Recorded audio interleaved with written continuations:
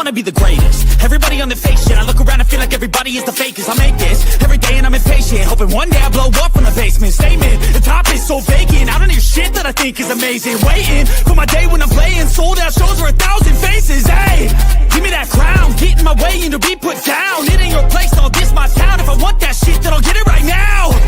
I'm losing it, the noose it fits. I'm losing shit, a stupid myth. You choose to live or choose to dip. You choose to fight or lose your grip and lose a gift. Oh, I feel like we're going to win so much, you may even get tired of winning. And you'll say, please, please, it's too much winning. What an intro. Let's go, you guys. Happy Saturday to everybody. One question. We'll ask it all night.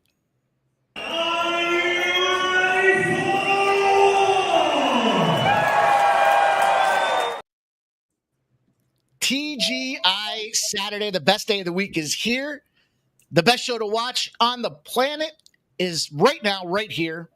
And I got killers on screen with me. Going to go slay these bookies tonight. Look at Ramon Scott's been running so hot. MMA Jeff doing MMA Jeff things. And there's our guy Keith's back in action. It's Saturday. He going to show up here and give you guys some of his best bets. It's going to be a fun Apex card out here. Some would say it's not the best card. To which I would say, fuck you. Anytime we get Apex action on a Saturday, I think it's going to be a big card. So let's go with that, fellas. Ramon Scott, how you feeling? Yeah, thank you to the sports betting brothers for rolling out the red carpet for me and Keith here tonight. Yeah, look, we didn't have this main event, but maybe this will work out after all here with Taira and Park tonight. Flyweight's going at it. So, let's give this guy a chance. He was setting up himself for a run here at the top of the division anyways. He was going to take on Ursig next week. That doesn't seem like a fight that was, I don't know who was going to win necessarily, but it pumped him in here to the main event after he had that change this week. So, and while we're at it, we'll also keep a look here tonight on that big baseball game in Tennessee. They're going to play this one in front of 85,000 people at the Bristol Motor Speedway with the Reds and the Braves. We'll keep an eye on that one, but ready to go here with our betting card here from Las Vegas on Fight Night. Fight Night indeed. I love it. We got the Red X report flying in here. MMA Jeff, how you doing? Doing fantastic. Like you said, at the Apex, they're always exciting cards, but better have a fight card than not a fight card at all, that's for sure. There's a handful of these fights that I'm looking forward to. Some of the lines are a little out of whack, but you know how we do it. We'll find a way to carve out some decent money, and let's get some wins. Let's get some wins. We got our guy Keith, Each Every Strides here as well. Keith, are you ready to win? Oh, yeah, I'm feeling fresh, feeling, back here on the Sports Money Network. And, yeah, looking forward to, I thought it was an interesting fight card. I've come up with some angles, like some guys that kind of maybe towards the end of their careers. So hopefully we can get some value out of these fights. And, a couple of baseball looks I like later on tonight. So let's cash and have a big day, everybody. Good luck to everybody rocking and rolling. You guys know the deal. Put your plays in the chat. We want to talk about what you guys are on. We want to celebrate with everyone or curse somebody out if they win and I lose. And that's the name of this show. But no, it's going to be a fun card here. I got quite a bit of action loaded up there on Winnable. You guys can certainly go check that out. 1, 2, 3, 4, 5, 6, 7, 8, 9. I think I got 10 plays. I got a same game parlay. It's got a little crossfader out there. We'll talk about that later tonight as well. But should be a fun day of sports. Appreciate everybody taking the time to stop in. You guys know the deal. Always a good time to smack that thumbs up button if you haven't done it. You can only do it once. If you do it twice, it'll uncheck the thumbs up button. But if you do it once, it means a lot for us. Make sure you do it once.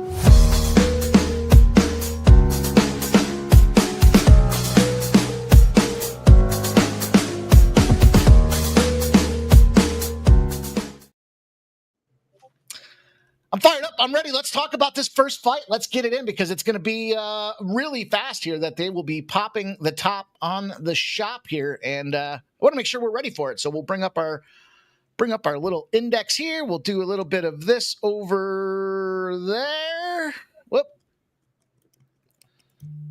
Whoop. There it is. Welcome. Welcome and let's go. Ladies battle to kick her off. Peter Rodriguez Ketlin Souza, a battle of difficult first names to say. But let's talk about some action here. You guys can see the graphics up and on the screen as we get rolling. Let me get myself acclimated and orientated to what's happening here. In the Apex, as we look at this one here, I think is it Pieta? Pieta Rodriguez? I'm not sure. Those R's sometimes pop off as T's, but I do know that the Venezuelan Vixen is fighting this Brazilian. And look, 10-2 versus 16-5 for the Ketlin Souza side of things. Does appear the significant strikes landed does benefit the Ketlin Souza side of things here, 4.92 to 3.4. But she likes to block them with her face. She's got zero defense, it looks like, when it comes down to it. Absorbing almost as many as she's throwing, which is remarkable at almost 5 per minute. Takedown defense, pretty comparably situated. I kind of expect this to be the curtain jerker. Women's battle, not much of a differentiating between the two boys. So let's talk about some of these best bets as they get ready to get in the ring here, fellas. Let's start with Ramon Scott. He's been running so hot. You see him every day, 9 a.m. at the Morning Steam, and he's blessing us with his action and presence here tonight. I ended up with Souza here by decision over Rodriguez, mostly based on the price, because I think we're going to go to a decision. We got ladies fight here. Might as well go to a decision. Souza's gone the distance in 5 of her last 7. She's got durability, stamina in these equal. I call it equal bout. I mean, I know we're dealing with a little bit of a dog here. I'm dealing with a dog here about plus $2 now, or even a little bit more. But look, Souza has pretty aggressive striking, nearly 5 significant strikes per minute with nearly 60% accuracy. Rodriguez's striking defense is pretty solid, comes in about 57%, but often against high volume strikers has been a little bit tough because what we're looking for is, points and how to score in this one. I don't know if we're going to get any, knockout action with these two. So it's going to be who looks better, I think, right? So Souza, that split decision loss to Hill, I think shows that she can compete in full-length close bouts. I think Hill makes you do that a little bit. So I know Rodriguez definitely wins by decision a lot. So, I think it will go decision here. But I think pressure from Souza, maybe the experience factor as well. I'm going to take her to grab this one. I feel pretty good about it as a dog there. And look, maybe I was looking also maybe at the price here plus 3.5 minus 170. Give me the dog plus $2 with Souza. Little action from Ramon Scott to start the top of the show, Jeff. He's looking dog or bust here with Souza. And you know what? Something to point out as we move to these different stadiums, if you will, these different arenas that we've seen out there. Various regions of the country prefer various types of fights out there. I do think, to Ramon Scott's point there, the Apex judges, they want to see some fists. They want to see some violence. I don't know that they want to see that ground and pound or lay and pray. I think that's you might be onto something. The fighter that throws more strikes maybe comes out there and prevails. Jeff, how are you going to play this fight? I actually like Ramon's take there, kind of going with the dog, but I'm on Rodriguez by decision. I do think it's going to be decision. To Ramon's point, I surprised the fights as the line's as wide as it actually is, and it actually jumped to, I think, minus 250 or at some books for Rodriguez. So I am on the Rodriguez side of things by decision. I snagged that the other day at minus 120. I see it's minus 150 over at DraftKings. The other small play I made, I put a quarter unit on fight to end by KO. I do see this one standing up. They both have several knockouts. I mean, they both possess that knockout power. Are they going to be able to land that shot? I don't know. I put a quarter unit on it. It was plus 415, I think it was. So it's worth a shot for me on that one. But again, curtain jerker, we'll see what happens. Anything really could happen here in this first fight. And we have seen some of these women's fights end early, so end with a finish. So, yeah, I'm small unit on the fight to end by KO, and then Rodriguez by decision. Interesting attack. How about I was almost say, I just want to interject there, mentioning a close fight. Is there any, Jeff, I'm not saying you and I might be on opposite, but if you did, can Pierre win this one would fight to end by knockout period be an okay? Either fighter by KO, just the fight to end by KO. Okay, got it. Yeah. Like I said, I just put a quarter unit on it. Nothing crazy, but I'm sorry, Keith, go ahead. Yep. No, I think it's a great point right there. Yeah, I mean, it was tough for me to get on either side. I definitely see Souza, being kind of a live dog. I mean, Rodriguez last time won as a big underdog herself, plus 210. So seems kind of like a fighter that's doing pretty well, 3-2 in the division. So it was kind of a toss up because Souza was won the split decision versus Hill was the slight favorite that time. I actually like a fighter's prop in this one. I kind of dug into the numbers a little bit.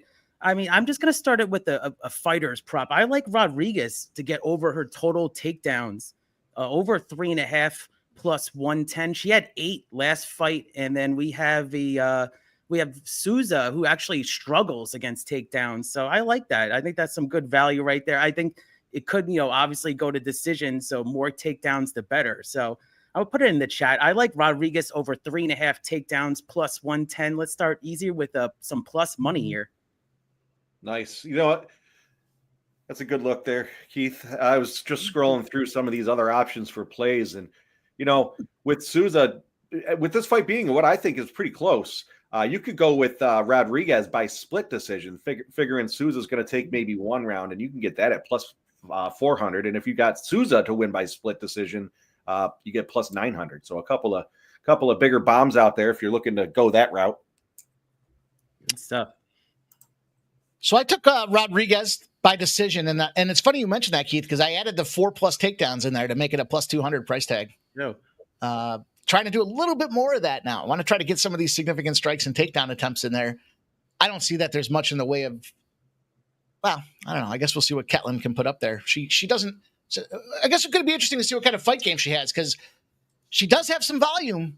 It just doesn't look like it. It's kind of like, I don't know if they're just little rabbit punches or jabs. I don't know. I like that KO look too, though. I'm certainly not against seeing some violence to pop the card, boys. This should be a fun one, though. I'm going to take that plus 200 shot. A little sprinkle dinkle to kick the card off here, fellas. How about that?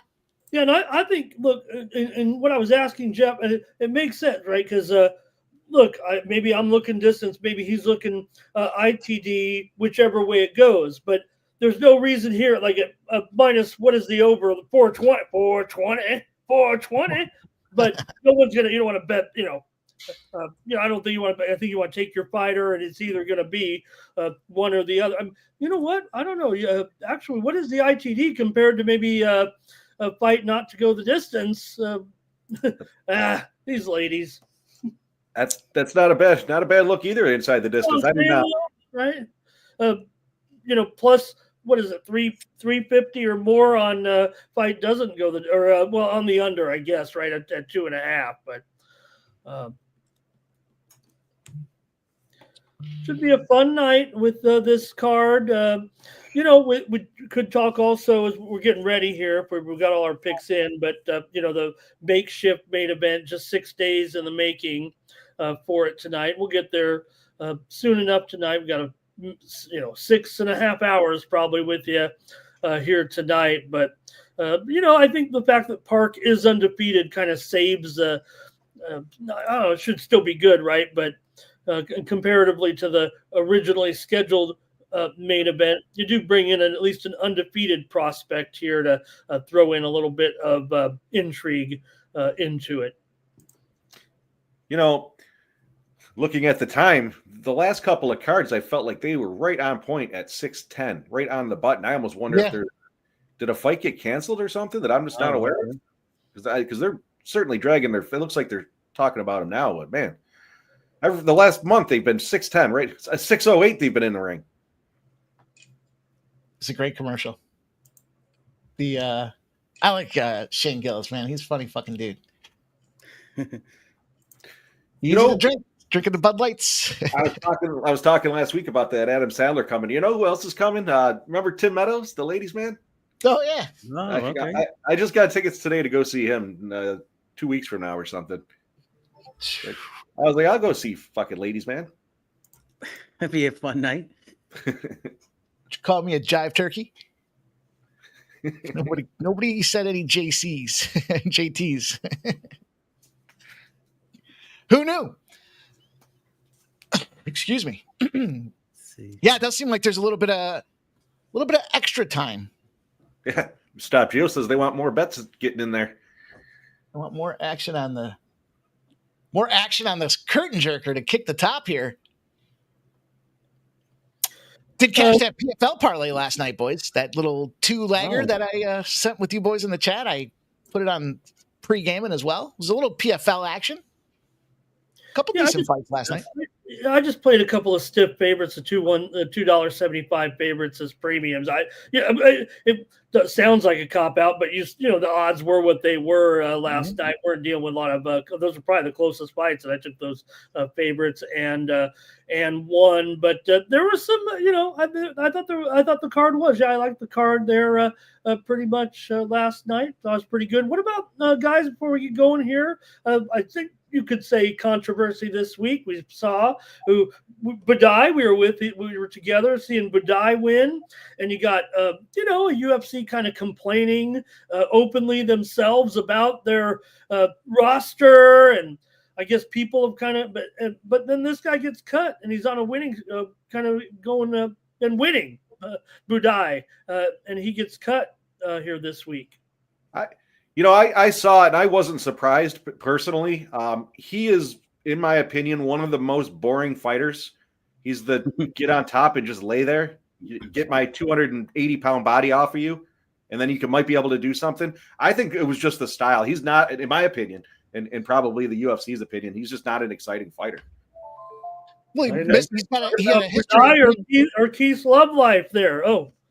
He had a history of lack of discipline, right? He was missing weight, had weight cut misses, lots of issues with that. I mean, he was a heavy dude to begin with. And then you add on to it that he just kind of sits there and lays on you. It's like, all right, we're not, nobody wants to see that. Not an exciting product, right? To kind of lead with. Yeah. I see it, Dirty Rag. Fans pay for excitement. I get it. He's 7-1, he's saying here. Yeah. You're winning, but you're winning and nobody wants to see you. Hey, I made some money with him. I'm happy with that. I bet his last fight. I'd rather be a boring winner than two guys didn't make weight. Two guys didn't make weight tonight here. Guys, Gore weighed in at 189.5 pounds, 3.5 pounds over the middleweight non-title fight limit. So he'll sacrifice 25% of his purse. And Esteban also, this guy's had weight troubles. I think that's why he's in kind of the dilemma that he's in his career a little bit. He weighed in at 130 pounds, 4 pounds over the flyweight non-title fight limit. So he'll have to give up 25% of his purse as well tonight. And that's what I saw at the weigh-ins there yesterday. I think we're finally ready here to go with our ladies bout. All right, here we go. Bruce is dressed for a funnel. Whoa. Oh, it looks like I'm off the show. Look at those mug shots. That's like, I swear we have a lot of show left. Yeah. Two weight cut misses. I had mentioned that last night to Andrew, and didn't seem like there was any retaliatory buyback in the market. It just seems like it's kind of Trayshawn Gore. What are you going to do? Vieira should bust him up. And now he comes in 3.5 pounds overweight. I don't know. How are you going to get in the Trayshawn Gore business? I was surprised to hear some of the action on some of these overs. We have a candidate for the one tonight. It's not the greatest of price tags, but I think it's going to be a surprise. We'll talk about it. We'll get there. I'll make sure to let you guys know when I think it's the one, but I in the card. I wasn't sure if I located the one, but that's why we have Mikey Money here, because he's going to get paid with the one. I'll tell you. Keith over here. I guess all the big races were over. I saw Sierra Leone win with Alvarado up in a qualifier, and World Beater did. World Beater did in the Saratoga Derby. They're a pretty good day for Junior Alvarado. Yeah, it was a big day of racing, Ramon, and it was just. I went to the Whitney last year. I went to this day last year at Saratoga, and yeah, I mean, Fierceness looked like the winner of the Whitney on the top of the stretch and just stopped actually. So, and then Sierra Leone was just motoring outside of White Barrio, and White Barrio actually held on for fourth. I believe Highland Falls got second, so big effort by Highland Falls. But Sierra Leone, the Breeders' Cup champ, now Whitney champ. All right, we're underway in the fight. Yeah, maybe I'll be looking a little later out at Del Mar. The Hirsch today goes as their feature, but we're underway with 116 pounders here right now. So thanks for joining us, everybody. Good to see everyone in the chat there. Nick Handy, yeah, this guy will land in the our guy will land there. My guy, Budai. Made some money last week. Budai by decision. Well, you know what? That was what I was running. One of the fights I was pissed about actually losing going again because I feel I'm kind of a Budai. Maybe I'm one of the guys. Maybe I blew it. That's what we should have been. I should have been on it. They're boring. Here we go. Got the live stats up with everything here so I could see if my takedown prop is doing well. And yeah, just, kind of a slow pace to start out the fight card. Expected. Two little girls fighting each other. Speaking of last fights and the Budai, how about Mosquita? Jeff and I got to see the Mosquita fight for the LFA championship in that Seneca event that we went to, and she's graduated. They said enough beating up on these LFA fighters, come to the show, and she now has the UFC gig. Jeff and I got to see her last fight at the LFA, speaking of lasts. That was actually the second time I've seen her. She headlined one like a year and a half ago there, too. I try to forget those types of fights, but it was still fun. I think she got the submission win. She's a pretty exciting fighter. Well, her pregame diet consisted of was it combos or Cheetos that she was fucking housing in the elevator? I think it was 2 Cheetos. hours before she. I'll just hit the vending. I'll just hit the vending machine for lunch. Exactly. I mean, handfuls at a time, like a stone person at a fucking bar or whatever, just sit there grabbing in the. I said, Jesus, who's that fighter? Let's fade her. Apparently, Sousa is going for the. No doubt, was a little bit of crotch grab in there. I don't know if you noticed that, guys. So. I missed JW. it. Yeah, I might have to rewind it. JW, she didn't speak English, dude. There was no talking to her at the bar. I was at the bar. I made plenty of fucking spectacle of myself, and it wasn't because I was drunk. There's your takedown there. Keith, how many strikes does Sousa have? You have it up on your screen, right? Yeah, I got it right here. So good. She had one attempt on the takedown earlier. So yeah, she's 1 for 2 now, Rodriguez. And Sousa strikes. She's significant strikes 17 out of 31. Yeah, the total was 44.5, and it was not bad. minus 115 either way. But with the volume that she typically throws at, I was figuring this would stay on the feet the whole time. But I was going to play the over, but I didn't get there. It's a pretty good rate so far, yeah.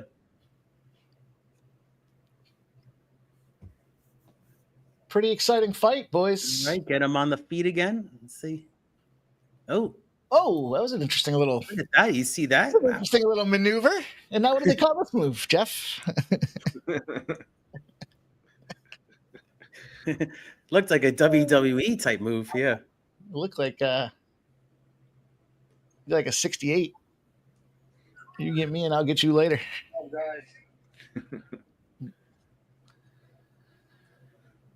About a minute or so left in round number 1. Exciting action as they open up the strawweights. Here we go. Significant strikes. 18 of 33 for Sosa. 25 of 49 for Rodriguez. Here it is, yeah. She does like them wheel kicks, though. She ain't afraid to go throw them. I kind of like that. Lots of tats, man. That tat game is fucking strong. Rumor is she stopped getting them because she doesn't have any more body left. Man. The only ones she can get now you can't see. She got like a fucking owl design going on there too, like the owl on the throat. That's badass, man. You know how much it's got to hurt to get a fucking throat tattoo? I think that is counted as a second takedown. Ask the drummer of Blink 182. He would be the guy to ask Marker. Yeah.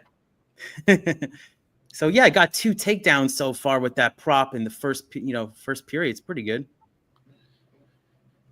Need 2 more. Pretty good. Yeah, I would say Rodriguez had that 10-9.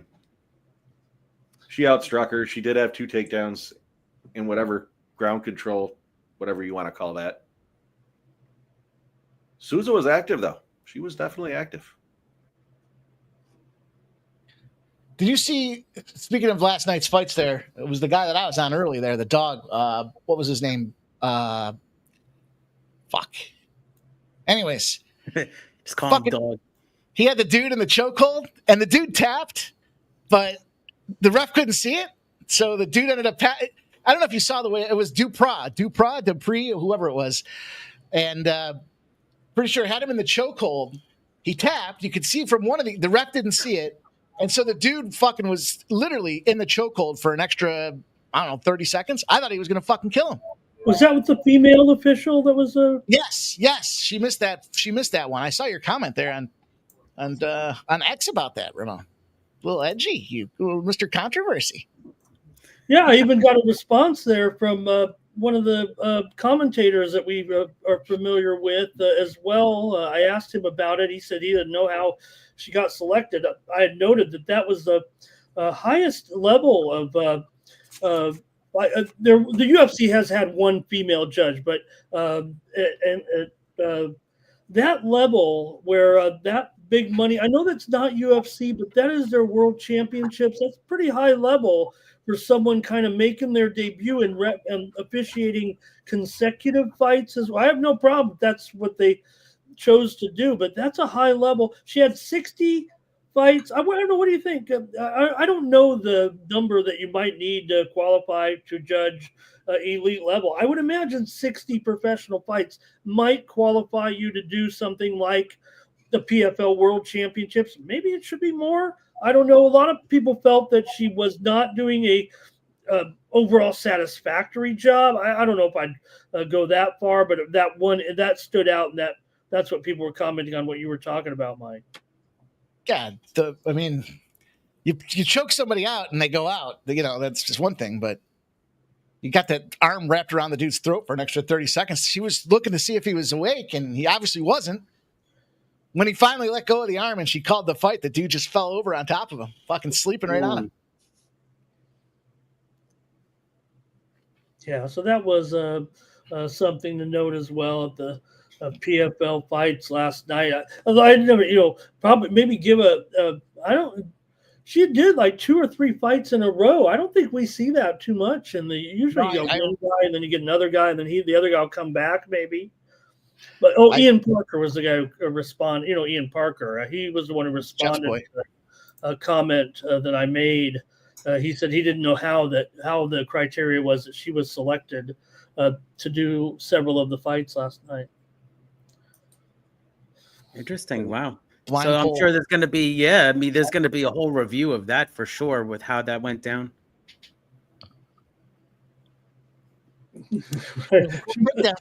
She wasn't moving his arm, guys, to see if he was out or not. She was checking his pulse. Literally. I said to my buddy, I was like, that guy might be dead. Oh, we got it, guys. Rodriguez, 4 takedowns. Just got it. Another one. So I already cashed my prop of over 3.5 takedowns. Let's go. His favorite doing a good job here. They've knocked Scooble out of the game here, Mike. So maybe the Phillies have a chance here now. That one fucked everybody. That line went as low as like 6. Everybody's fucking pounding that under. Almost got me. I stayed off. Anytime that 7 goes down to a full run, flip the other side. That's my free advice of the day. If the 7 goes to a 6, take the over. Might have 100% win rate. The 98%. The Mariners, I believe here. Let's see, 2-2 here right now. Good game. Some good finishes here. Good close games in baseball. We're just half hour away from that Cincinnati Atlanta. That should be a fun time. So, all right, we're coming down here. Round 2.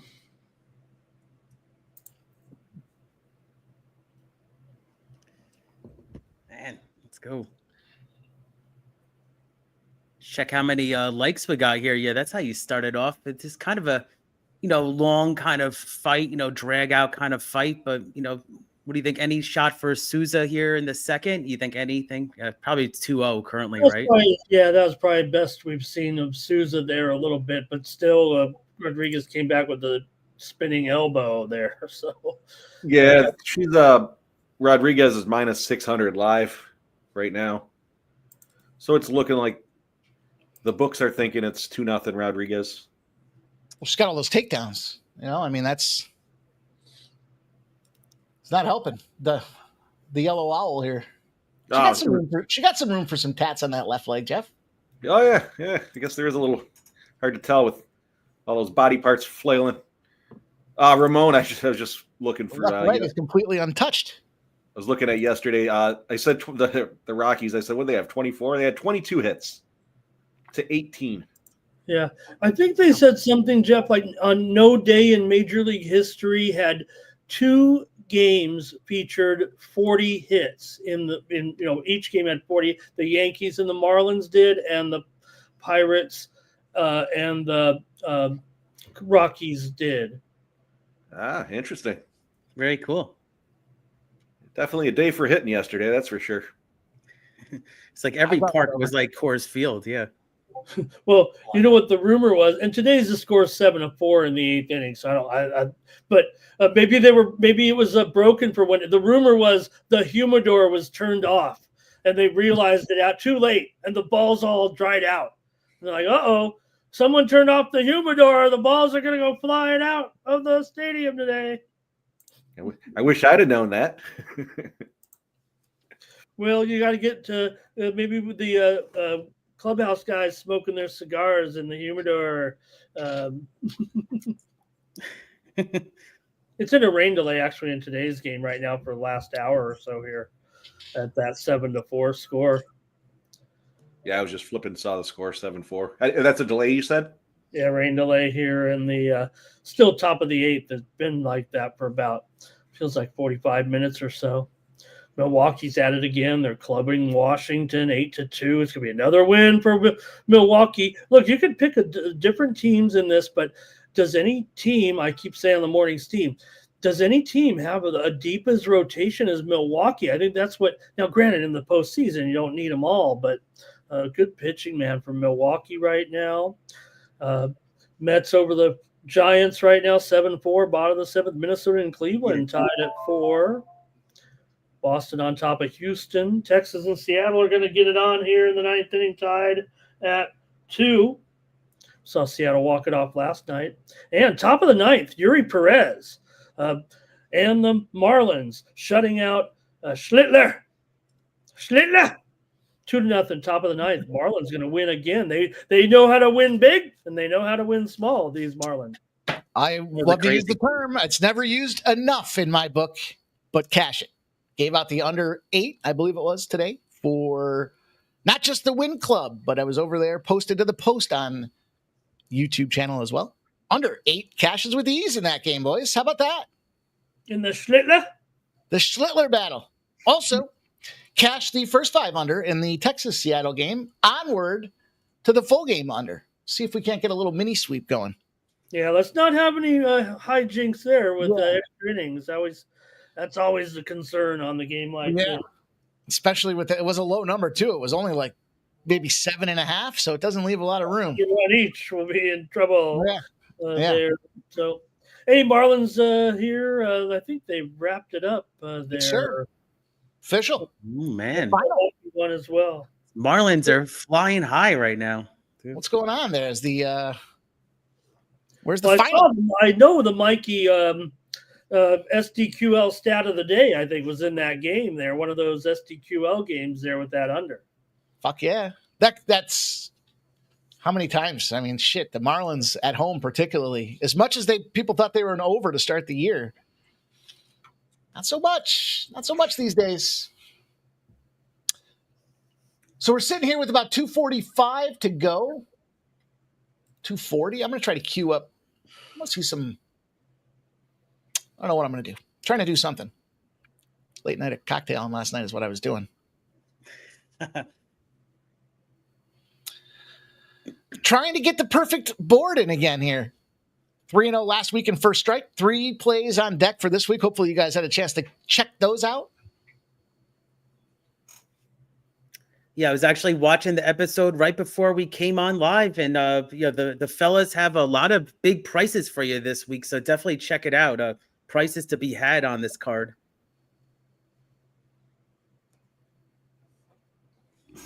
Yeah, I decided to change up my strategy this week a little bit after the last 2 weeks, and just went with kind of, instead of just going out and trying to, I'll be giving my prediction for the fights here as we go along, but I didn't issue a, No win club.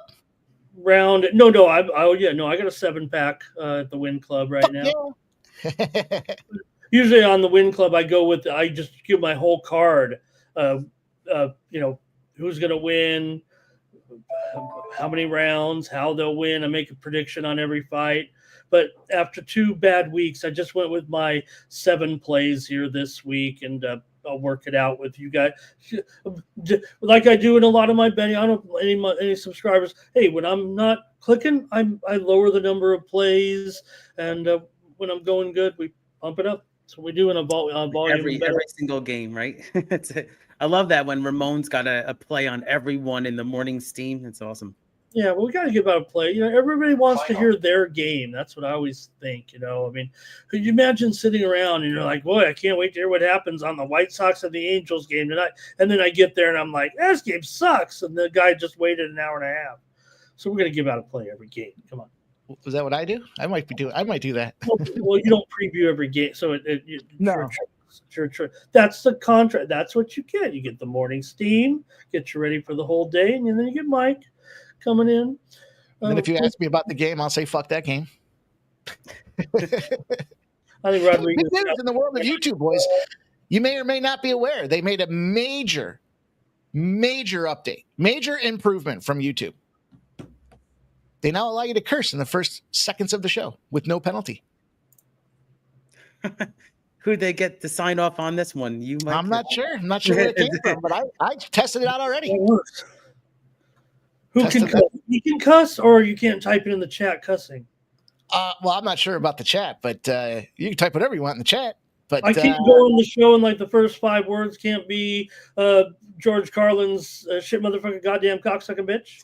Seven dirty words. Now we're testing the water. They said that was they would strike you because they kept their policy was in accordance with television advertisement. You couldn't curse in the first couple minutes of television, I guess. So I never really thought about it because when I'm watching a commercial, I guess I'm not watching commercials, so I'm not thinking about regular programming anyways. I'm usually watching HBO or some shit like that. So they came out and said, nope, they're updating to be more content creator friendly. Their ad partners understand that cursing is a way of life. And apparently they're allowing you to now do it in the first couple seconds of a show. I got to think this The more you know. Wow. 27 3 times for Rodriguez here. Am I going to catch my same game parlay? My first one of the day? Let's go, Mike. Keith's cashing. Let's go. Yeah, I got another prop for next fight too. Actually, it's just the way I saw the fight. If you do the parlay of the 3 first strike plays, it's plus 1833. I guess I got to do that now. Yeah, I got to do that. I got them all written down right here. Yeah, let's go.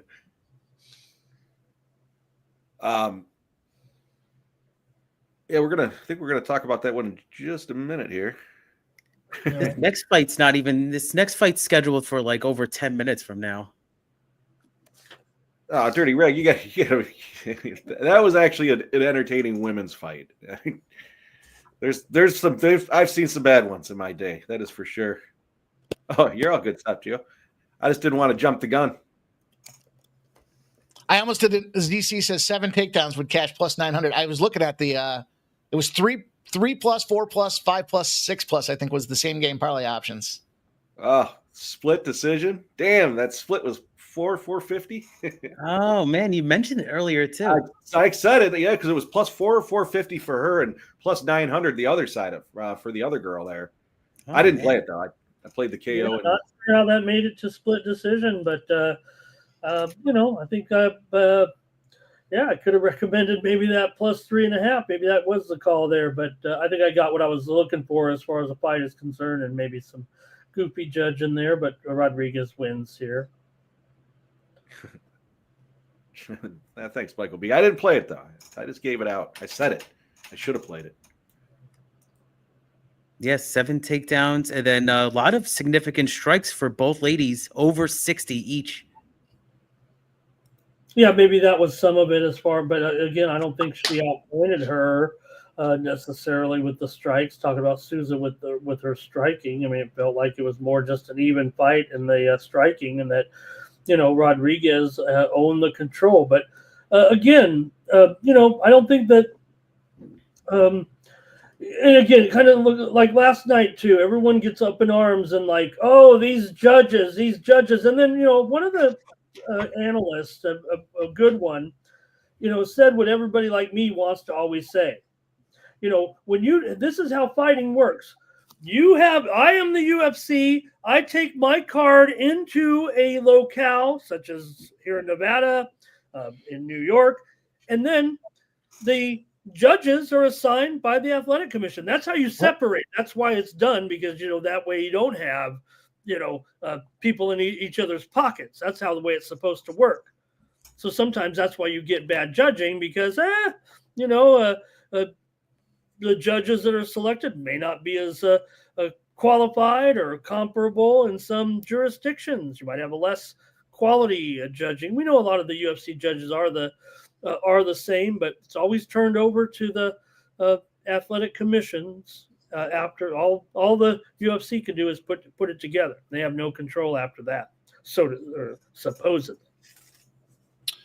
That's why it's important to note some places, different parts of the country, like down in the South, like the Florida, Georgia area they're big on takedowns. They like their wrestling. So they want to see some wrestle fucking, you better get on a guy that's a wrestler. Yeah. And that's just it, because it just seems to me like the UFC is not interested in that portion of the fight. That's why they're starting their little jiu-jitsu thing to put everybody who doesn't want to, put them all over in that jiu-jitsu division or something here, because we don't want that. We want striking, and maybe that's what you're seeing. Rodriguez dominated on the ground, wasn't really rewarded for it. Mike, you want to pop the stats up? It looks like they're getting ready here. Yeah, that Hussein fight, fuck me. Speaking of judge fuckery. 30-27. Dude gets a 30-27, Hussein. Then it's 29-28. Then the other judge comes in and says 30-27 the other way. What the fuck? That one fucking... Oh, man. That one went right in the old prison pocket. All right. Onward and upward. Rafael Esteban takes on Felipe Bunes. Bunes? Doesn't matter. Either way you look at it. Mekapa. Rafael Esteban comes in here at 28 years old. You can see the 7-year play, boys, out there. And big line movement. This thing opened up as minus 700. It's probably the big takeaway I had there. Continuing to catch steam. He's now minus 800. As we look at this one here, you see the significant strikes. Doesn't favor the advantage to Felipe, but he doesn't do shit to block him other than put that big stupid head out there. On the other side of things, we have the submission, the ground game in play by Rafael Esteban. You see he's over almost 6.5 takedowns per fight, per 15 minutes out there. And that potentially creates a challenge for Felipe Bunes. Rafael Esteban, Felipe Bunes. Ramon Scott. Lead us off to the path of victory. I don't want any $8 favorites here, but I think Esteban wins. I want to go just by decision. I don't even know if that price is any good. I think Esteban is going to be the winner here, but man, how do I find a play in this bout like this? I guess Esteban by decision. Maybe you know what, that maybe is a better price if I just take him by decision, because at $8 favorite, I think you are getting you gotta look, if you're gonna take him, you gotta find which way he's gonna win. Nobody wants to lay $8. maybe the dog is alive here. We've seen Bunis before. I mean, we know he's certainly a veteran here coming in. He's had a couple of fights in the UFC, had the win over Johnson. They lost to Van. So he's an aggressive striker, but struggles kind of with takedown defense. Esteban, undefeated, won both of his UFC bouts by unanimous decision, controlled those fights into the decision. So maybe I can take him by decision. Maybe that price will not be as bad right now. Esteban by decision is even money, I think, right now. So, I know you can get a better price, I guess, as a knockout is 3-1, his decision's 5-1. I'm going to take him by decision at even money. I just don't think he's an $8 favorite over Felipe Bunis in this one. I agree, Ramon. I think that price reflects on the undefeated record, 2-0, like you had mentioned for the UFC, 13-0 as a pro. I don't know. I think he's going to win. I grabbed him Esteban by decision as well. I got it at plus 110. I do see it at plus 100 on some other books, but I think Esteban's he's going to be the better fighter in my opinion. I did just have a buddy of mine take a shot with Felipe, which I was a little surprised with. But I think he was doing that solely just based on the numbers. So I think Esteban gets it done by decision. How about you, Keith? What say you, my friend? I get it, guys. I mean, I lean towards decision, but I agree with Ramon. I didn't really like the price that much. I'm going to go with what's working for me so far. I like the Esteban takedown prop. He had 11 last fight. So, I mean, I'm getting 5+ at 120. I think he'll get there. I think the books are trending towards this to be a decision. So I like that Esteban. I'm going to go with another fight prop. So hopefully go 2-0 to start the card here, everybody. Let's go with 5 takedowns plus for Esteban at plus 120. All right. Put me on an island, boys. Put me on the island of fight does not go the distance. Was minus 120. Also, I did take a shot with this. I mean, look, you're going to go out there and you're Esteban. You're going to be on the ground. Yeah, we know he likes to wrestle. I think the counter opportunity presents itself out there. So I took a little boons to win by sub or decision at plus 600. And then I did jump on just a small play there, though. I don't expect him. It's like you said, it's a big price tag. But the sub only money line plus 200 right now at DraftKings. Felipe Boons to win by sub only. If it's a decision or a knockout, there's no action. So I thought that was a nice little way to scrape it in there. Probably gets his head popped off right off the gate, but fuck it. You go on the ground, it does open up the other guy's opportunity to choke your lights out too. So we'll hope for that. I'll hope for that out there. I do think it's a sub type of look for me, but we'll see. The yellow trunks in the ring. That's a big head that's about to get busted up. Yeah, I mean, it is interesting betting, right? In this fight, Esteban, to win by KO. I mean, if you felt strong about that, you're getting a nice plus 225 on DraftKings. I tended towards it was going to go far in at least over 2.5 rounds. So let's get those takedowns and hope that we all cash. Yeah, I don't know if this works for me at all as far as this fight because of the fact that I do think Esteban wins, but an $8, you're not thinking, $8. Yeah, I'll take him by decision. That he'll win by decision. It's just tough. Maybe I should be on the dog. Maybe I should be on the dog plus a 3.5 here. Actually, maybe you could get a split decision out of it, and that might be actually a better price.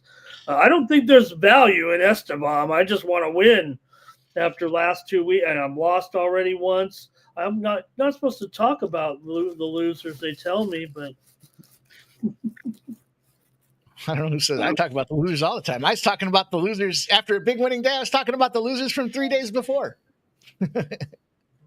Some matchups, right? Some games and matchups just stick with you, especially if you thought you handicapped it right and just move on. But we got a big fight card ahead of us right now, so we got a big opportunity.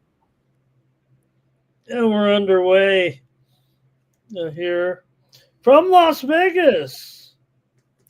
I was looking at the schedule, guys. It didn't look like there was a pay-per-view for a while. I guess that's kind of back into the fall season. That's probably what it'll be. Yeah, they've got what, 319 coming up, and then 320, 321. They got a bunch of plans. I saw Uncle Bruce.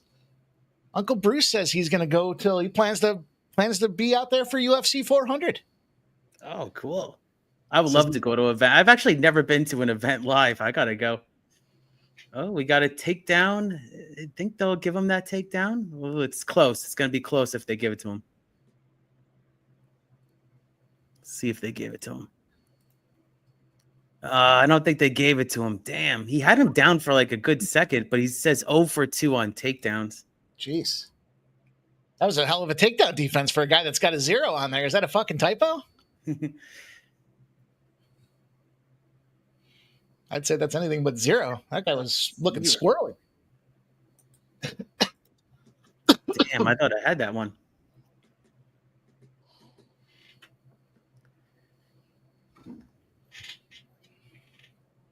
So also before we had the Hamiltonian live from the Meadowlands, Mike, the Straps premiere day in New Jersey.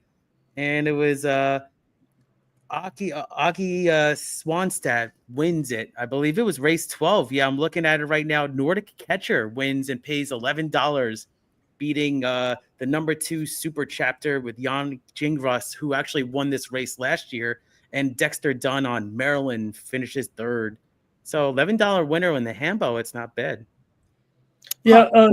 Also, Keith, that is the fastest time in Hamiltonian history. 150. Oh man, there you go. Wow. And it was the 100th. It was the 100th running of the race too. Wow, a lot of history right there. Man, fastest time. Did you get? I know we make fun of. Did you see Jokic win his big race? Yeah, I tweeted it out. Yeah, right. He was so emotional with his horse's win. He cried. He didn't cry when they won the NBA title. He just wanted to get back to his country. Boy, when he won that $100,000 race. He was. Did you see him? He was like beside himself. Yeah. He was spraying champagne on everybody in the winner's circle. It was good stuff. Quoting everybody. He was pumped. Yeah, when he had there was like a meme when he had that, and then versus him winning the NBA trophy, like Ramon was saying. It's funny, the emotions. NBA today, Luka Doncic signs his max deal there for 3 years with the Lakers there. Okay, and Estevan does get 1 takedown on the 3rd attempt, so he's 1 for 3. Oh, this is a very odd position right here. Wow, looks like his face is turning purple. Oof. He's the one trying to get the submission, though. Yeah, well, it looks like he's trying not to get subbed right now. This is what I was expecting. The old counterfuck. Is that you won't fuck on me? Yeah, he's locked in right there. This might be a body choke. No, he's gonna lift him up and powerbomb. No, I can't do that. He's got it in tight, right? Well, it is tight. It's deep, Jeff. It's deep. It's deep. Hate that feeling when I was a wrestler. I used to have that too. It's like you can't cut off my airflow of my my He's windpipe. Okay. You got 30 seconds. That's how you know you have to tap out when you're done. This is Philippe's gonna burn himself out. Yeah. This is a little tick action here. I'm not sure if his arms or his legs that get tired in this situation. You can't really tell where the pressure point is.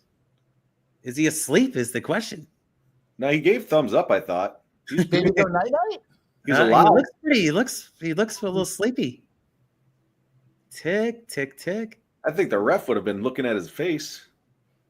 Okay, he's awake. All right, he's alive. Sleepy. This is kind of a fucked up. I don't know. I guess not standing him up was the right move there, but No, how do you stand him up? You can't, right? The dog's got the advantage, even though it looked like he was. Man, that was a weird one.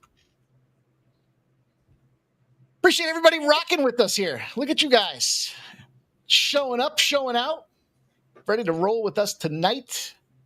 Ramon, oh no, 4-2. The Texas Rangers took the lead in the bottom of the 10th inning now.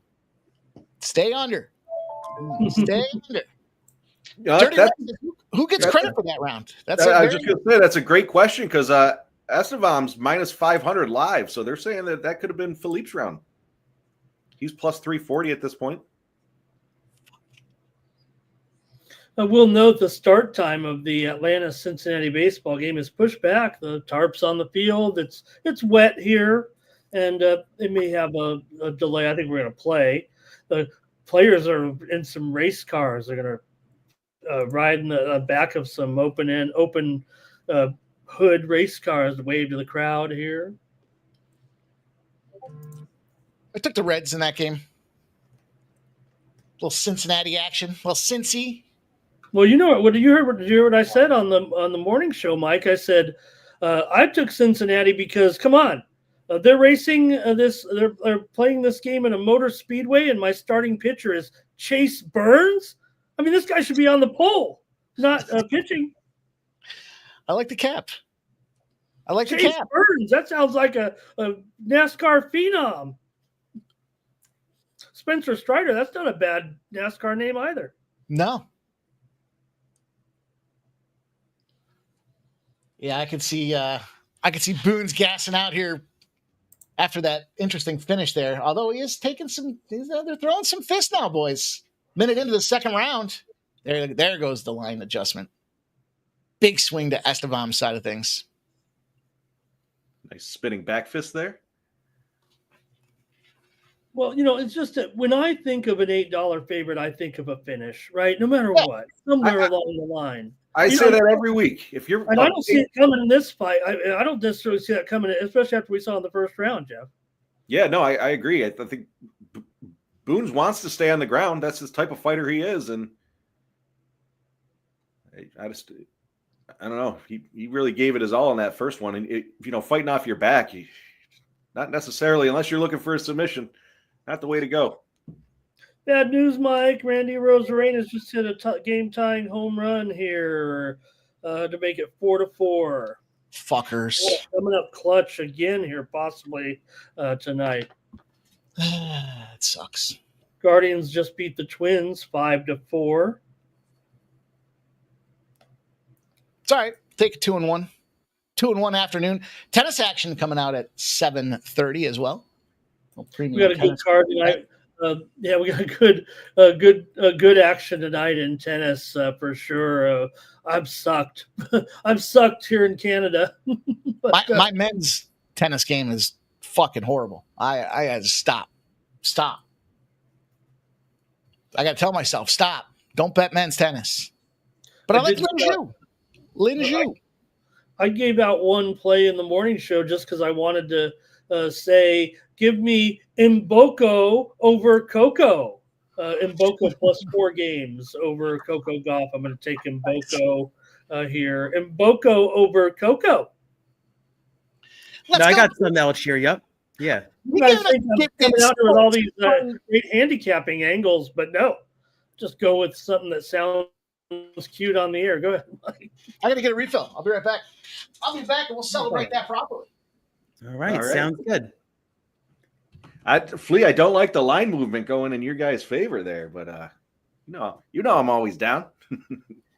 Looks like Estevam's got 2 takedowns so far, so I'm gonna need him to get back on the feet for him to get a third one. Yeah, it's he's gonna have to pick it up. It was juiced over 3.5. I believe it was over 3.5 minus 150, but I took the 5+ money. So the players are being driven around the track in some in racing trucks. They're hanging out in the back, waving to the fans with their phones out. The players do, and I wouldn't call them racing trucks, just nice big Chevy trucks here. But got to be neat for the players too to get to play this special game here.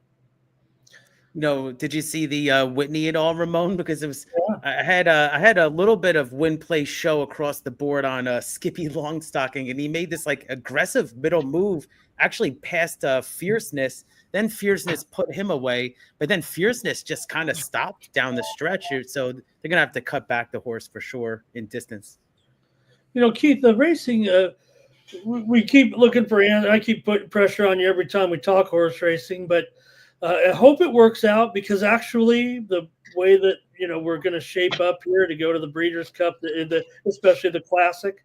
I mean, it really could be one of the best fields we've ever seen in the history of the race, given the success of the up and comers this year, the 3-year-olds and the veterans that'll be in the race as well. It's gonna be for sport. I mean, they need some kind of excitement like that. Here we go, Mike. Let's raise the glass here, get this thing started, get her going in the right direction. Cheers to everybody rocking. Shout out to Keith gifting the Sports Money membership. Let's go. Let's go. Cheers, everybody.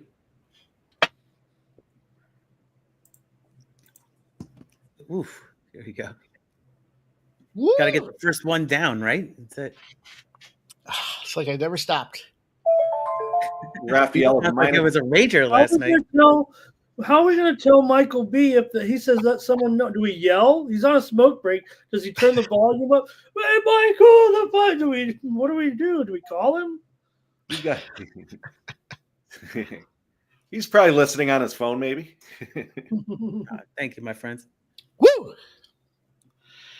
Yes, A little sir. gasoline shot. That's what it tasted like. Yeah. If you don't stop drinking, you don't have to start drinking. You know what I mean? Yeah, that's what my friend, Riders Up Tim, when we were at Keeneland, we showed up at the track the next day, and we were like, we're definitely dragging a little bit after the previous day. It's like, well, we just have to have a Bloody Mary and keep the party going. That's it, That's it. That's how we did. Yeah, Bloody Mary was good. minus 3,200 on Esteban. I was watching it when it was minus 350. I thought about firing on him. Wow, Should've minus done it. 1,000 now. Saw Fucking someone 30. in the chat there talking about He got his third takedown. All right, so I got a Piguero shot. 3 home run game. Where did I see it? Someone in the chat said it, but Piguero did hit his 3rd home run of the game here. There, thank you. Thanks, guys. Oh, no problem. Yep. 3 homers. He got those ball. Remember, he got the balls out of the humidor, not working. So I think the game is over, though. Rockies won an 8. Gio. Sorry, Ramon, I didn't mean to cut you off. Yep. I guess I did. My bad. My apologies.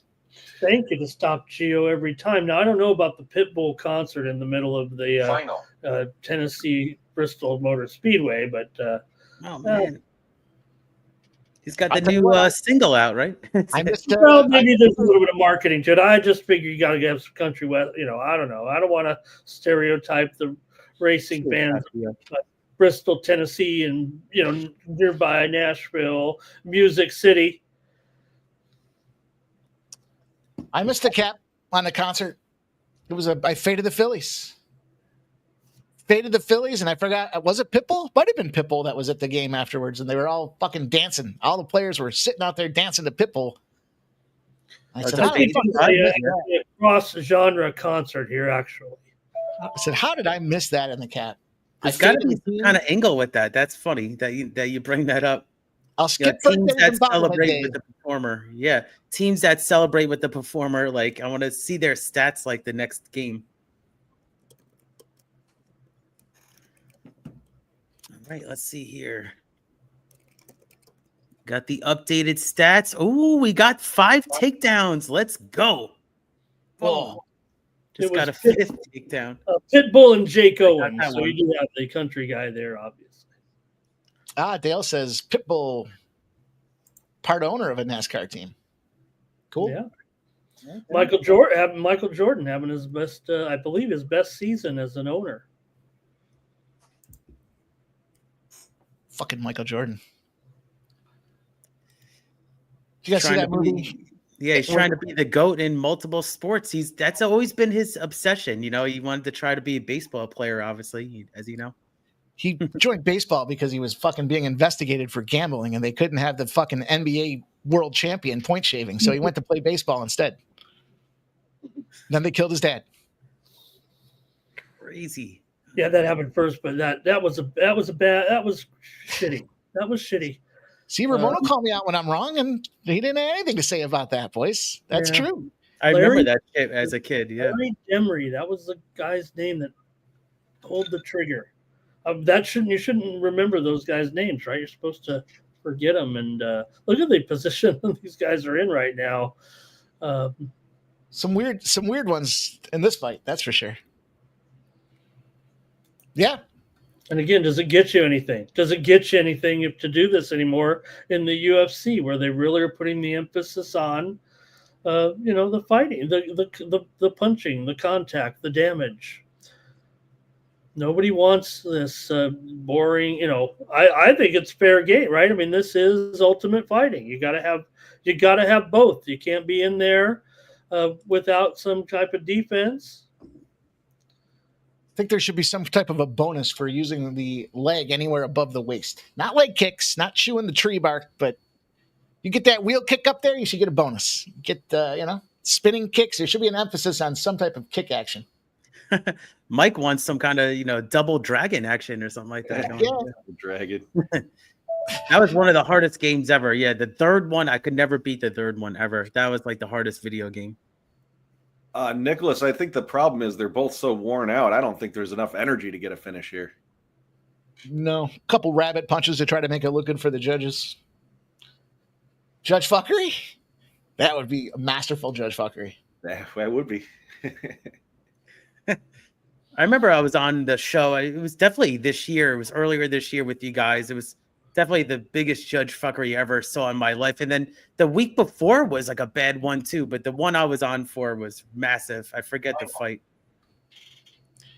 Andrew says the Celtics owner buying the Connecticut Sun and moving him to Boston. I saw that this morning. Yeah, there has been another story dialing it back a little bit. I think Andrew is going to be exactly right in the end, but there may have been a little bit of jumping the gun there because of the recent expansion of the league. Turns out maybe that wasn't totally, I don't want to say approved. They're not going to stop them from moving. Come on. I mean, a league that even I try to, always defending the league here a little bit about the money and whatever. You can't deny that. So interesting punching here. You see, and that's it at the end of the fight there. Yeah, that's a good call, Michael B. Fight to go the distance. You don't have to wait for the decision. I think we all know what's going to happen here unless there is some straight up fuckery. That's where my sub or no bet. I'll take the no bet. Okay, I'll take a win. I'll take a win no matter how I can get it here. Hell yeah. And I got my 5 takedowns as well. I thought it was odd that the Connecticut Sun got a women's basketball team in the first place. If it wasn't for UConn, they wouldn't have that team in Connecticut. Well, that was integral. That was huge for the league to start, though. They needed that team, right? Yeah, no doubt. I mean, they love that sport. I'm surprised actually that it hasn't worked out there. They still get okay crowds, but I think it has tailed off since the. I agree. They were actually they gave me free tickets when I went there 2 years ago just to gamble. And I parked my car and I go in the garage. It was a huge wall of the Connecticut Sun players. I was like, oh, they're really amping it up. But they were actually giving me free tickets to the game. Trying to get people in the stands. Couldn't even give them away. Hey, one of the cool things about the NASCAR baseball game here is the numbers on the jerseys look like race car numbers instead of the block. Oh, that's cool. All right, boys. Well, we got a second. There we Speaking go. of women's basketball, do you go with the neon green, red, or blue? I'm going to say neon green. Blue, because I'm the one throwing it. They've got 2 of them already. Sophie Cunningham had to comment. Please, she said, please stop throwing dildos on the court. One of us might get hurt. Couldn't have come from a better girl. That is Estevam decision victory, UNAM. That makes 2 in a row for the big guy here. Remember I was saying, I go, maybe you could take this dog plus, I won. I'm just saying, you look at the scores, they covered the 3.5, and that fight was no way was that a minus 800 fight right there. Agreed. Feels totally good. Agree. Right.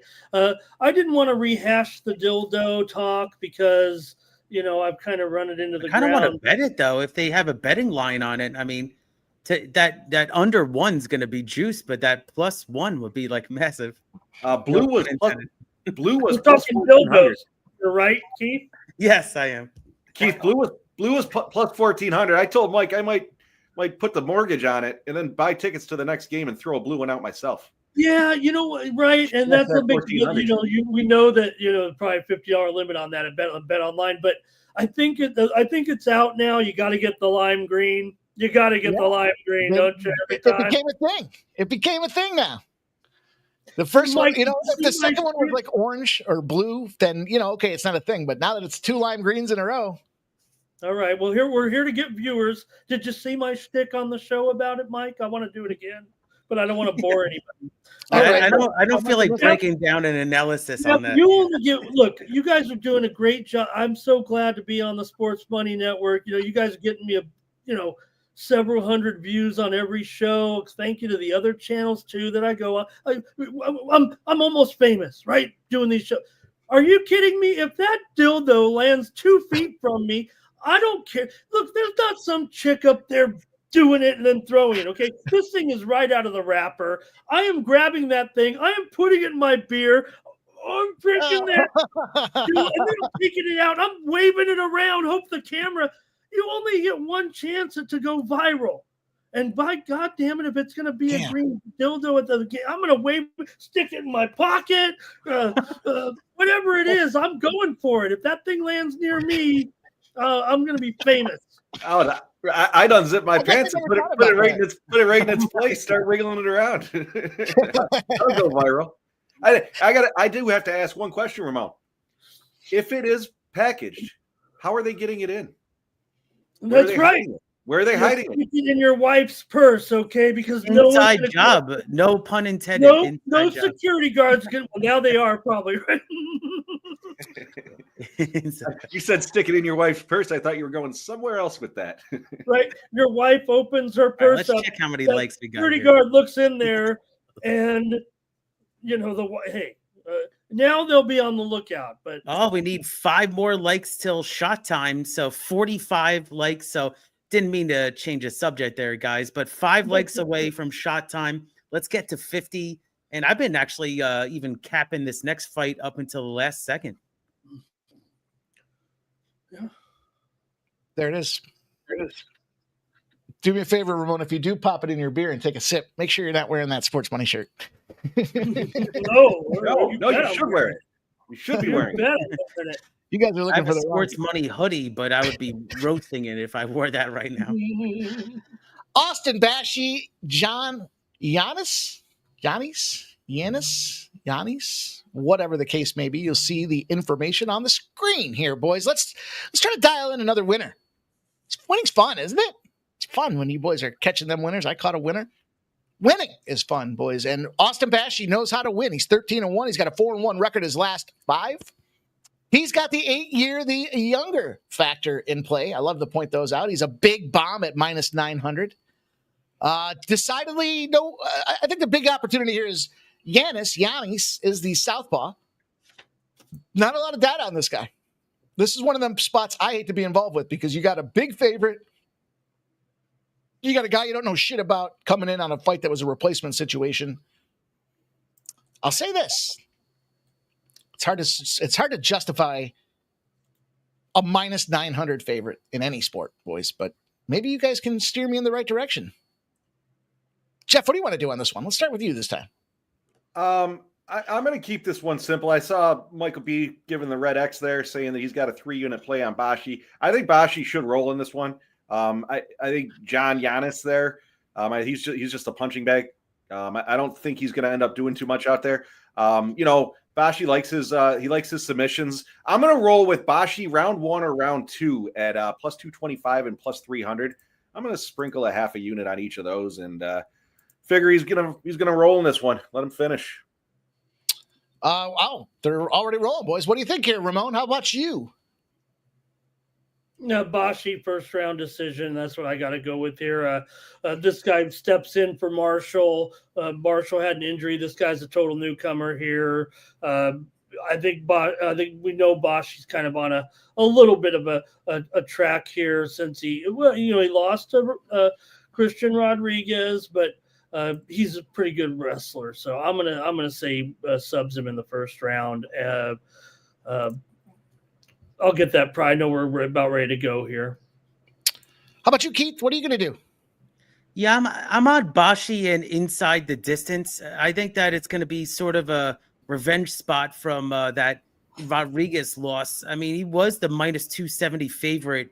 And I guess, Christian Rodriguez has done this a couple of times to these fighters. So I think it's not a squash spot, but I think it's inside the distance and Bashi. But hard for me as a betting fight. It was actually probably the hardest fight to bet for me on the card. I sprinkled that round 2 finish. Never seen a finish in round 1 has Giannis, although he really hasn't fought that much any side of things here.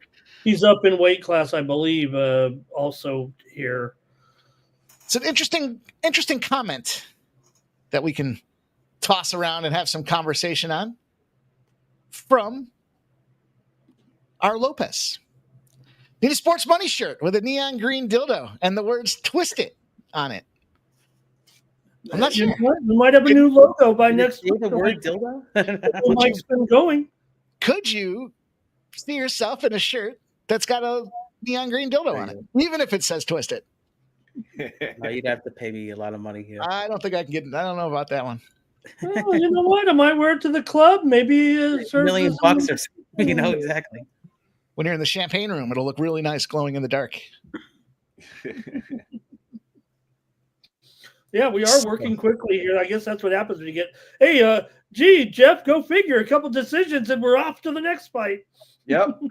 Go figure. Final. We love violence, but we also hate dead air. I don't know what to do. What do we root for? We'll get the violence eventually. We root for every fight to end with the last 10 seconds of the third round, I think. Yeah, right? I thought it was a little strange that Bruce Buffer's the announcer for this fight. Maybe it's because it's for this card, like they go with Joe. What's the other guy? Joe.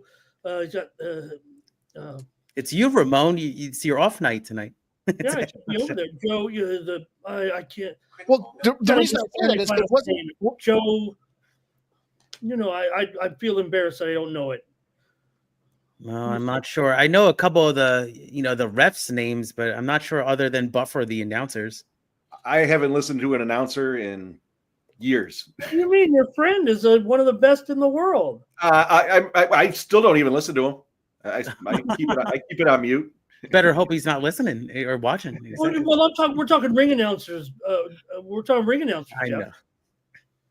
Oh, I'm sorry. I didn't realize you were talking ring announcers. Yeah. Because was it Kansas City that he wasn't at? There was one of those pay-per-view cards. I Joe thought it was Martinez. a pay-per-view card. Joe Martinez. Yeah, that's right. Oh, okay.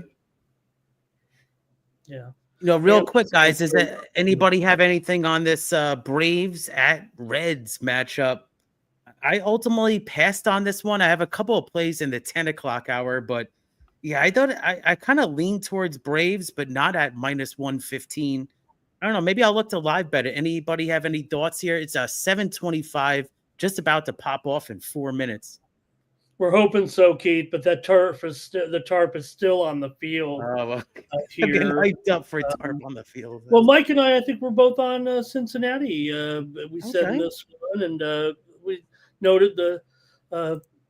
I ultimately also came in on the under. I'm just curious to see now. Yeah, here's the thing, right? The field is set up as a very standard field. There's no funky foul lines. There's no funky.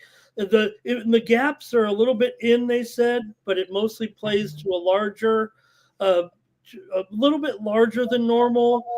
And the backdrop, while there is that standard backdrop, when you look into the crowd, it's way back there, kind of like when they play the big basketball games in the big arenas, right? The depth perception is what I'd be worried about more here with the setting here. So it does look spectacular, Keith, if you're watching it on the there we go. I think that's what channel is it on, Ramon? First round sub, baby. First rounder. Oh, okay. We're back. We're back. That was plus 225 for the first round. Inside the distance. Let's go. Yep. Good work.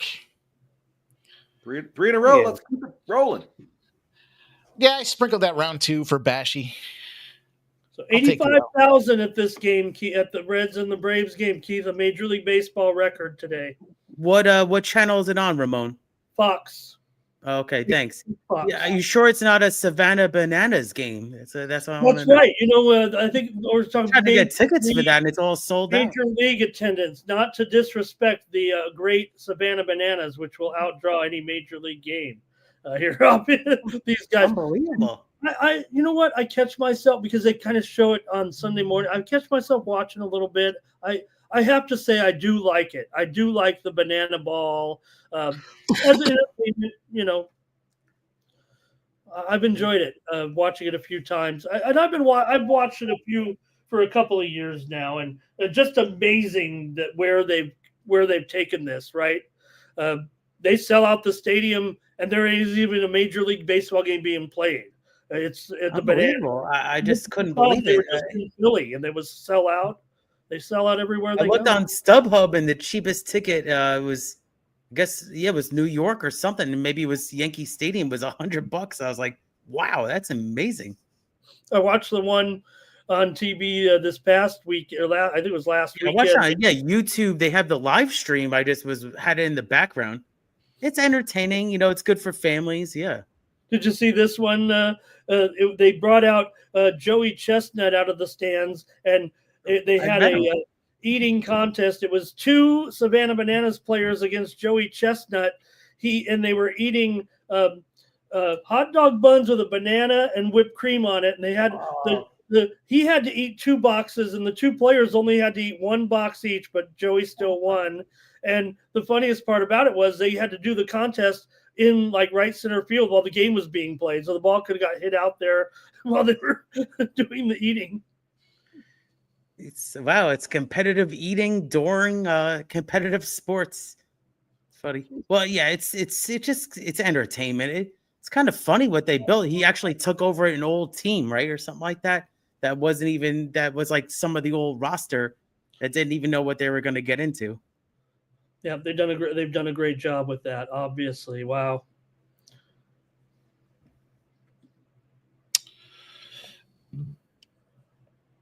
This is Jeff's fight. Jeff's got the first battle of the night on deck here for us. Okay. Pop up some goods here. I'm sure he'll be back here momentarily. He's got the hot hand. He's probably going to use that hot hand to light up a smoke. But we've got Nick Klein, Andre Polyaev. I've been struggling with that, and I've heard it 16 different times, and Polyaev, I believe, is the way anyhow, you don't have to say it to play it. Is what I always say. As we look at this thing, though, battle of battles, a lot of money early on this Polyaev side of things, and then it came down. It's come down now to a minus 125, $1.25 out. So some action, some late action here, game day action coming in on Nick Klein. The over 1.5 rounds has dipped to minus 180. And there's a tricky one, boys. Yeah, we got again pretty similar. I'd say, a 3-inch height advantage. Certainly going to sit on the Polyaev side of things. Polyaev. I don't know. Fuck it. Polyaev. Thank you. I keep throwing it in the wrong direction, Jeff. Talk to us about this fight. As I'd broken it down on Wednesday, you got the striker versus grappler. Polyev's his takedown defense in that you see it there on the screen at 85%. I think Klein's going to have a hard time getting him down. I did play with Polyaev by KO at plus 180. There, like you said, has been some significant juice coming in on the Klein side of things. But I'm on Polyaev by KO. I might take his money line as well, just because it's dropped as much as it has. So, I'm on the Polyaev side of things. How about you, Ramon Scott? Tarek, I saw that. It scares me a little bit. I'm going with Polyaev. I'm going to go by decision. I think here in this one, he's a southpaw. He has good striking. I think he has a very solid takedown defense. I know that lost to Christian Leroy Duncan in his debut. I don't know if that's an awful loss. We know we make fun of the CLD sometimes. But for Klein, he's more of a grappler in there. But I know he lost his debut to Abdul Malik. But I'm going to go Pulayev here, I think, to win by decision. He really, he's only got a 1 ounce reach advantage, but it looks like he looks longer to me when he's in there, kind of. So I think he'll use a jab. He'll use some body work. Pardon me. And I think he'll keep Klein at range. Klein needs to be as close as he can get, I would think, to Pulayev, kind of maybe push him against the cage and maybe take him down from there, because he's not as good of a striker, and he'll have to look good in order to get points if this does go the distance. So I have Pulayev here to win it by decision. How about you, Keith? I lean towards Pulayev here. I think that I found a prop that I like. I know that Klein is got the call on short notice, right? So it's you had to make a decision on that. I just think that it's going to come down to him, pulling off, getting the job done. I found kind of a juicy spot. I'm 2-0 on these plus fight props so far, but I'm going to go with a different kind of game prop this time. Is that I like Pulayev to win by KO or decision. I'm going to cover myself on that. I got minus 140. I know it's juice, but going to keep the winning train rolling, hopefully, at 3-0. So I like Pulayev to win by KO or decision. I like him either way, but cover my bases there. Hopefully a winner. There he is. Good stuff, boys. I'm going to take the KO. I'm going to take the KO round 1. I think this is one of those spots where you get Pulayev minus 125 is a reasonable number. Doesn't have to get too cute, but that KO, certainly that plus 185 price tag is nice. I like that first round. Just sprinkle it. I think the value is there for the early. It's like plus 400 for the KO in round 1. We'll see. See how they roll. Should be a good one. Kind of tough. I thought that. I don't like seeing that number coming down here on game day. We know our friend has told us that generally the sharper action is coming in there when the limits are higher. They're taking those dogs at a better number, and then this thing gets way steamed down to the way it is here. But we'll see. We'll see. Kind of has. I might have to go with the second round too and cover myself just a little bit, just a little sprinkle. I don't know. I do see that Pulayev KO or decision at minus 140. It's not terrible. I just looked up at Mike. If you wanted to sprinkle a little on the other side, Klein actually does have an 83% finish rate. So if you wanted to get at least creative from a value standpoint on the other side with Klein, but I'm on the favorite to get it done. As I mentioned here, I put it in the chat. Let me ask you this. Why would you take Pulayev to win by KO or decision at minus 140 when you can take him just to win regardless at minus 125? That's true, yeah. What if he subs him? That's the thing. I don't know how many subs Pulayev's ever gone for, or even takedowns for that matter. He's gonna keep this. I got the KO, yeah. So KO is his best path. In my opinion, I guess, just given the fighting style of him. It's a weird line that you've got the KO or decision at minus 140. It's almost like the book hasn't caught up to the juice that's been coming in on Pulayev. Like when you see that situation, that's how I forgot. Was it the girl that I had last week where it was like her? I can't remember the exact circumstance, but it was like her to get the decision was the same price as her to get the win. It just felt like a weird spot. I think Pulayev beats this dude up though. I don't know what people. I mean, we'll see. I guess at the end of the day, Klein's going to be the guy that does it. Look at him. Let's go, Michael B. Look at this rolling today, Michael B. Oh yeah, let's check how many likes we got. Yeah, Klein looks pretty good in the warm up, but as I mentioned, I believe he was off weight there. Bunch of guys with first round finishes. 5 first rounders for Pulayev. What did it say? 5 for the other guy? Klein. This guy's got a punchable looking face though, doesn't he? Pulayev. Yeah, Klein's got the 83% finish rate, it says. Hey, Flea, at least he came out on top this week. I saw he tweeted something out earlier in the week asking what he's got to do to change, and man, he got beat up. He got beat up in those comments. Nick Klein isn't even my favorite UFC Klein. Of course, that title would fall to Ludovic Klein, and I don't care. Yeah.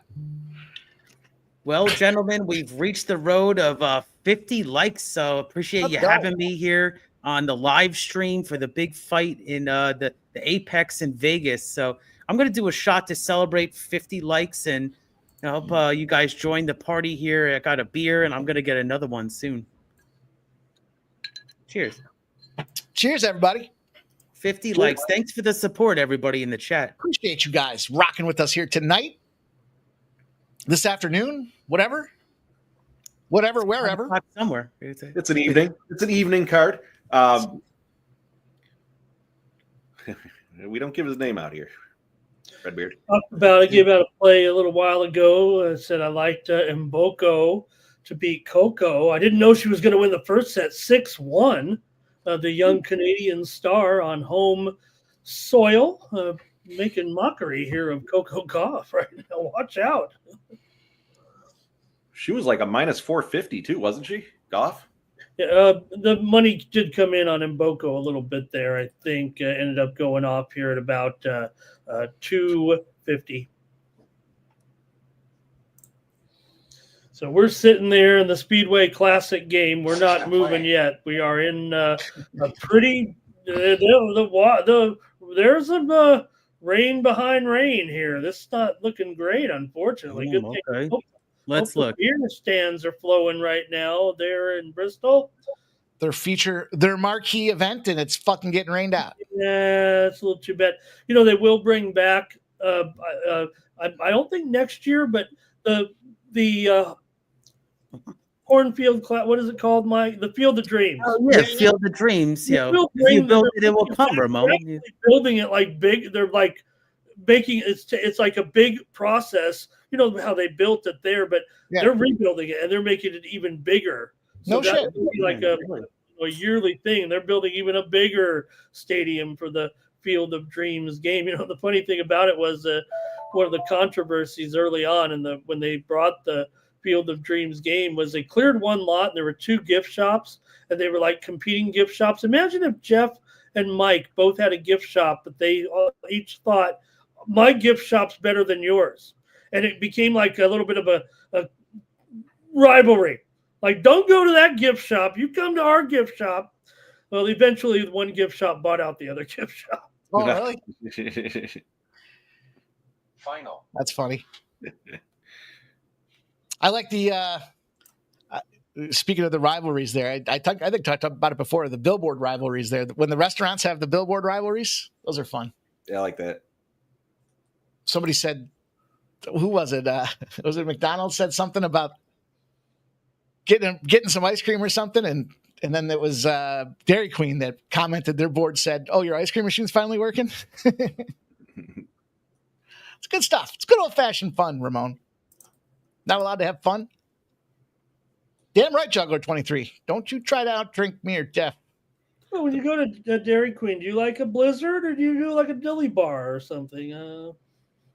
I think I've been to Dairy Queen once. Literally once.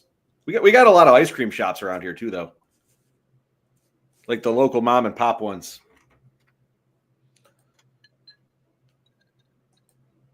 All right. When I lived in Philly, one of my clients was a Dairy Queen.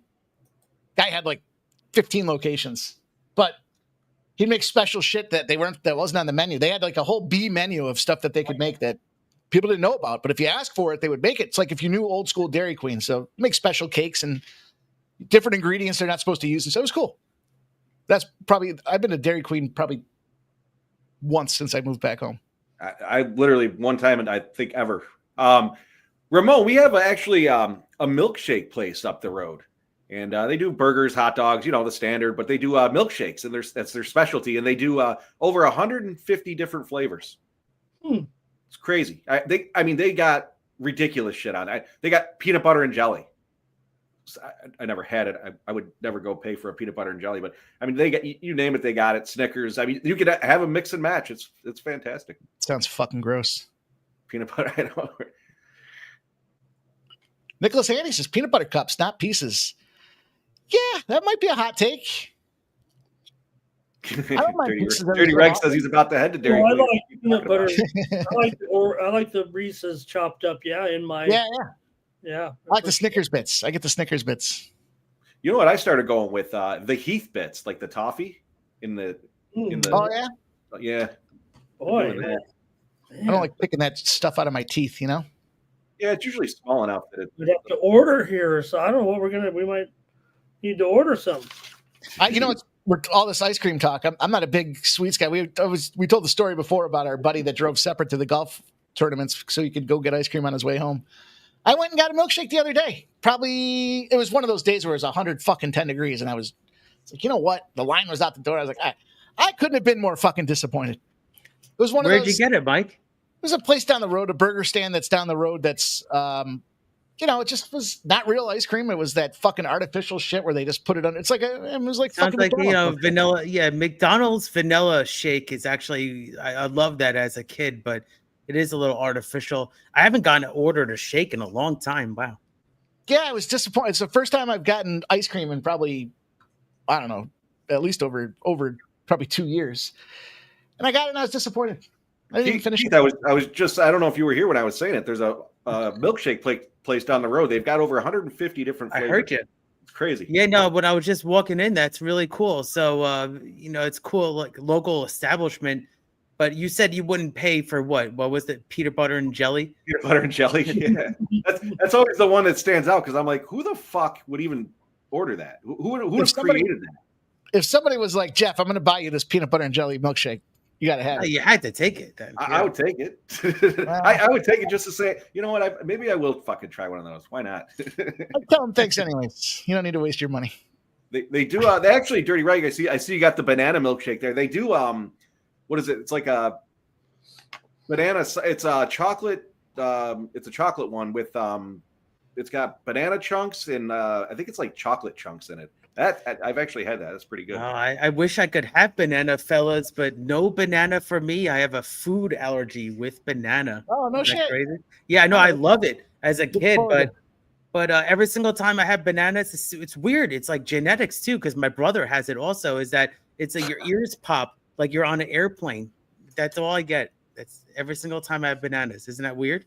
That is weird. Mom didn't like bananas, obviously.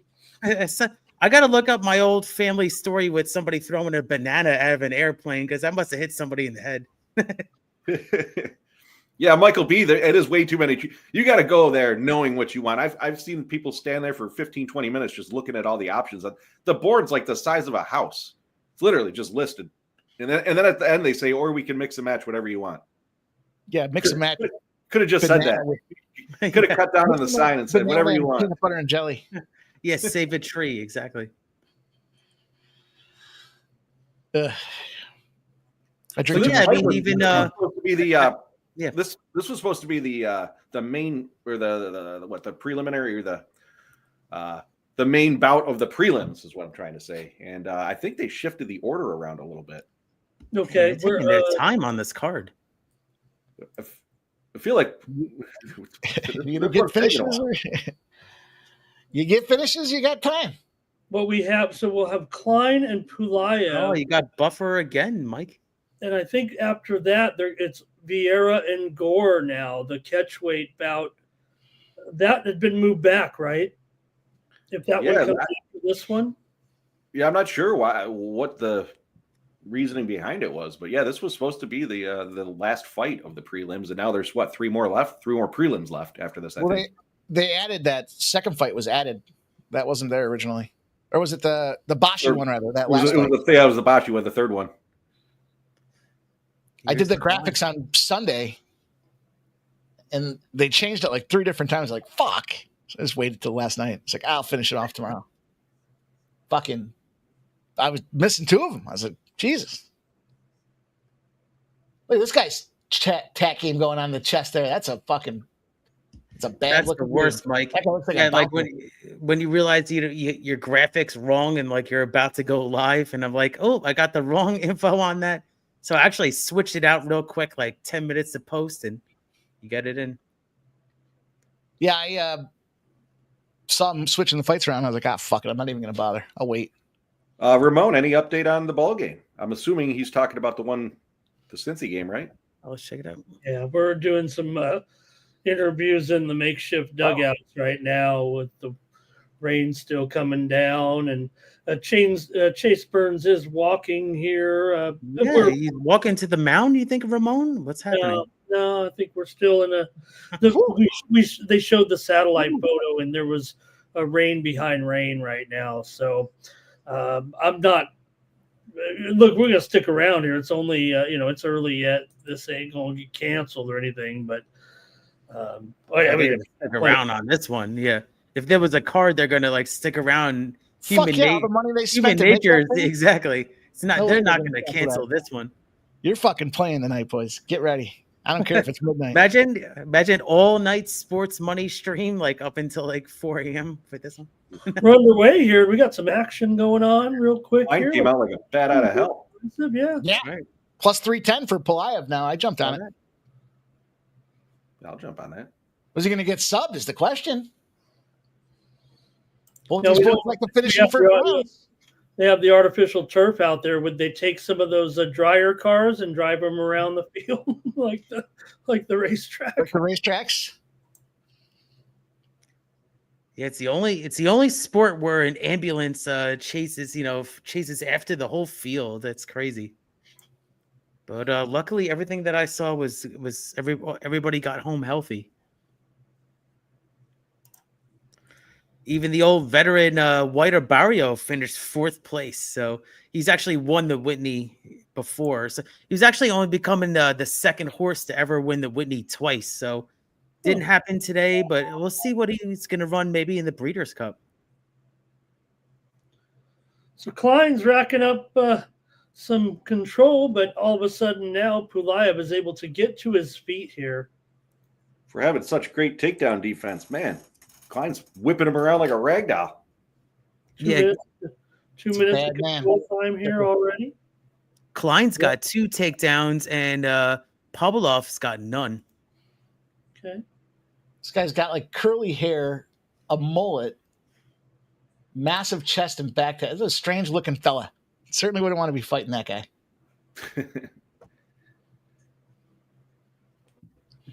Down to plus 190 though. What do the judges think about this? Well, Klein clearly came out the aggressor and Yeah. I would say winning the round at this point. Still got half the round to go though, so You think his window kind of closed here? You think he could, that was his moment to finish him, right? You think now fade Klein?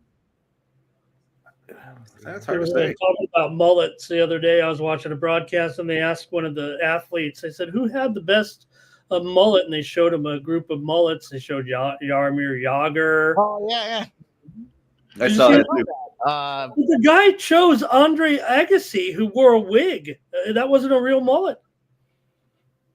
Oh, I didn't even know. You didn't know Right, Andre Agassi wore a wig throughout his most of his career. He was losing his hair, and he was embarrassed by it. He didn't want to be bald because he did have the long flowing locks when he was young. Eventually, that's why the headband was there. Go read up on this. Agassi played. He played one of the most famous tournaments at Wimbledon, and he did not play well because he was concerned that his wig was going to fall off. It sounds like the WNBA. It's all about how you dress going into the arena, right, Ramon? That's the tone. Yeah, You know what? I might have hair tomorrow. I might go with plugs or You'll grow a random hair out of nowhere, Ramon. Is it? Klein does look like he's slowing down a little bit. Oh, some nice shots from Live. Yeah, I got Pulayev to win by KO or decision. And you see what I'm saying there, though, too, Jeff? That he's got supposedly a 1-inch advantage, but he looks bigger than Klein. He does, yeah. He got I think he had like a 2 or a 3-inch reach advantage.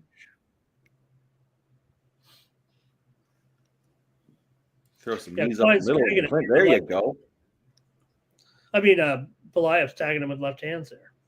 Yeah. He caught it. I said throw the knee up the middle. He did. He must have heard me. Oh, that was a nice little combo. He gave him the left as he was pushing. He looked like a Muhammad Ali style there a little bit. I didn't And know he you. bounced it I didn't back. know, Jeff, you were the coach on the side. Pelaev's minus 105. Big, is that a takedown? Little takedown for Klein there to close off the round. That's an even right.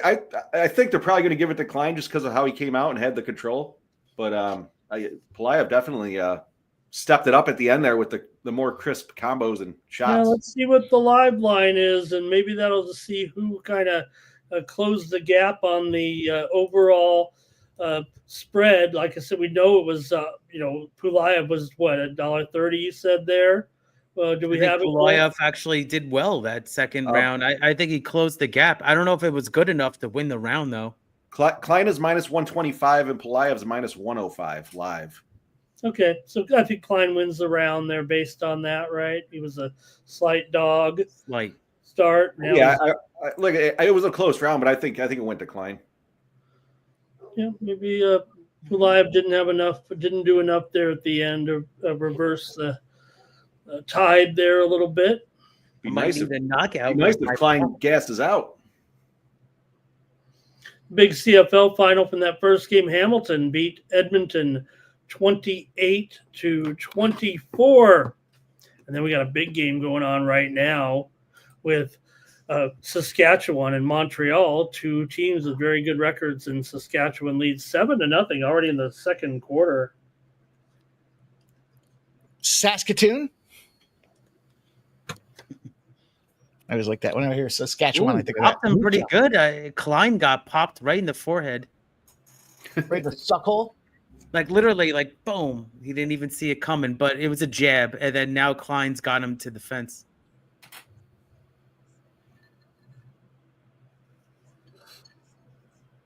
Yeah, I just looked up at the monitor, and then boom, I saw him Klein get rocked.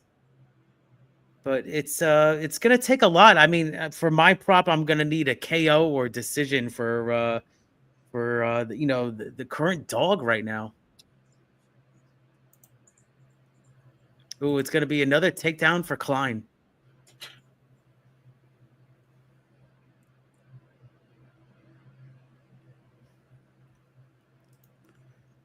And that's 4 takedowns now for Nick Klein. Let's go. Throw knee. Right here. Oh. Klein looks gassed. Yeah, now they got up and he just looks like, yeah.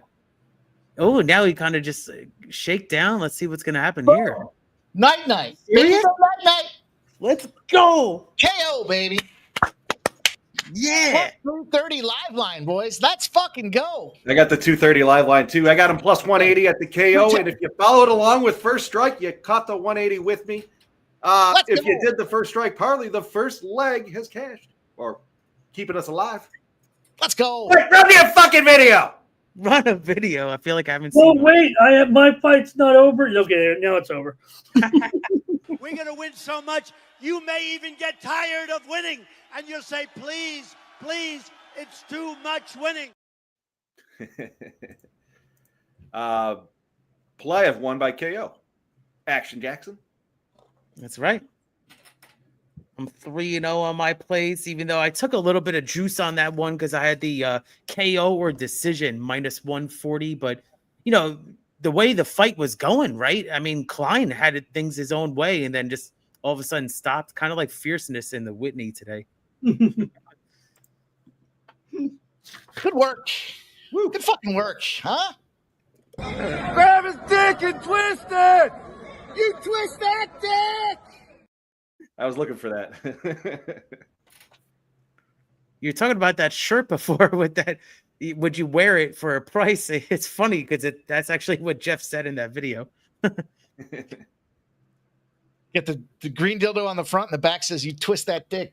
I mean, I'd probably wear it for like $1 million for an hour if you offered it for me, and then I would take it off instantly. But yeah, let's celebrate. That's good.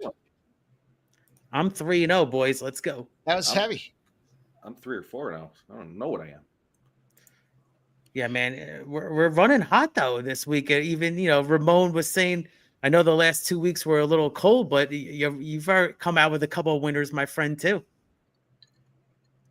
Yeah, I'm going to take credit for a win. I did specify the decision, but my card, my win club, basically there. Yeah, my win club has said Pulayev there, so we'll take it for sure. Cheers. Let's go. I'm going to do a shot. Ooh. Ooh. I realized I had Pulayev listed twice on my win club. You know what's crazy, guys, is that the winner, I think. Winner. Final.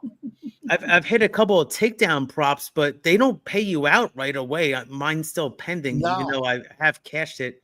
DraftKings, wake up. I've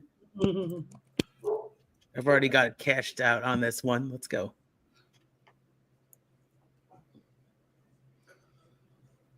All right, thanks for joining us, everyone. Hopefully you had a winner there as well. We got the crew coming in, and 6-1 our last 7, Jeff. No pressure. Don't underestimate the power of the dildo shirt. I think it could be a conversation piece. With the sports money logo on it. Yeah. I appreciate you guys. Glad you followed along. Hope you followed along. Jeff's like, I've had enough of this. That was it. How about Ice Viking here, guys?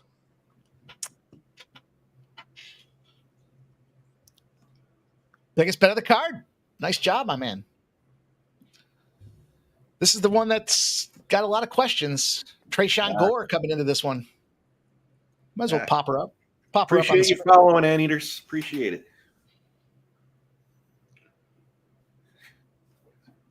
There we go. Just like that. There's what they look like on the screen.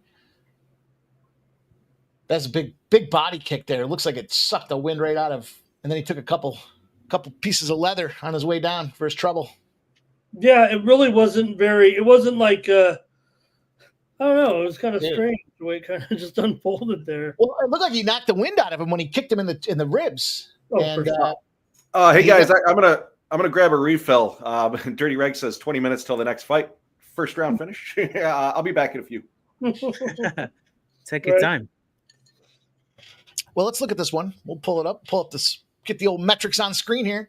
As you guys can see, pretty evenly matched. We've seen it about a bunch of them today here. I guess the real tell of the tape for me is what's this line doing here? This thing opened up at what, minus 215, sitting at 225. So even a little more action coming in on Vieira. We know that this was the 3.5 pound weight miss by Trayshawn Gore, Ramon. Looks like Trayshawn Gore should be a punching bag in this one, I think. That's my educated decision. It should be a punching bag. I think that's going to be an opportunity. Go ahead, Ramon. Yeah, do you have a strong opinion in this one? I mean, I have a prop I like. Yeah.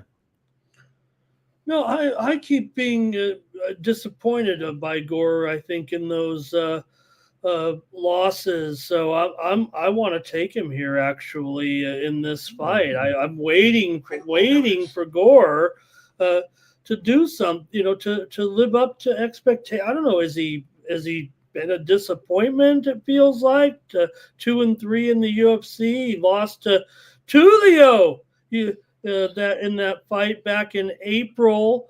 So look, he looks athletic out there. We know he has power. He just takes too much damage is what happened. He can't defend himself. It feels like he gets cocky, thinks he can trade. This isn't a gas station fight.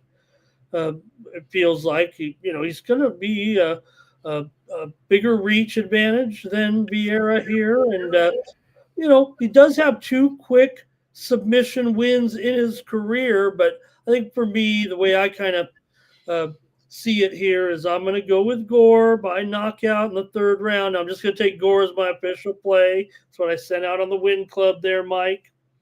But, I like to specify, maybe go for a little sprinkle on a bonus here, and I'll go against you. I'll take him. I'll take Gore as a dog here, hoping to see what I've been expecting it feels like from Gore. Now, look, I like Vieira, I like beat Petrosky. Okay, I get that. And we know that Vieira is a submission superstar, really, right? That's how he wins.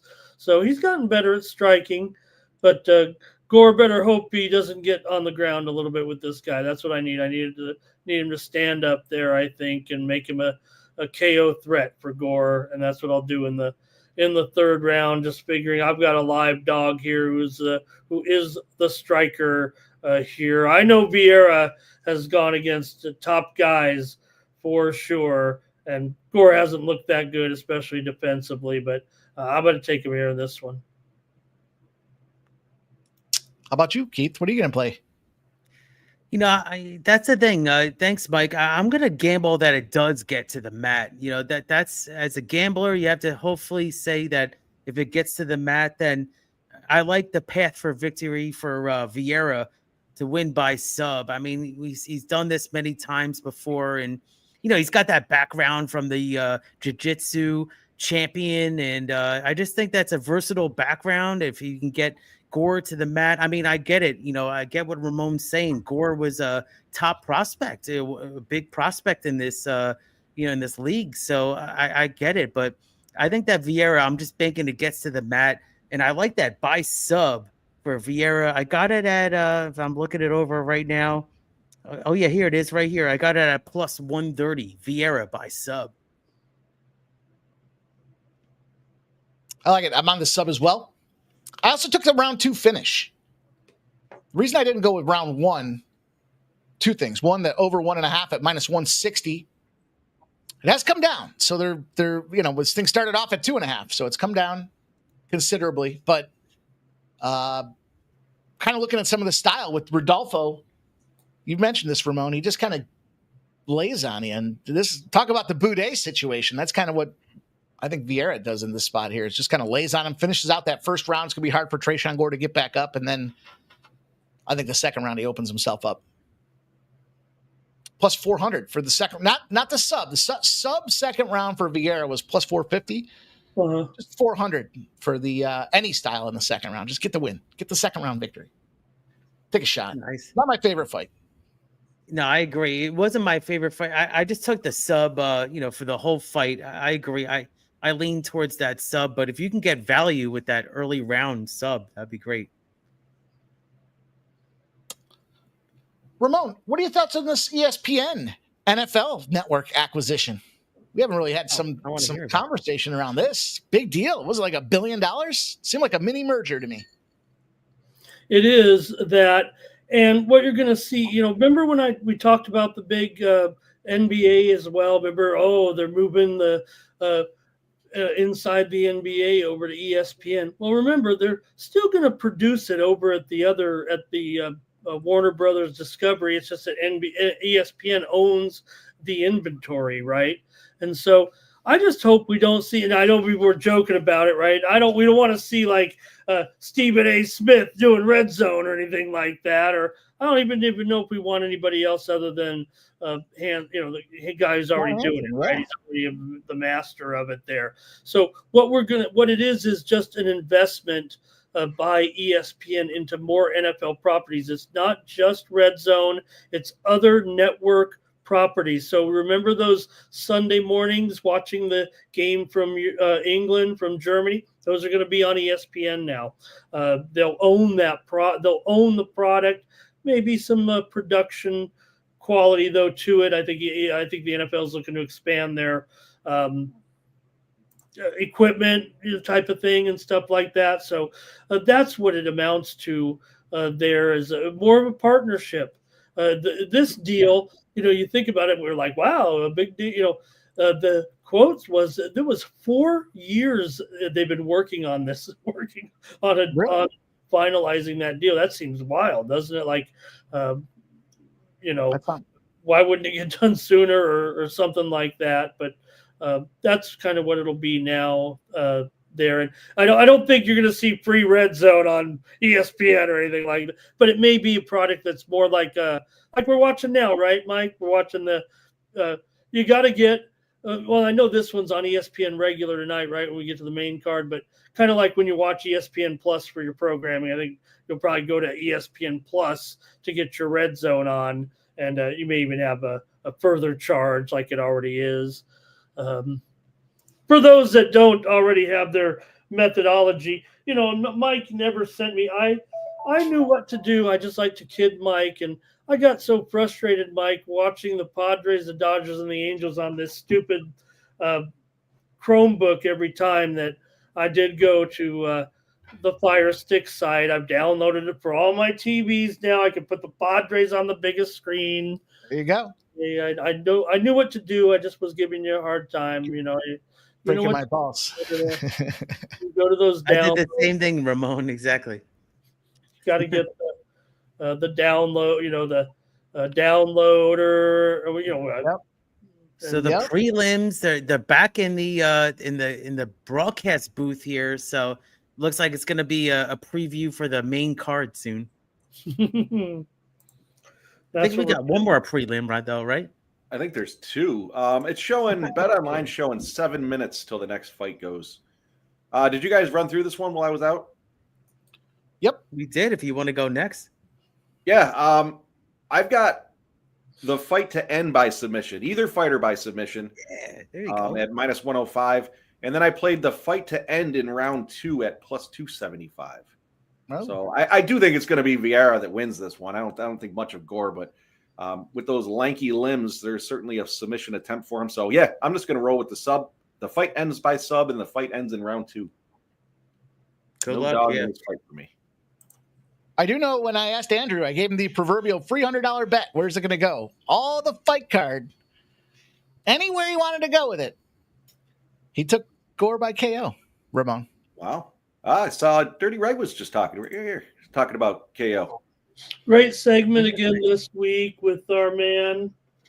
Really terrific. And, man, he really brings a lot of credibility to the channel here. I really can't get over the great segment that we get every Friday with Andrew from the Superbook. So if he's watching, shout out to him and thank you again for doing that every week here. And we just have a big upset here, maybe the biggest moment of this young woman's career. The 19-year-old from Canada has just knocked off Coco Gauff, dominating fashion, 6-1, 6-4 here, and maybe Mboko could win the That's your girl. That's your girl. Mboko beat Coco just now. There, we called it. Well, we said take 4 games, but there's R. Lopez. Hi, R. Lopez in the chat. Says Mboko over Coco. We gave it away on the show. She's crying. I'm crying. Oh, wow. Here we go. Ramon's emotional about winners. Very, very nice. Very, very nice to see. She's Canadian. We're playing, the tournaments in Montreal here. Doesn't mean Coco, doesn't mean Coco's not going to be alive in New York. New York's going to be great on the women's side. On the men's side, man, we got 2 guys.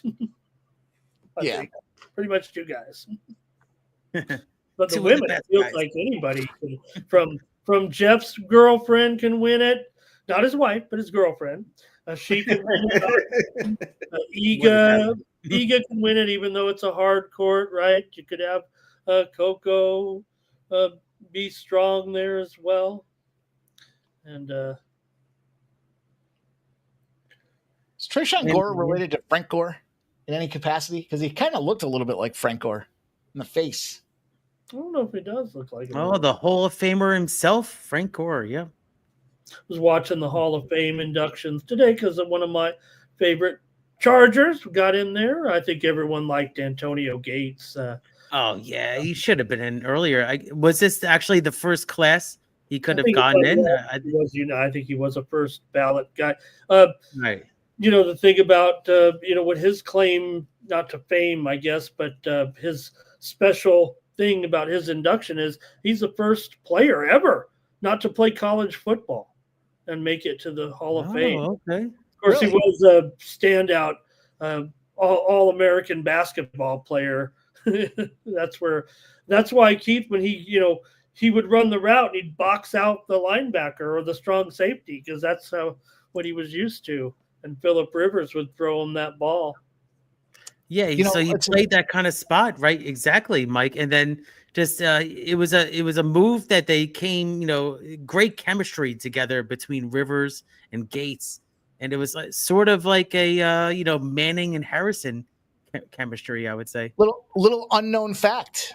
You guys are talking about some of these accolades for that young feller. How about this unknown fact? 7 years he played on my fantasy team. 7 consecutive years I picked up. Final. You better. Final. He did well. He was the number one guy. It was him and I'm drawing the blank on Atlanta. Who's the guy that was in Atlanta there catching all the fucking balls? Tight Tony end. Gonzalez? Yeah. It was like those two guys were the hot demand when back in the day. Put a little age on this thing. Antonio Gates. 1 year I packaged a mega deal up to get him just because I missed him in the draft. He probably doesn't know that. Now, I think from that era, I mean, you had Gates and LT at running back. I mean, those are like two, basically, I would say, first ballot Hall of Famers. That's kind of crazy. And then they did not win a ring. Just wild. It's because they're Chargers. They look good. They look good on Thursday, Ramon. Them Chargers. I know it's preseason. I know it was Trey Lance, but well, look, if you're going to give Trey Lance a chance to try to get his career going, you got to put him with one of these type of quarterback whisperer coaches. It feels like there might not be anybody who fits that moniker right now better than Jim Harbaugh. I believe in Harbaugh. That's why I am on the Charger bandwagon again, or still, or whatever, because everyone. A little future action, nice. There you go. Well, no, I don't know about. I just like Harbaugh. I think this guy. There's some coaches are sickos, right? Some coaches are. And this is the guy's a sicko, in a good way, and that's what I. He got that team pretty far, Ramon. I agree with you. I mean, in his first year, I think that he did an admirable job, and I'd like to see what his market is for getting at least, obviously, to the playoffs. I think that's going to happen, but maybe win the whole, Eastern, whatever they call it, in the AFC. Now, are you guys fans of Ricky Bobby? Of course. I think they have a couple of videos of him. Yeah. All right. Well, I want to show you Tyler Stevenson tonight in his Cincinnati catcher's gear uniform here. Oh, that's pretty cool. Wow. Wonder. That's good. That's funny. They captured it perfectly. You're not on fire, Ricky Bobby. I don't know what happened to it. They were supposed to come out with a golf movie modeled after the Live split, and they were supposed to use Will Ferrell, and he was supposed to be his character from Ricky Bobby. Not Ricky Bobby, but that style of person was supposed to be playing golf on the Live Tour, and they're supposed to make a series about it, but I haven't heard shit about it since like a year ago. Anthony Gallo says, "Help me, Tom Cruise." Tom Cruise. I'll tell you with this guy, man. I watched a couple of his movies. I start liking what Tom Cruise is doing, and then just when I start to come around and I'm a Tom Cruise fan, he goes and fucks it up. Dating Ana de Armas. Now I can't be involved with this guy now. Girl's like 30 years younger than him and smoke show, and Tom Cruise is fucking literally fucking. What's the problem with Cause that girl, I like that girl, man. I don't want to think about Tom Cruise doing whatever it is he does. Tom Cruise. He's got a resume, man. He had that. Obviously Nicole Kidman, right? And then she was kind of the dime piece back in the day, the Days of Thunder days. Are you against older men dating younger women? No, it's Tom Cruise. Well, that's his style, Mike. I mean, that's his trademark. After Kidman, especially. Who was the one that he married there with the girl? Oh yeah, it was the girl that was in Batman. What was her name? Yeah, that was another one. Katie Holmes. Katie Holmes. Thank you. Thank God we're underway in this next fight. That's what I'm saying, man. Listen, we'll talk about it all here. Green dildos, Katie Holmes. I guess celeb gossip's better than green dildos, that's for sure. But we're underway here in the fight, like you I said. liked where they said, in the we're underway, but in the odds on Bet Online for the next color that gets thrown out there, it said Jeff white/Caucasian. I saw that. Man, the celeb, yeah, I never got down with it. The celebrity death kind of, I mean, that was a popular show actually on MTV for a while, but it was for me, I just, from a betting standpoint, I never got down on it. It just seems immoral. Notice that just came in. Angel Reese will miss again tomorrow. So if you've been hitting that team, no team rebound props for you. Under there every time she's out, I guess. I was talking about it already on the 2-3 zone show that we sent out there today. But every time she's out, been getting on that Chicago team total under with her and Atkins out. They've been dismal. We know that. So we got almost a Gore takedown. Let me see. Oh no, it's gonna be Vieira. They're jostling for position against the fence. It's dramatic here in this fight. It's good. The fence is aiding Gore, and then now Vieira's getting some punches on him. So doing a little play-by-play. They're up against. JW, I don't mind that Leonardo DiCaprio does that though. That's the problem. That's my. Maybe I'm weirdo. Maybe it makes me weird. Let's go. Oh, there's a fight going on. They're fighting. That's what I was doing play-by-play, Mike. They're fighting. And also, Ramon, they just had Del Mar race 7. It was a maiden special weight. Maybe I'll look at the next race, but I did not have the winner. Chalky result 2-1 over 6-5.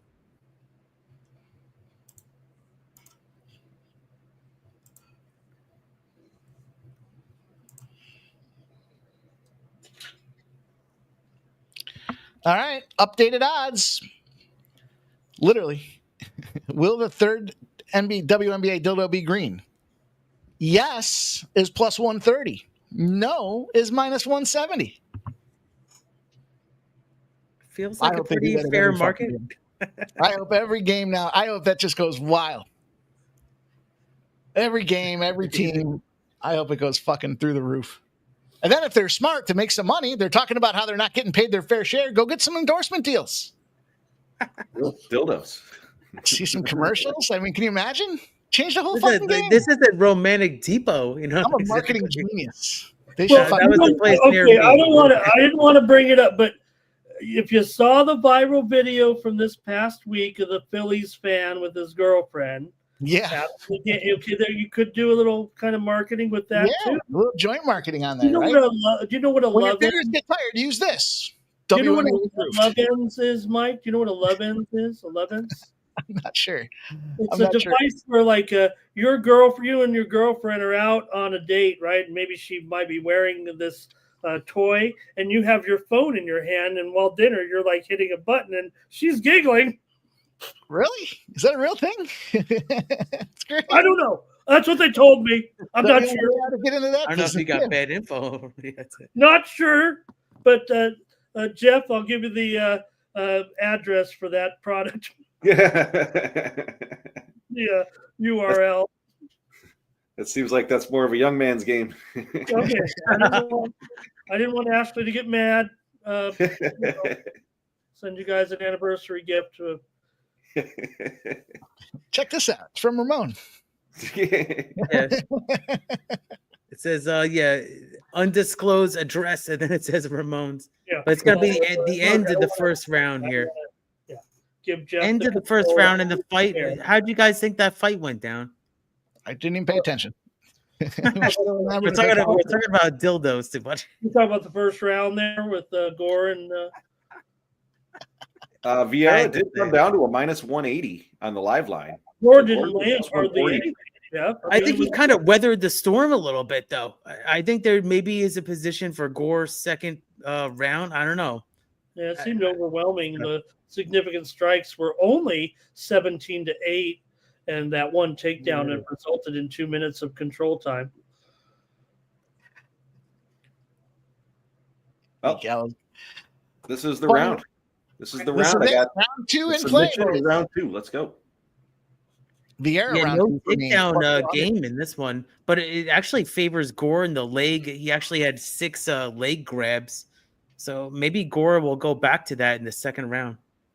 Well, I think he played the strategy well. He couldn't afford to go to the ground because this big dude's just going to lay on you, and you're going to have a hard time getting back up. So does that mean he might gas out a little bit here, though? And I don't know. I think the second round's live. Let's see. Look at those veins pulsing on this fucking dude's arms, man. Holy shit.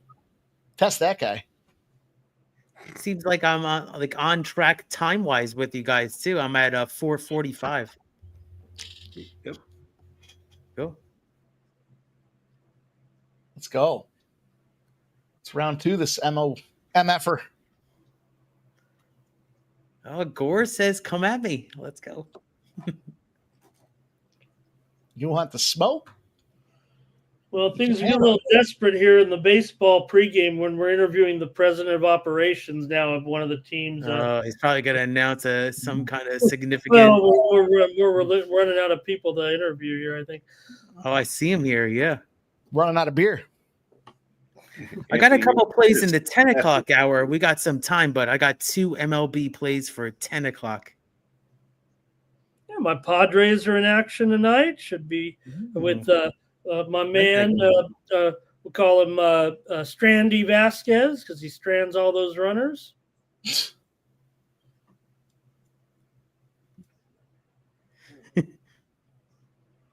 And then I see the White Sox versus the Angels. I thought that was an interesting game. I'm definitely focused on the Cardinals game. I have a big play on that one. Okay. Be looking forward to that. Lars Nootbaar did get activated for tonight's game for the Cardinals here approaching game time. They needed to make a move there. What'd you guys think of my Mets getting Mullins at the deadline? Didn't really seem that much action at the deadline. I'm surprised. I thought that, I mean, the rumor originally was the Mets to get Garcia from the Rangers. That would have been huge, but well, maybe he gave it up again today, but I think they eventually won. But I don't think the Mets gave up that much either. I mean, they gave up Budo in that one deal. That Tyler Rogers deal, they fucking gave the farm away on that one, I thought. They do have a nice bullpen now. Honestly, I'll tell you, I thought, and not just because I don't like the Mets, but I thought that was it was a knee-jerk reaction because if you look at the thirds of the Mets, I talked about this on pregaming a lot. The first third of the games, they win a bunch. The middle third, not so much. And then that last third, they're one of the best in the league. So that last third comes down to your bullpen and your closers. And they were adding some pieces just to add pieces is what I felt. Like they have to do something to show the fans. That's what I thought about it. So, you know, when I look back at it, yeah, they got some nice pieces, but they gave up so much. And I agree. Maybe they're young. Maybe that's why. But like that Tyler Rogers deal was fucking. Yeah, they gave up that one prospect. I was like cringe style to that. I mean, giving up prospects is always dicey, but it did feel like kind of a knee jerk reaction, like you said, just based on the Mets losing the previous day before in the bullpen. See, there were so many Rogers getting traded. I didn't realize both brothers got traded, but not the first time that brothers were traded on the same day. Apparently, it was the second time it's happened. Oh, okay. Well, shout out to Sean. Thanks, Sean. Nice. 99 Dono, my man. Appreciate you. Let's go. Hello to Nuke as well. I poured another shot. Oh, Nuke Worker, my man. Cheers. Doing a shot here. I've been capping the horses, but also I'm 3-0 on the fight card. Let's go. Boy, the wind is picking up. The fans have retreated here a little bit at the fans are getting angry. Stadium here. Yeah. Came to see some baseball, man. Yeah, let me see. I have it on the other feed over here. Yeah, it's a delayed start and A-Rod's fighting the wind, talking to the media, but he's actually working for Fox. Oh, look at Skunt, you guys. Skunt Blaster. You got the Skunt back player. Oh, he's got Portland against Cadet.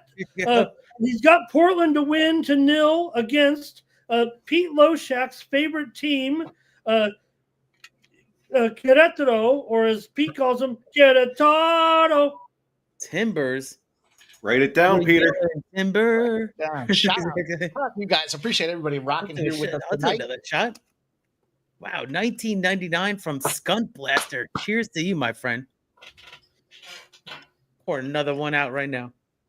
Vieira minus 1150 live. Cheers. Took an eye poke. Oh, 1950 live. Good job, Skunt. Thank you. You sure are, Skunt Blaster. Appreciate you, my man. We love you, Skunt. The Skunt Bag play of the day. That's Chase my that with a favorites. beer. Damn. one of my favorites, Jeff. I know. It's a hell of a name. That's very You know which name I like too, Mike? It's your Instagram, the IGPOD, the Instagram P pod of the day. You know, love that one. We're firing for a while. You still of are, them. man. Yeah. The fucking Manny Hell yeah, Machado. a couple. I mean, I woke up in the morning. I was like, holy What is crap. Vieira doing? He got punched in the face clearly here. Come on. Oh, God. I don't know about it. Wasn't a great punch, but I'm just saying I don't think that was an eye poke. Looked like he raked it. Came in with that fist. Let's go. It's cool being on with you guys. It's been a couple weeks for me. I did come on for 2 weeks ago for late night after the horse racing, but it's cool to be on a full shift with you on sports money. Big casher. It is a shift indeed. 6-7 hours. We were fortunate that afternoon part only went 6 hours. Yep. Shift. The WTA, I told you guys about this play. It's popping off here. Lin Zhu Lin. She was plus 125. She went down to plus 120. She went down to plus 110. She's at plus 105. Either you guys are steaming it or somebody else is, but that's the play. Nope, she's up to 110 now. Go get back in there. Plus 110. Lin Zhu, WTA Montreal. Zhu Lin. Ramon. Last name first. I went with Lin Zhu here for sure over JBM. I like JBM a lot, but I like Lin Zhu here, and I took her straight up because Mikey Money said to, and plus I liked her as well. Didn't have it on my winnable here on this card. Just bet it. Just bet it. Just a bet. I've had a rough time in Canada here this week. There's no doubt that for some reason I am better on the clay and the grass than I am on the hard court. Don't know why that is. Maybe it's just the way I handicap, and wish I knew why. I'm not good on the clay court. I'm bad. See, you don't do it. But I don't usually bet tennis as much. I tail some of your plays, obviously, but if I have a good cap, I'll definitely look at it. In the last incident that you guys were talking about in the WNBA, they did arrest the fan. Actually, I'm surprised. I'm not surprised. That's kind of what happens, right? And then you get the public ban. Tell me it was like a Monica Seles moment. Yeah. Was it a chick or a dude? I don't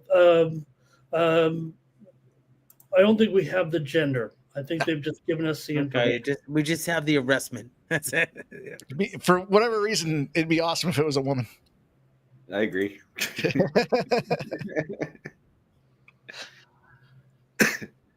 That doesn't seem like it's messed up when the fans want to make it their thing. That's when it gets messed up. I think it's great. I don't think it's going to go away anytime soon either. It's happened, Mike, in a couple of times in WWE recently too. So scary. I actually was watching it. It was like a year ago, and I watched Seth Rollins get tackled by a fan. That was crazy. I was at the Bills Patriots game when the shot heard around the world came out there on Tom Brady. I don't know if you guys remember that one or not, but yeah, there was definitely a device in play. No, famous incident for sure that everyone remembers. I mean, remember, it was right after a touchdown, and it came flying out there on the field. And remember, they were pointing to it. Remember? Yeah. Here. So I was in that end zone. Yeah. I was in that end zone. That was my boys. What a picture right now. I was in that end zone, and everyone was looking back to see who. I mean, they took that dude out too. They shut that guy They down. cleaned them out quick. It happened fast too, though. Like it seems like it was slower on TV when the guys were pointing to it, but it's like it was there and then it was gone. But you didn't really know what it was at first, right? It wasn't like the common practice, right? It's not like the WNBA making it cool, but it was there. It was on the field. They asked Tom Brady about it. He was disgusted. You know, it happened one time when I was sitting in the seats and they thought that somebody from my crew actually threw something. It's like, oh, it's like, you're good, but your boy's got to go. I was like, are you serious? Like, he didn't even do anything. And then they cleared him. It was actually the guy behind him. So it's funny that you say that. It was at Buffalo versus the Raiders. Somebody threw some kind of like food or something, you know, some object. It's like, your boy's got to go. They had the wrong section. So we got cleared. Now, one of the best ever, though, I got to tell you, I don't know if you've ever seen this one. What's our time here? 2 minutes. We're okay here on this. I think we definitely are seeing Vieira controlling things here for sure. Yeah. So this was a famous one, and maybe you've seen. I wish we could kind of show it on here. I don't know. It is on a YouTube video. You could find this, but it was really, they call it the Great, Pizza Incident. What happened was it was Boston against the Angels, and the fielder went over to catch the ball in the stands. It was Anderson. Trying to remember. What league was it? Yeah. This was about 15 years ago. Don Orsillo was on the call, actually, with Jerry Remy. Remember, they were a great team before Orsillo went over the Padres. And he goes over doesn't catch the ball in the stands, but a fan ends up throwing a pizza, and it hit another fan. And it kind of like caused like a little disturbance at the time.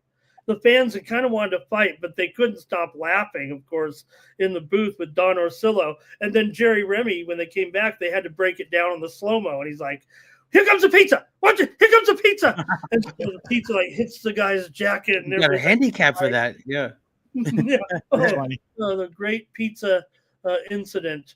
There you go. Badminton guy. There you go. Nuke worker. Which was really the funny part about it. I know a guy that likes to buy draft beers in twos, and he likes to throw them at the opposing fans sitting several rows down from him. I don't want to talk about him when he's not on screen, though. I guess it wasn't me. I'll tell you what. Where is he? The one that I surprisingly remember the most distinctly was a Jets game. We'll let Jeff tell the story. Yeah, to be continued. Exactly. It's draft beer though, not the cans. I prefer draft beer 100 million times over cans. If they'll give it to me, you have to have a good draft though. I mean, if it's like Guinness or something like that, if you have a good draft Guinness, man, that's amazing. Other than Ireland, I got to get there soon.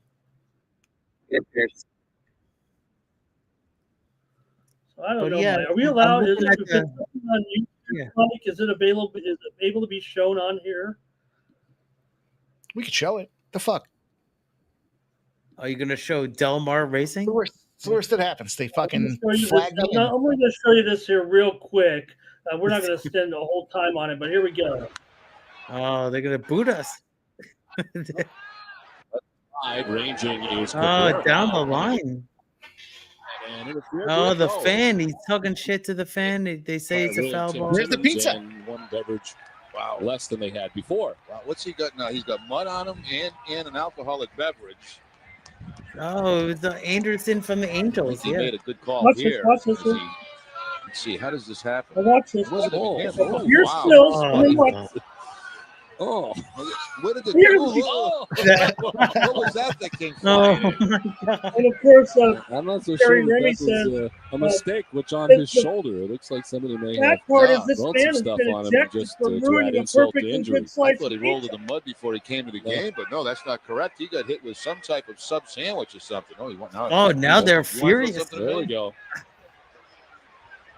Oh, it's fan Here's of the Pepsi fan of the game game, but shows he's it's calling out going another fan. Oh, this is awesome. This is great. Strike through. Oh, that's good. That was JD Kyle Cruz Anderson. That's who it was. Yeah. So just yeah, terrific.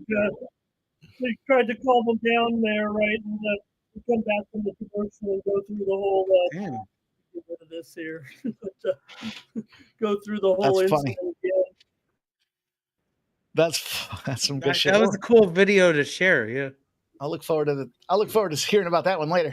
But it was funny as fuck. And then they got to zoom in, and he's like, Worth "What do you got?" watching the whole thing.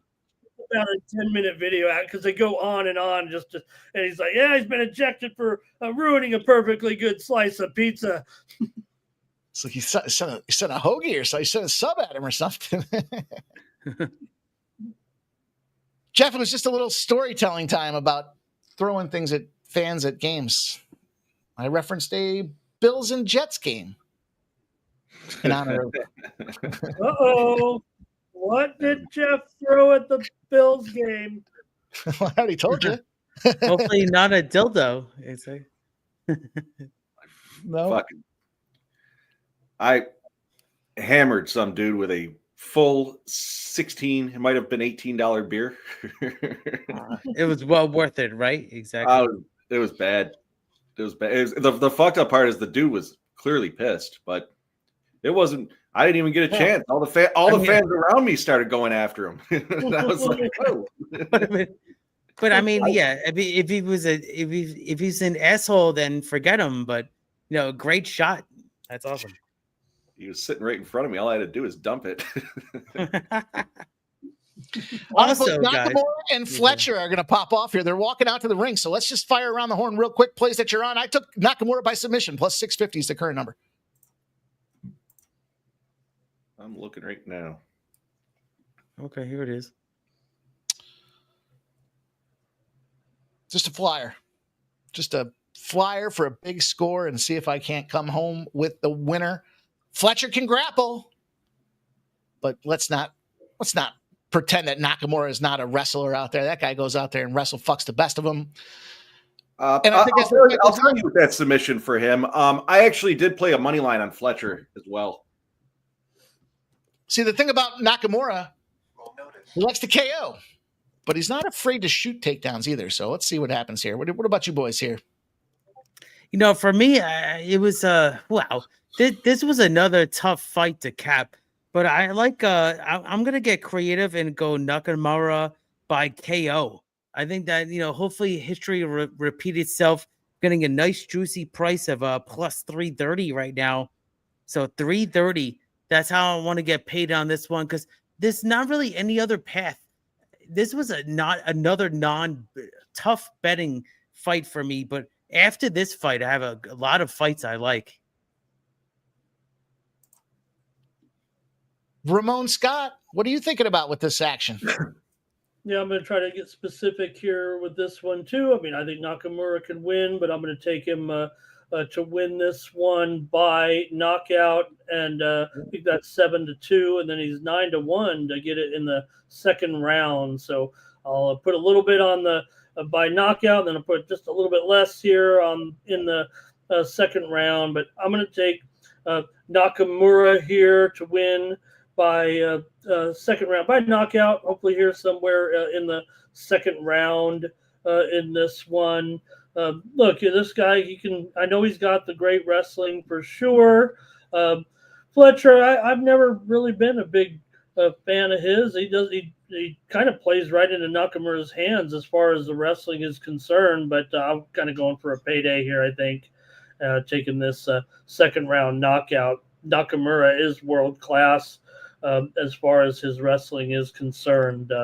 Just 3-1 in the UFC. He's got 2 first-round knockouts. So I'm going to take knockout in the second round here at 9-1 is my specific bet in there. Nice. Let's go. Yeah, Michael B, I did sprinkle a little on the Fletcher by decision as well at plus 550. So I rolled with Mike's play there with Nakamura by submission. So if he wins, hopefully it's by submission. If not, Fletcher outright and Fletcher by decision. So Well, looking Fletcher for by decision Ramones, is actually looking for interesting looking look. for a big payday here. Fuck yeah. I took that round 2 and round 3 subs as well. Round 2 plus 1,800, round 3, 28 to 1. I tailed the subs also, and I kind of like that Fletcher by decision look that Jeff just dropped. May have to look at that more further. What are you on both sides? Yeah, I don't am want to sound from a like submission sub, standpoint. but you know what? I am from a submission standpoint, but I'll tell you what, any of those plays hit, and they're all plus 450s, 550s. Right. Yeah, no, Exactly, something- Mike. Yeah, they're both plus 200s each.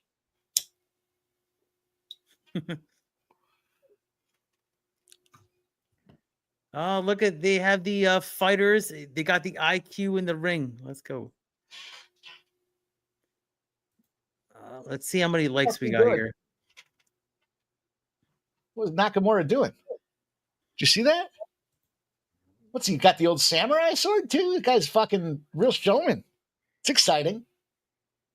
Now let's show us the finish. You don't really like gimmicks, though. No gimmicks, Mike. You know what's funny is the stupid hat is probably undefeated this year. I was on the wrong side. I said I wanted to fade the dude in the stupid hat. Oh, the hat's like killing it in 2025. Nakamura used to have the crazy hair colors too. I feel like sometimes it could work in the favor of the opponents like sees that and it's like, well, this guy's messed up and he maybe overhypes himself, but they're underway. Oh, does look like they want to KO. See, I thought what happens here is exactly what we're seeing. They'll spar a little bit early. Then as they get to that second round, we start seeing Nakamura shoot takedowns. We'll see. Now we got some leg game. Mike, you were saying before, if you get a leg above a certain height, they would pay you out for the night. Let's go. Stop, Geo. WTA I can work with. I can't, for whatever reason, ATP doesn't work for me. Yeah, I just want to say we got to 60 likes. So you want to do a shot for every 10 likes? Because I'm going to do it. I'm going to be hanging out. Ooh, we got some big movement here in the fight, and somebody's going to say it for me. Oh, wow. There's the KO, boys.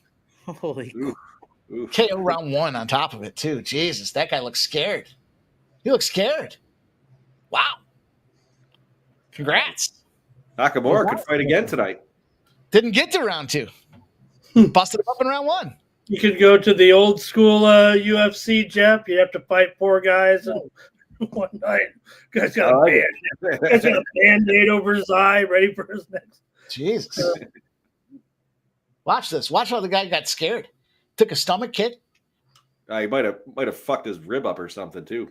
It was like, please don't hurt me.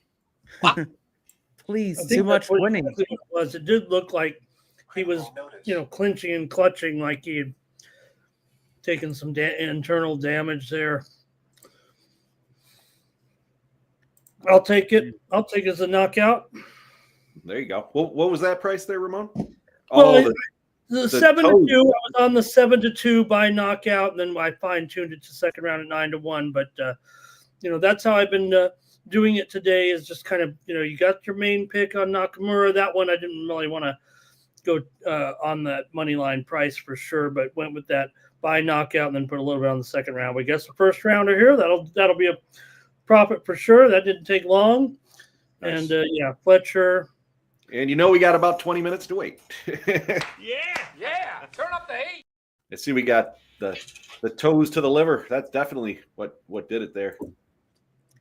Man, I've been running hot on the fight props, so it was another casher for me. Plus 330 KO. Let's go. Yes, Keith. Nice. Well, hey, nice to have Hammer in the chat there. Good to have you, Hammer. I thought about the rounds. So Ramon, you got the first round. That's a huge look for you. I said second round, but I did have the knockout there with you. Okay, good. Thank But you. we're here. Nice to see you there as well. Nice to see everyone there in the chat. Hammer, good to have you. All right, so just to give a little bit of a heads up, that was the final prelim fight. So we're on to the main card. We've got what's showing at DraftKings is about 32 minutes before the next fight starts to keep you in the loop. Hell yeah. I think I'm I'm 4 for 5, Jeff, on my bets. Yeah, I lost those last two, but I crushed everything else before that's been a win. So I'm doing well. Damn, dude, that was a price and a half. Yeah, I wish we I went want- more heavy on it. Yeah. It's nice want though. to stay with us here on the Sports Money Network, but like Jeff said, and he knows this, if you did have to get something done here, that would be the time to do it.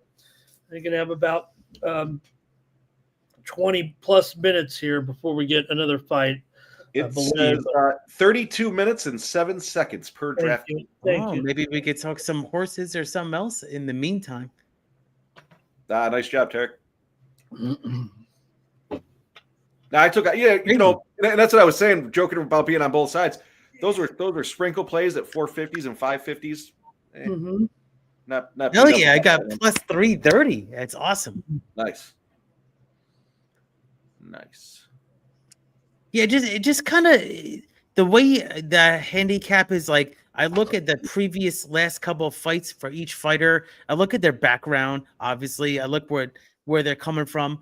But then, yeah, I mean, if they're a veteran on the ropes, going to leave the gloves in the mat, I try to fade them usually. But this was the spot to get the nice KO early, and then look at that kick game, and then broke them down.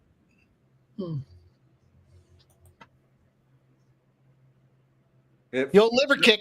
You want to know what pisses me off is the Pulev fight there. I actually didn't play it, but I had written down here round 2 KO at plus 750. Fucking wish I did. Wish I looked at that sooner. You know what I gotta do in horse racing more is put win money on my long shots, because a couple of them have been winning recently. Instead they're like, they either win or they're off the board.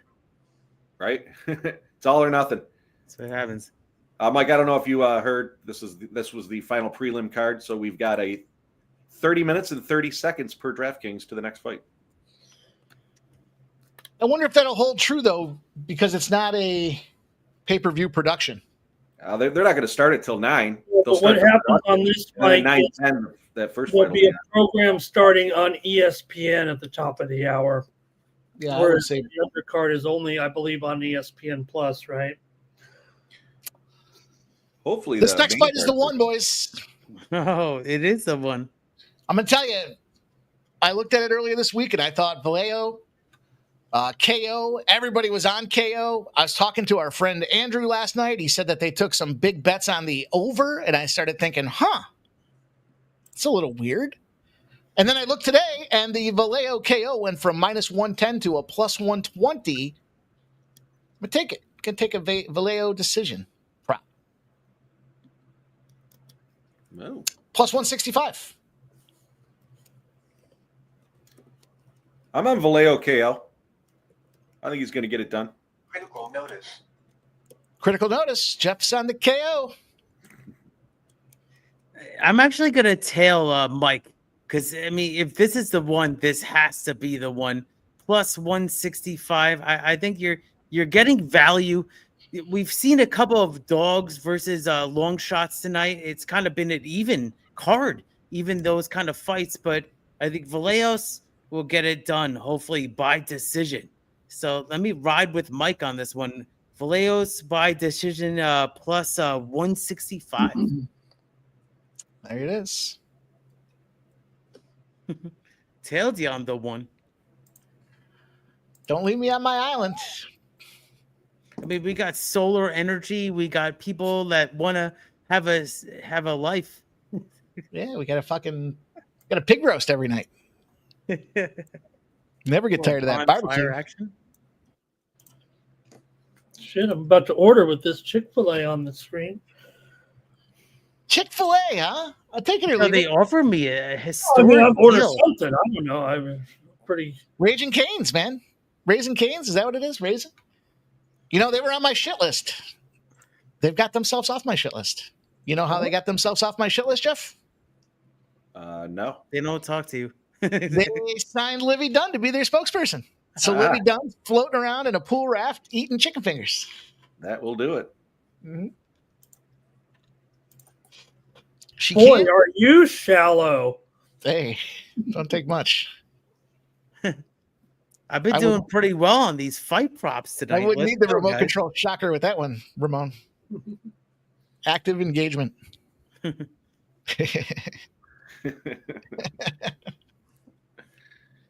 DJ Hardy says no ribs tonight. It's always a good night for ribs.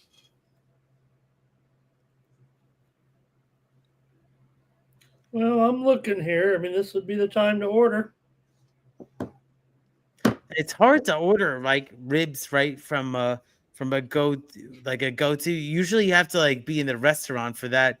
It sucks. I mean, you guys are huge rib guys. I feel like it's okay at best. Not anymore. When we were competing and doing the barbecuing stuff, used to have ribs so much that I got sick of them. Just kind of burned out on them. I still enjoy them every so often, but we would have them. They have to be cooked and 4 or 5 times a weekend. prepared the right way. Exactly. I used to have the smoker. I put it right out in the front driveway. I probably told the story before, but we were trying to fuck around with the rub, trying to get the rub right for the whole process, and way too much cayenne, way too much. Just it was hot. It was just miserably hot. And my neighbor came over. You have to have the rub right. The neighbor comes over and he says, "Hey man, can I?" When I'm out there cooking them, he's like, "Can I get some of those ribs when you guys are done?" I said, "Sure." Fucking, they were so bad we couldn't eat them. They were just too hot. Brought the plate over to him. It's like, "Really? You can give me all these?" I'm like, "Dude, we've been eating ribs like crazy. Here, go ahead, help yourself." Never asked again. Never asked for any barbecue ever again. Nuked him with the fucking cayenne. Nuked him.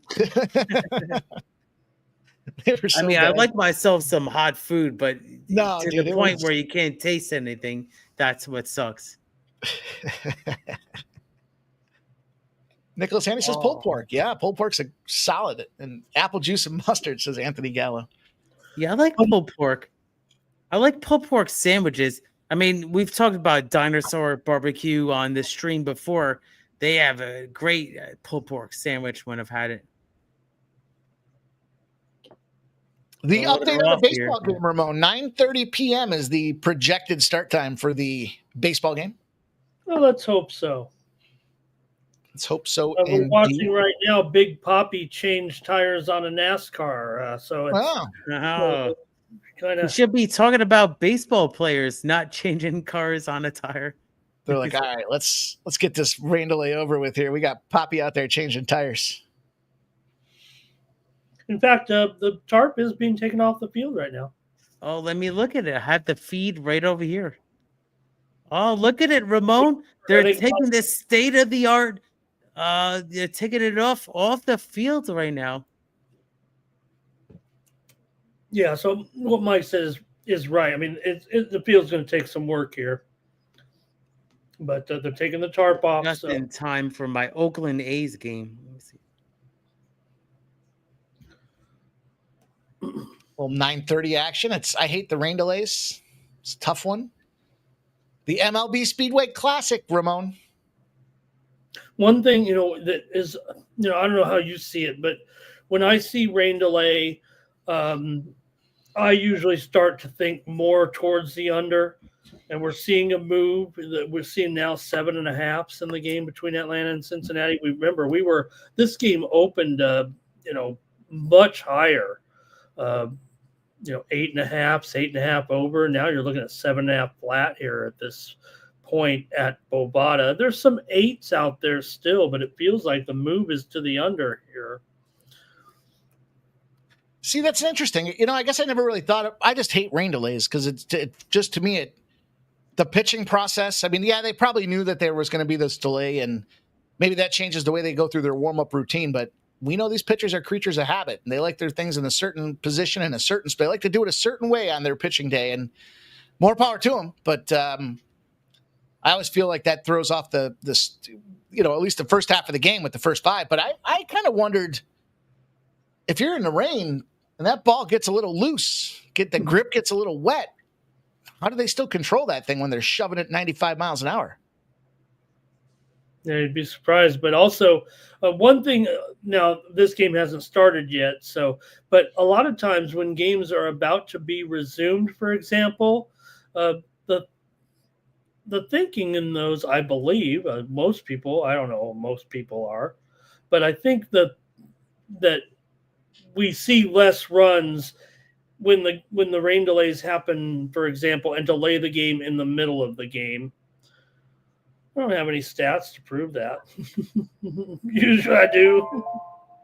Sounded good. I believe you. Shout out to Stop Geo says, Lin Zhu rain delay, 35. Great. Oh, is that right? Okay. I know she won the first 2 games and great. She is minus 150. I'm watching the men's over here and I keep forgetting because the men are in Toronto, the women are in Montreal. Yeah, yep. And you can see I'm looking at here. They're really they got to take a squeegee to this surface here to get this water off. So it's going to be some. Fuck, is it raining everywhere but at my house? South of me, north of me. It's not raining here. All right, it's not west of me then. Hey. A lot of fun. Fighters. Yeah, fighters are going to be walking out. It looks like Goldberg style out of the locker room. Knock on the door, and then the guy walks out. You ever see that before? Isn't that Make America Healthy Again? Isn't Goldberg the guy that's doing the? No, it's Triple H. Actually, it was supposed to be Hulk Hogan, but he died. So it was Triple H. Do you know that? Though? It was actually probably supposed to be Hogan. But I remember as a kid doing that, the push-ups, the sit-ups. Yeah, as a kid, you had to run a mile. You have to run a mile. What, they stopped doing it? I didn't even realize they stopped doing it. They stopped? Yeah, no, I was the late 80s. I was there. I did the test, and then it stopped with the administrations. It's all about the administrations. Yeah, I had to run the mile. I mean, anybody that was obese had to run the mile. Anybody had to run the mile. Chris Duncan, a big dog in the co-main event, finished 10 of 13 wins, 7 knockouts. There was a lot of action on Chris Duncan. It will be interesting. Let's see. JW says, never had to run a mile, but I loved that day.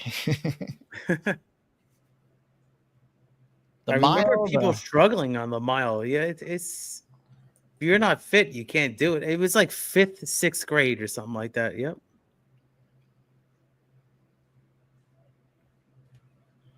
I didn't realize they stopped.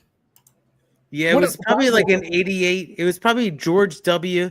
Or right before Clinton came. Yep. I know somebody that met W. W. I met W.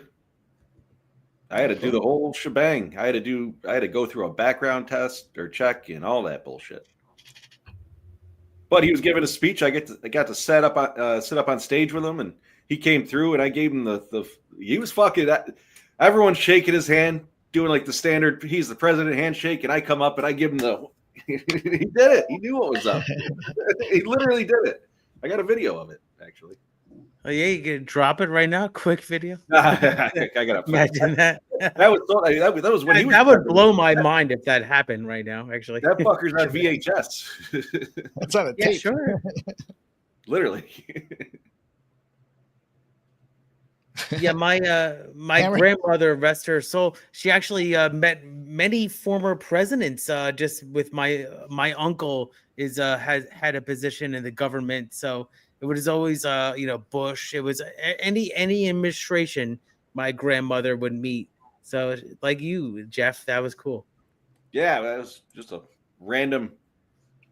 Hey, we need to set this stage up. You guys want to set it up? Sure. Well, if you get it set up in time, we'll get you in there sitting on the stage. Perfect. Yeah, we'll get sports money on the commercial break every single time. Remember that? out of that fight card. That was good.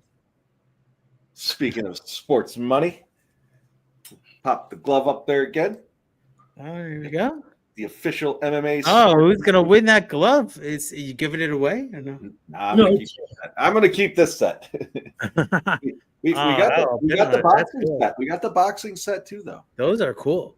Yeah. Shout out. Damn, those are nice looking. HKA Good quality. USA, 12 ounces. Very good. Wow, that's amazing quality, and then sports money on top of it. Let's go. Hell yeah. Yeah, the dude hooked it up, the owner there. So that's when you guys went to the Fight Live last time, right? Yeah. Well, that's what I asked him. I've known the dude for like 3 or 4 years now. So, I don't know if you guys knew, I'm going to a huge horse racing event in 2 months from now in Lexington. I'm going to Keeneland live in October for the fall meet. The fall meet at Keeneland. I'm going for the horse racing, and I'm driving out there. I've drove out actually 2 times before, so 3rd time's the charm right now. It's going to be a great time. I'll see some peeps out there, horse racing Twitter peeps. If you're out there in Lexington, randomly hit me up. It's a great breweries and everything. Keith, have you ever tried to foster an entry to the National Thoroughbred Handicapping Championships? It's funny you say that, Ramon. This was my year that I thought I was going to do it, but I was a little overwhelmed by the whole process. Now I kind of understand how the whole process works. You have to be a member, obviously, but then you have to play in these tournaments and win. You have to win. You have to pick your spots. Honestly, for it could be different formats. So I'm still like basking in that, Ramon. But appreciate you asking. I think the future is bright. Probably not this year, but maybe 2027. How long a drive is that to Kentucky?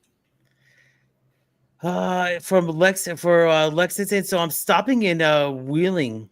I'm stopping there before. It's 7 hours, and then I'll stop there, and then I'll go to Taira in the morning because they have racing there. That's on the way to Cincinnati. So it's a 7 out, and then 5 the rest. So 7 and 5. That's 12. I know. I'm trying not to add it up. It's not that bad. I got you. I prefer going that way because you get to see Cincinnati. It's really cool driving into that city. It's nice. You ever go to the Red Stadium before? The Great American Park is awesome. Nope. Haven't been there. There's I've like been to the bars Flats and and restaurants outside. It's a good time. Even the bartender did a shot with me at the same time. Let's go. The Flats of Cleveland have seen my face several times, but never made it to Cincinnati. All right. I got like 5th row, like at $80. Like I was like behind the Mets dugout. That's how cheap it was. I've said it, as I've talked about it before. Dude, I went out to Arizona, I don't know, 10 years ago, whatever it was. And I was looking for something to do, kill some time. And I was like, oh, they got Ashley and I were out there actually. And on vacation, just checking out the Grand Canyon and whatnot. And one of the evenings we had nothing going on. So I went to a Phoenix Coyotes game and or Arizona Coyotes, I guess I should say. The tickets were like $4.25 a piece. Oh my gosh. Crazy. It was must go. You have to now go. You know why they're in Utah. Yeah. That was 10 years ago.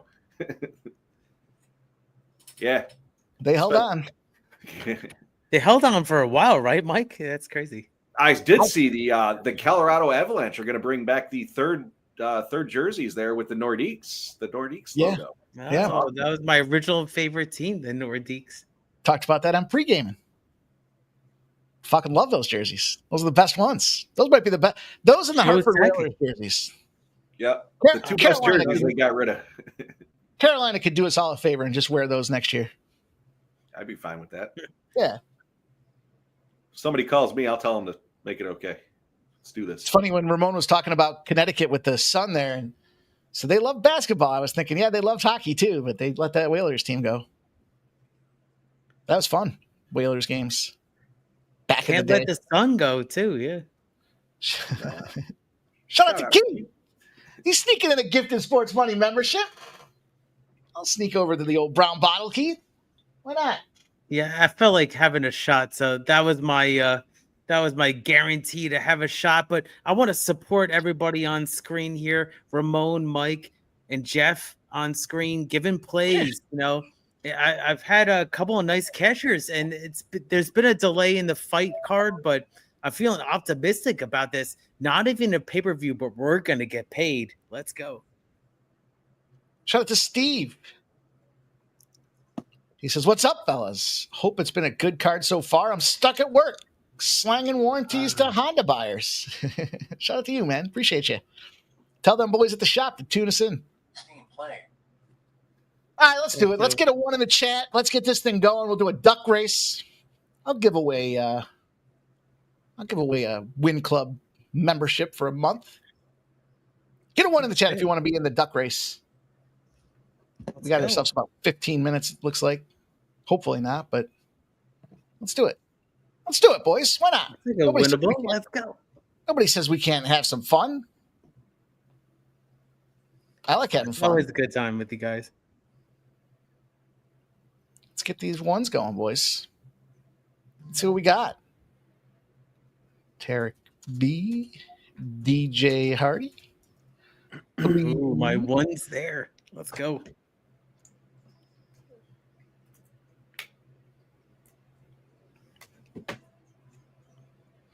Final. Hasn't even started. Oh, they're showing the main event, like just they're hyping it up. It's advertised by Bud Light. So I don't have a Bud Light here, but have a beer. Cheers. Yeah, we're seeing the beginning of the program right now, so that's why we're still on a delay. They got to wait until the top of the hour to start the show, and that's what we're getting right now here, the introduction of the card here from Las Vegas. Yeah, they're making it seem like it's a main event. It's not. I mean, pay-per-view, it's not. DJ Hardy says if Keith wins, he owes 2 duck races. He knows the deal. Oh, shit. I forgot about that deal. No wonder I was so quick to get into it. A great call. All right, I got Tarek D. I got blah, blah, blah, blah. Let me fucking reboot the program right here. I got Tarek B, DJ Hardy, Flea Mathis, R. Lopez, Cedric, David Wallace, Hammers, Keith. I should say Keith X2, AOD, Room to Run, Adam Beck, Charlie B, and Anteaters, all registered. Silent Rob, Redbeard. I don't know if you mentioned Probably Dale. be speed and fade. That's it. Dale. I don't know if you mentioned Dale. AOD. Yep. Room to Run, Dirty. Adam Beck. Dirty Reg. Yep. Anteaters, Charlie B, ZC. Kenny Wood. There you go. You know, we'll fill some time with some quality entertainment. Yeah, I know they're loading into the gate here at Del Mar. I did not have an official play. I thought the 9 was going to be really tough, 4 to 5. So no official play for me. I would think the 9's going to win, but huge stakes day, horse racing all around. So good luck to the players. No play for me, though.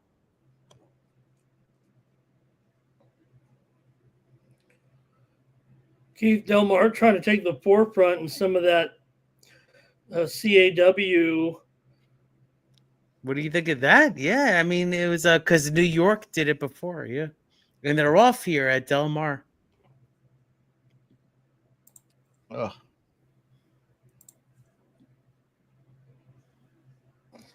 Did you like that move, Ramon, that Del Mar did that in that week, in that moment, because the players were very upset in that moment. Yeah, I still am, befuddled by the impact of the CAW. I mean, money is money whenever it comes. I know it sucks for the players to think they have a 5-1 that ends up 2-1. But did they really think they were going to get a 5-1 on maybe a horse that should be the favorite? So I think some of the onus is on the players. I get it, because you're average, especially at tracks like Del Mar and Saratoga, you have so many casual fans that want to come in, just once a year for a few days. So they're not, those are the people that feel like they're being taken advantage of. But a true horse player should understand that maybe this horse is going to be at post time still. Yeah. I know, I get it. I actually agree with you, Ramon, is that, sometimes the price gets cut in half because the sharp bettors are on that horse to begin with, and then around the turn here at, here in the California Dreamin' Stakes, and it looks like the 3 to 5 favorites on top, but over the top here, and we're going to have a duck race here very soon, but it looks like the 3 to 5 wins at Del Mar. Hopefully we'll have more cashers here in the duck race as we're in the pond. Ducks in the pond, boys. Let's go. Everybody's loaded up. We're ready to go. Dale Fix says no Strider tonight. That's what happens with rain delays. And we're off. And duck racing. Oh, I haven't been on a duck race live in a long time. 30-day. Oh, I don't want to set the pace. Don't set the pace. Oh, boy. This is not a good spot, boys. This is not the heat you want. Let's go. 1 minute 7 seconds into the race, or left in the race, I should say. They're bundled up. Who are we going to look at? We got to look for somebody in the back of the pack to come through there. Stop Geo's just kind of silently trotting along there. I might see Stop Geo pulling off a big move. Let's see. Anteaters, Silent Assassin. We're in the lucky number 13 smock. They're bunching up. It's a quick pace. So now everybody's gonna back out. The ducks are gonna back out right now. They're all gonna hit the mud. Flea's about to pop up. Here we go. Oh, I'm still in first somehow. Flea's gonna run. Gate to wide. Oh, the pink flamingo is gonna crush me. He's coming through. Flea's swimming hard. Keith backs out. I'm done. Flea and Redbeard. Oh boy. Redbeard's on top by a whisker. Stretch. They got 8 seconds left to race, and here comes from the wood. Stop Geo. It's Stop Geo. Let's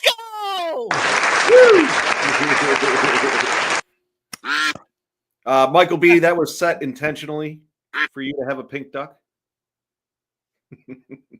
That's amazing. Stop Geo. Michael B says, if you're leading, you're losing. That's right. He says it's rigged. I don't think it's rigged. I didn't rig it.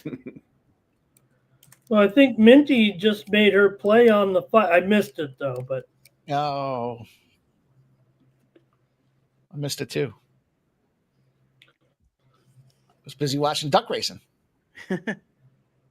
Hammer says he ran out of gas. Watching horse racing and duck racing. That's what I'm doing tonight.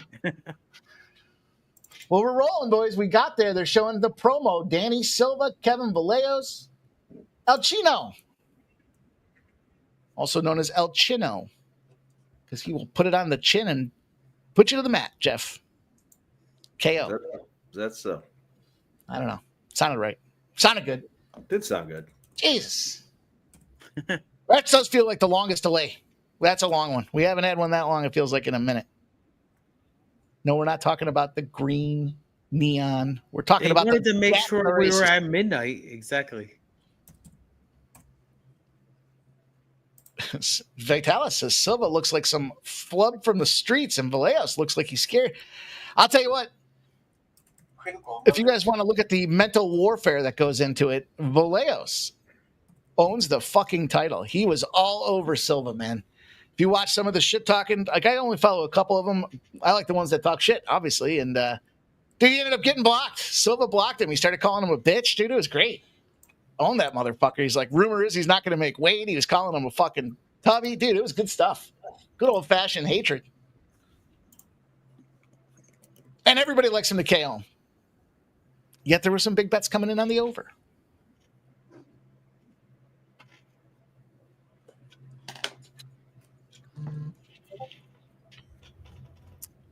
Fleet Mathis says he didn't realize they were racing at the ballpark a day after a Major League Baseball game. Derek B.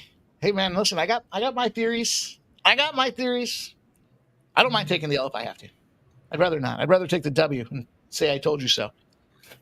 But I saw the comment in the chat there about Strider not pitching. It is going to be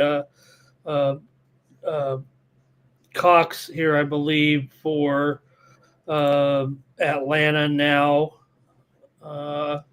who? Some talk, Austin Cox, a left-hander. Probably for those of you that think it's a bummer, don't worry, he'll be pitching in this game as well. Bummer of the Braves. Look at you, Ramon.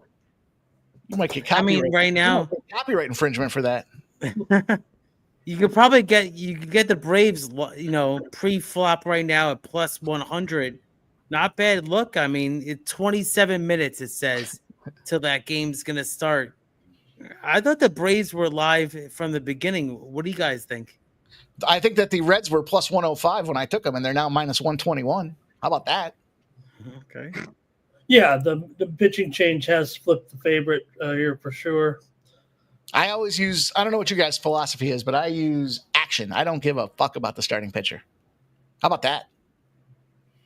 I always want my starting pitcher, and I don't care what the other team does. I want to ensure that I have the best pitcher. Usually when a pitcher is taken out, it's 99% of the time it's going to be a downgrade. So I want my starting pitcher to be specified, and I don't care about the other team. I'll go with a listed action there for the other team because most of the time it's going to be a downgrade. Rarely do you. And if it is any chance of a good starter, you will probably already know about that. Like you already know that, hey, regular Joe is the starting pitcher, but there is word that Cy Young could start this game. Well, in that case, maybe you want to do the opposite or just take listed pitchers. But I always specify my pitcher, and I don't care what the other team does. That's an interesting angle of attack. Yeah, I guess I never thought about that. Michael B says he does care about the starting pitcher. You know, the theory I have is first five, it's going to be, right? It's listed. But full game. They're only playing 5 innings anyways. Majority of the time, right? Let me ask you this. If you played Paul Skeens today, and you listed Paul Skeens and he came out, you were getting a terrible number on the change. Not that he came out, but they were what? Plus 220 or something like that for the Rockies today? Maybe even more than that. They handled Paul Skeens. How many innings did Paul Skeens pitch? How many strikeouts did he have? Mm-hmm. I think he had 8. No. Yeah, he had got 8. over that 6.5 number. Here you go. Paul Skeens went 5 innings. So typical Pirates today, huh, guys? Right? Typical they load Pirates. For Skeens. I do have to give some consideration to that. My side, my pitcher. Yeah, I looked at this Cardinals Padres game later. We'll talk about it. It's weird. I mean, I kind of felt like the Cardinals had a look here. I think it's a revenge spot for the Cardinals pitcher who actually gave up 7 runs last time versus this exact same team, the Padres. I think videotape. When was that game, Keith? It's actually going to be 10:05 coming up when as was the last time they played. Cardinals versus Padres. And you said this is a revenge game from a game they played recently. Is that correct? Yeah, it was actually the last start. Is that the same exact pitcher? Is right. If I have that correctly, McGeevy. When was the date on that? All right. Well, maybe I'm gonna sound. Are you leading the witness now? I am leading the witness a little bit. I don't know. Let's say this: if it was before Thursday, I don't know. No, I'm sorry. It wasn't the last start. It was back. It was back earlier on in May. Yeah. Oh, okay. Well, nonetheless, I know you know that I'm actually tugging on you a little bit, giving you business here, but. The Padres underwent a massive roster change. Pretty much, they traded 9 players this past week. Quite a lot of movement from them Padres there. I was really surprised to see the aggressive maneuvering at the deadline. I like Cardinals tonight, though. I'm on cards tonight.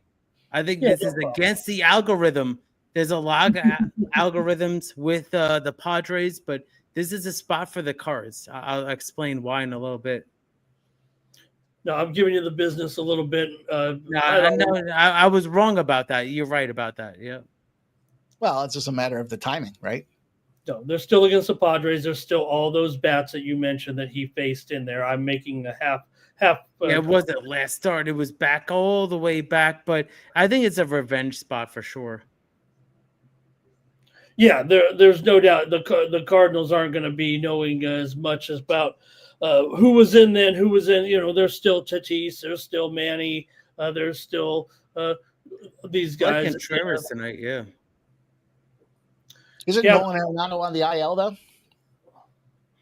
Man, could you believe he didn't get dealt? No, I'm surprised, and he's a salty little bitch about it too, and that's why It was he's on like the IL no now. movement at all at the deadline. There was like very little movement. No, there was like a couple of teams you expected to be running are running, and the rest of them just kind of gave up. The Toronto Blue Jays, they're a valid contender. You saw the Red Sox make some moves. They were the AL East favorites. People were picking them to win the AL East. You saw the Phillies, obviously, with their closing situations. You saw the Cubs. You saw San Diego. I mean, playoff teams, right? The rest of the three-quarters of the league said fuck this year. At least that's what it felt like. The Braves and the Reds are still delayed. The Nationals gave up the second week of the season. Vallejo's, though, showing some battle. Silva's hanging right in there with him, though.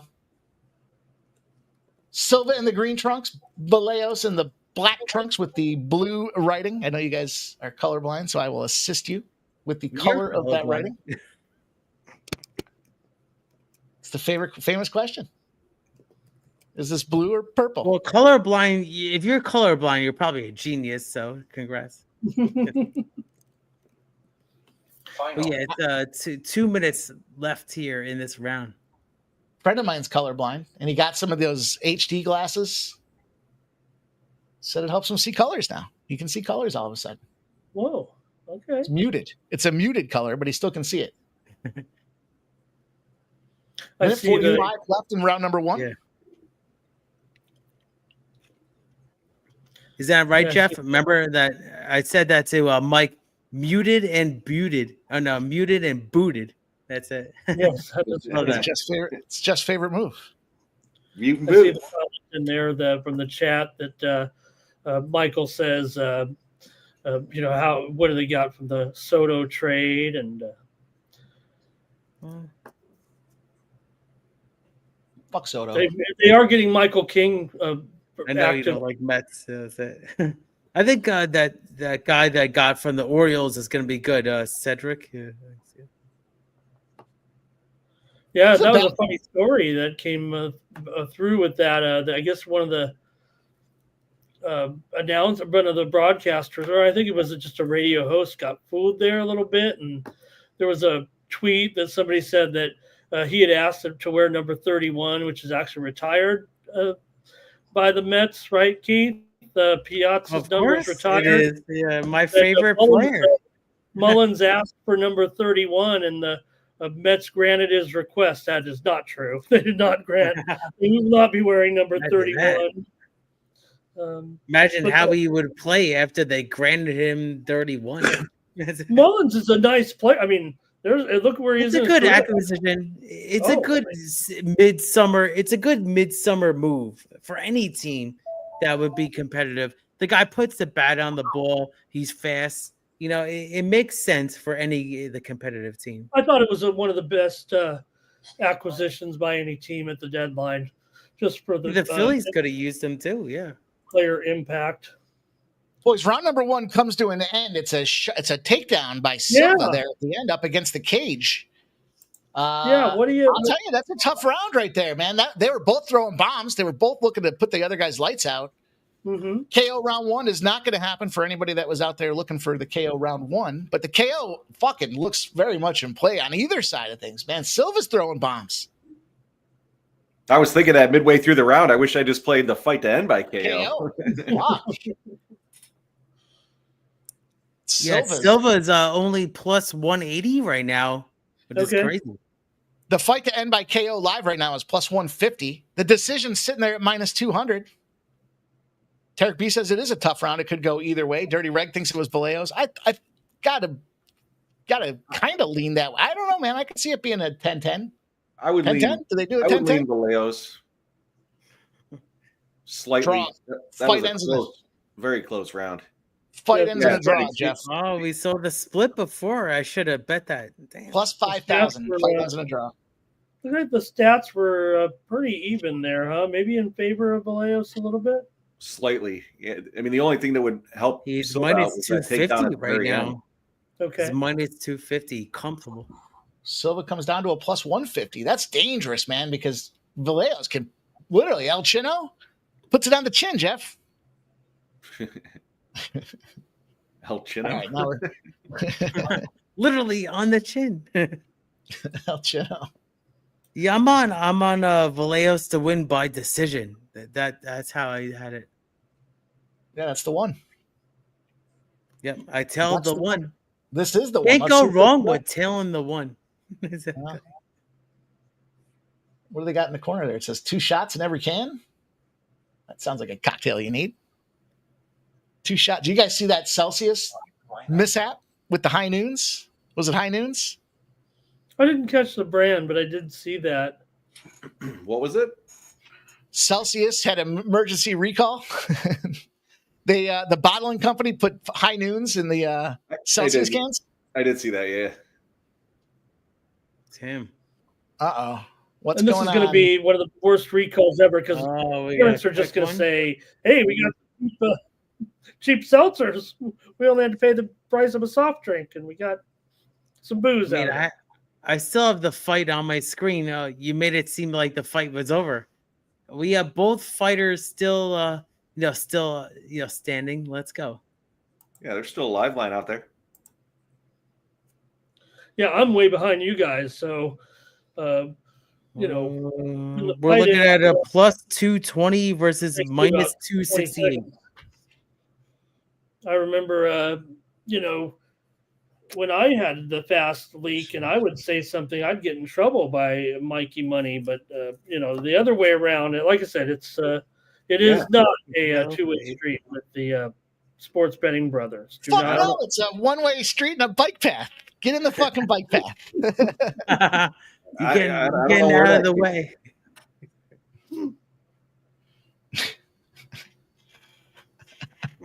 I don't know how I became the poster boy for being behind.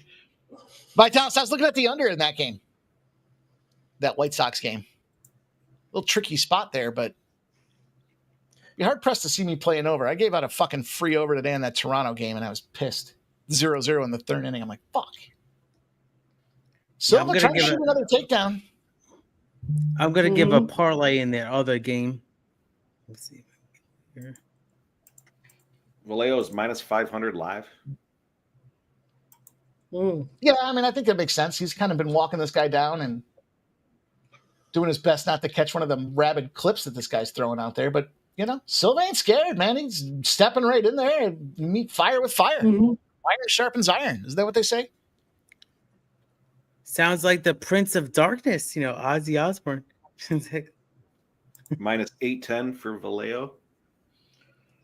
Yeah, or he's as Pat busted. Boone called him, the Prince of Kindness.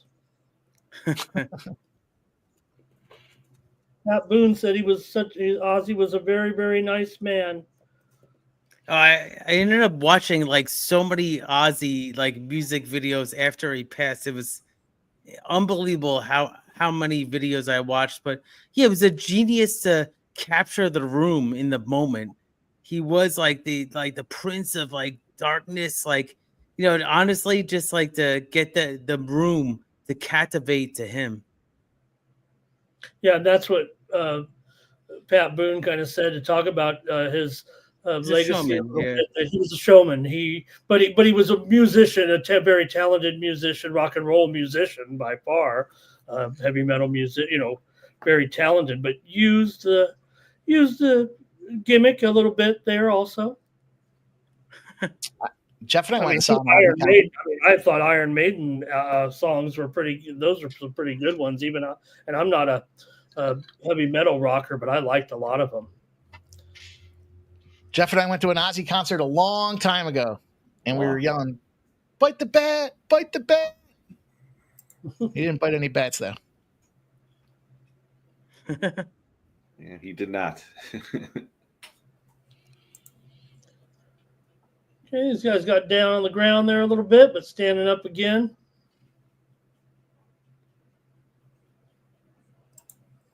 Big favorite now is Kevin Vallejos, minus 1450. Okay. Sitting at Danny Silva's plus 750. Probably indicating that the Vallejos side is up 2 rounds to 0. I don't think I disagree. Just more output, more expenditure from Vallejos. Silva's got to hand it to him, though. He's weathering the storm. For what it's worth. Weathering the storm. The decision is now minus 900 for the one. The one. I'm riding the coattails of the one. I like how excited Keith gets. He's like, the one. Let's go. I Keith. love Let's this. ride I would promote it. I mean, let's ride this. I would fight him in the ring if I had to. I'm just messing with it. Dirty Reg, that's a good point. Dirty Reg says Silva's just watching and Vallejos is working. Well said.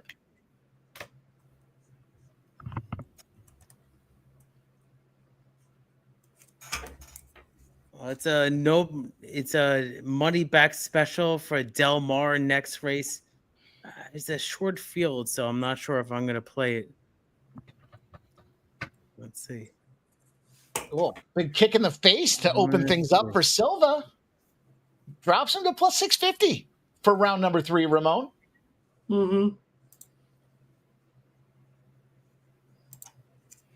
Dynamite dropping. He's up to plus 750 now, Ramon. All right. Well, you know.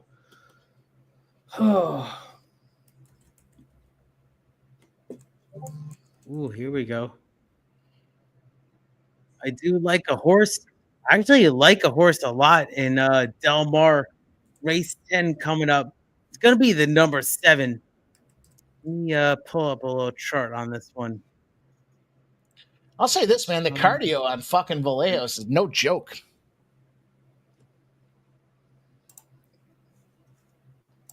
I'll tell you, if you were looking to follow a UFC dude on Twitter, that's the dude to follow. He's pretty active. He's got likes to talk shit.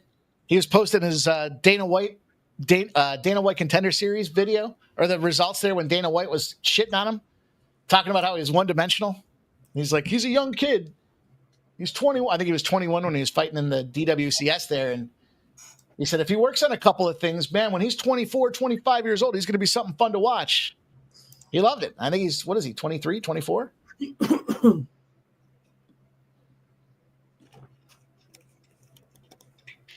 Throwing bombs.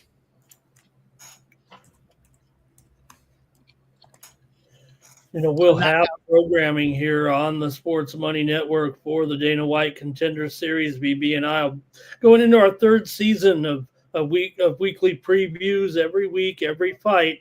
So make sure you join us right here on the Sports Money Network. Now, we run that one a little bit, we try to give as much leeway to you so you can watch, right, the big card. But that one we kind of just go usually the day before if we can, or Sunday night, maybe Monday on those Contender Series videos. So be checking that out, though, because we're getting ready here. The first week is just 10 days away.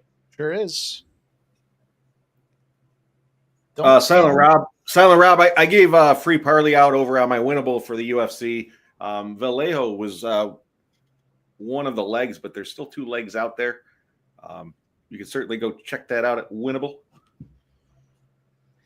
And also for me, I actually like the number 7 here at Del Mar. So that's the horse 2-1, second choice. That's the one I like to win. So I'm gonna go win place bet on the number 7, 2-1. I know it's chalky, but in this field, we're gonna beat the one. We're gonna get paid. The horse's name is second choice. No, sir. Is that what you said? I'd say number 7. It's a Popopian. If Oh, I'm I thought you saying said that right. second choice. I was like, wow, that's a strange name for a horse. It is. You're my That's second why choice. I didn't want to say the name because I couldn't pronounce it. Billy Viola. Capopian. Oh, Let's Gotcha. go with Capopian. It's gonna win 2-1. Win place, but it's gonna be a win for sure. yeah, and this is the big rate. The feature here at Del Mar, $400,000 Hirsch Stakes. Yeah, I'm fading the one. I mean, I get it with there's gonna be some pace in between with these horses. I think the 5 is a logical 7-2 at the same time. Looks like the horses are gonna be at the gate right now, but give me the 7 to win place on the 7. I think 7's gonna get it done. Silva's fucking around. He's about to find out. Oh, and he gave him a little slap. Gave him a little tickle. Yeah, he's got a tough chin, that's for sure. He's taking chin some out. shots. Well, we're at the gate here in California. Oh, man. The live line has closed at minus 30. My horse is 9-5. Yeah. Oh, and I see these fighters right now. Wow. Don't finish him in the last 10 seconds. Hang on. Don't put your chin out there, Silva. What the fuck's wrong with you? Seems like a bad strategy.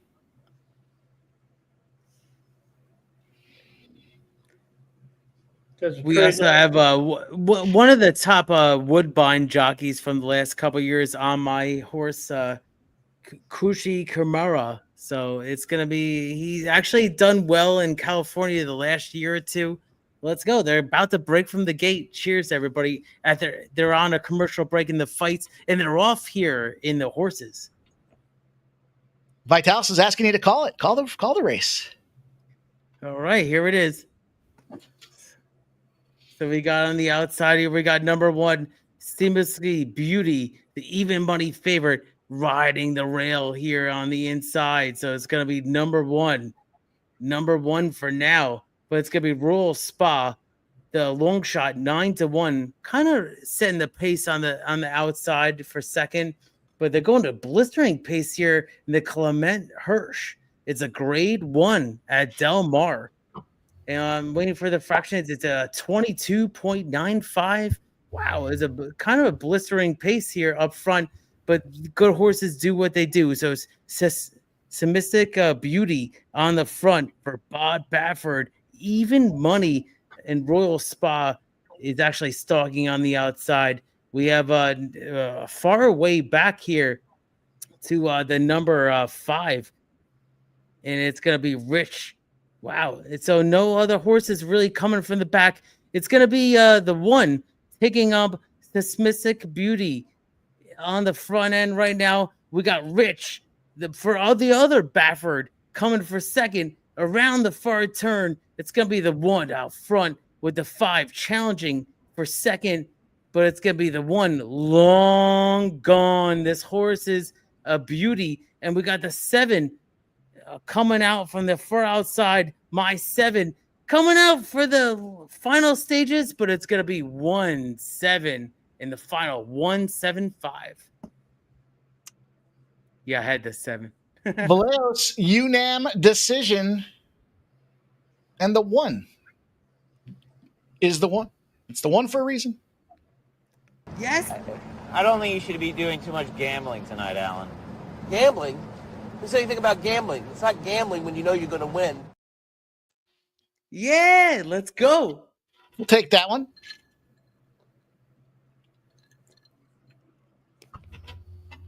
Hell yeah. We'll take it. We'll move on to this next The battle. 1 will fade the 1. Oh, ho, ho. This next one should be a fun fight, boys. Oh, man. I think it's Cheers. good. Let's go, boys. Cheers. Good one. Let's go. Cheers. Ooh. I'll tell you what, though. Put some respect on Silva's name, man. He was able to hang in there. He took a bunch of beatings. Took a bunch of leather. He looked fresh at the end, too. Neither one of these guys gassed out. They both came. They both brought their A game. Stop Geo won the duck race. Okay. Cedric. All right. Over on the Win Club, followers got the over 2.5 rounds for a cash and Vallejo's decision for a half a unit at plus 200. I'd like to give that a shout out every so often. Let's get to this Neil Magny fight, boys. I'm curious to hear what you boys have to say about this one. Let's talk about it. Let's put her up on screen. Let's get these fellas in there. A lot of names for Elijah Zaleski dos Santos. How'd I do there, Ramon? That sounded pretty good. Yeah.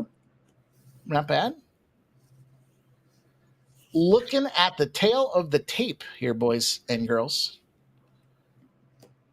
Gosh, old men, 38 and 37. Is this a gloves in the ring type of fight? I don't know, but the reach is definitely on the Neil Magny side of things here.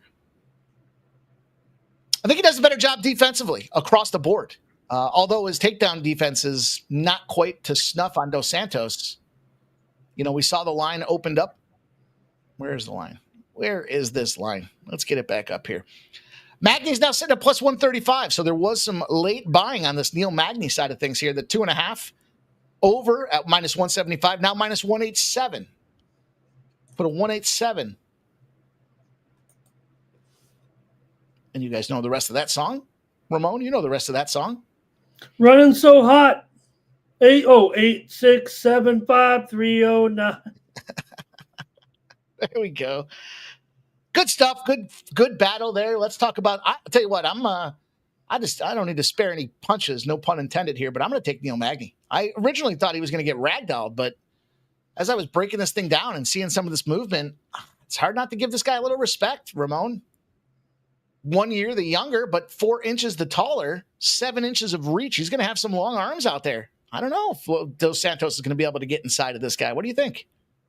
Yeah, how many fights has Neil Magny lost in the UFC? I think I've been on every one of them, it feels like. So that's my problem with Neil Magny. I like him. I always like him, but I'm going to go against him here. I'm going to take Zaleski here, probably by decision, I would think. He's gone the distance in 6 of his last 9, winning 3 of the decisions. And, you know, it obviously is a pretty close to even fight here in fight odds land. I know he's a favorite here, but it is a little bit of a discount off that original price. The move obviously is on Magny a little bit. You know, Magny has lost his last. He's lost to Prates. He's lost to Burns. He's lost to Ponzinibbio. These guys are all Brazilian fighters. So Zaleski, he's a Brazilian veteran. I think he outstrikes Magny here as well, probably by about a 4-3 count on the statistics here. And Magny, I know he had those losses early on. You know, he's been losing some of these fights in the early rounds, but I think he has enough experience to last here, the way I see it. Now, that you're right, that 7-inch reach advantage, I think if anything, that's going to kind of close the gap a little bit because like I said, I'm tired of losing with Magny. I'm going to go with Zaleski here. You know, he's the one that is, I think, coming to welterweight here, right? Yes. So, yeah. So I think that's the key in the end for me, Jeff. I like it. I like it. I think Zaleski's going to do it here. I'm not a big fan of Magny. I did a little bit of a ladder here for significant strikes for Zaleski. 60 plus was minus 105, 65 plus is plus 115, and 70 plus is plus 140.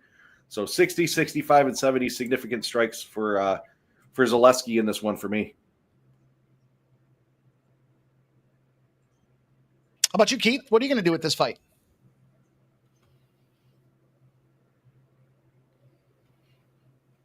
Uh-oh.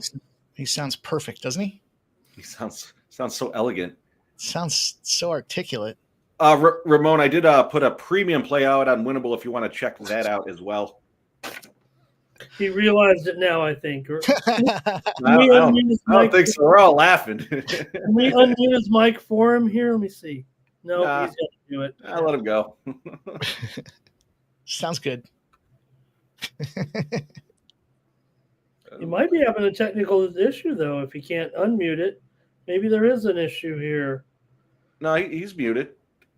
He can't unmute the guest when they choose to be muted. Oh, shit. I am muted. Next all right. So real quick, guys. Sorry to say it. I'll go with Magnery. I'll go with a veteran in this spot. I think that he's actually has the experience over the last 12 years. Now, listen, I know he's 22-12 for his UFC career. I like the dog in this one. I'm willing to pay the price. You know, I think the experience will go over. So I'm going with Neil money line in this one. Let's go with a plus 130. I don't know. I didn't see any other way. I think Dos Santos is a little inconsistent. I mean, he has expectations that could really, do really well. But I think at the same time, I'm on the dog here, plus 130. Hey, guess what? They're underway in the baseball game there, finally, Keith, as well. And, it's interesting. I'm not saying that's going to – I talked about the total of the game a little bit, but if you're watching it, look at the shadows a little bit, right? I mean, these lights are obviously lower than – or feels like lower than a baseball stadium lights, it looks like to me. I don't know if that's a big difference or not, but you can tell, I think, a little bit there. Look at the Braves cool helmets looking kind of like race car driver helmets there. And Burns did strike out the first batter of the game. Yeah, I was yelling to myself, muted there before, but I really think that the dog is live here. It's going to be a good fight card.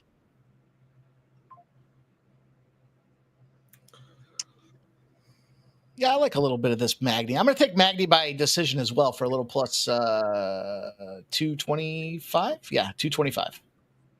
Okay. The over 2.5 is juiced, man. That thing is minus 210. It's getting steamed. That's right. I think look at the significant strikes landed for Dos Santos here. Mm-hmm. I that's why I laddered the 60, 65, and 70 for strikes. If this does go the distance or longer than 2 rounds, he should be hitting as long as they're on their feet, not fucking around on the mat. That'll kill find out exactly. Fuck around and find out on the mat. Hopefully not. Hopefully not. Tarek B likes Magny money line. Stop Geo's on the under. Stop Geo's on the under 2.5 at plus 150. Oh, we're gonna find out very soon with some news that's gonna come across the board. Let's go. Uh-oh. No, it's good news. It's good news, Oh, here we go. We got a little gifted membership from Each and Every Stride. So let's go. It's good news. I'll kick off this party fight going. Yeah. Keith, you got any thoughts on race 11 at Del Mar? Hammer's asking. Hammer, thanks for the heads up on the. Okay, thank you so much, Hammer, and thank you, Jeff. I have to think about it in a second. I lost the last one so close, so I have to think about it. Yeah. Thank you for the update there. Hammer's on the Minty Bets there. I'm obviously not listening, so I like to know what she's on. Over 3.5 rounds in the Cheers, main my friends. event. Cheers.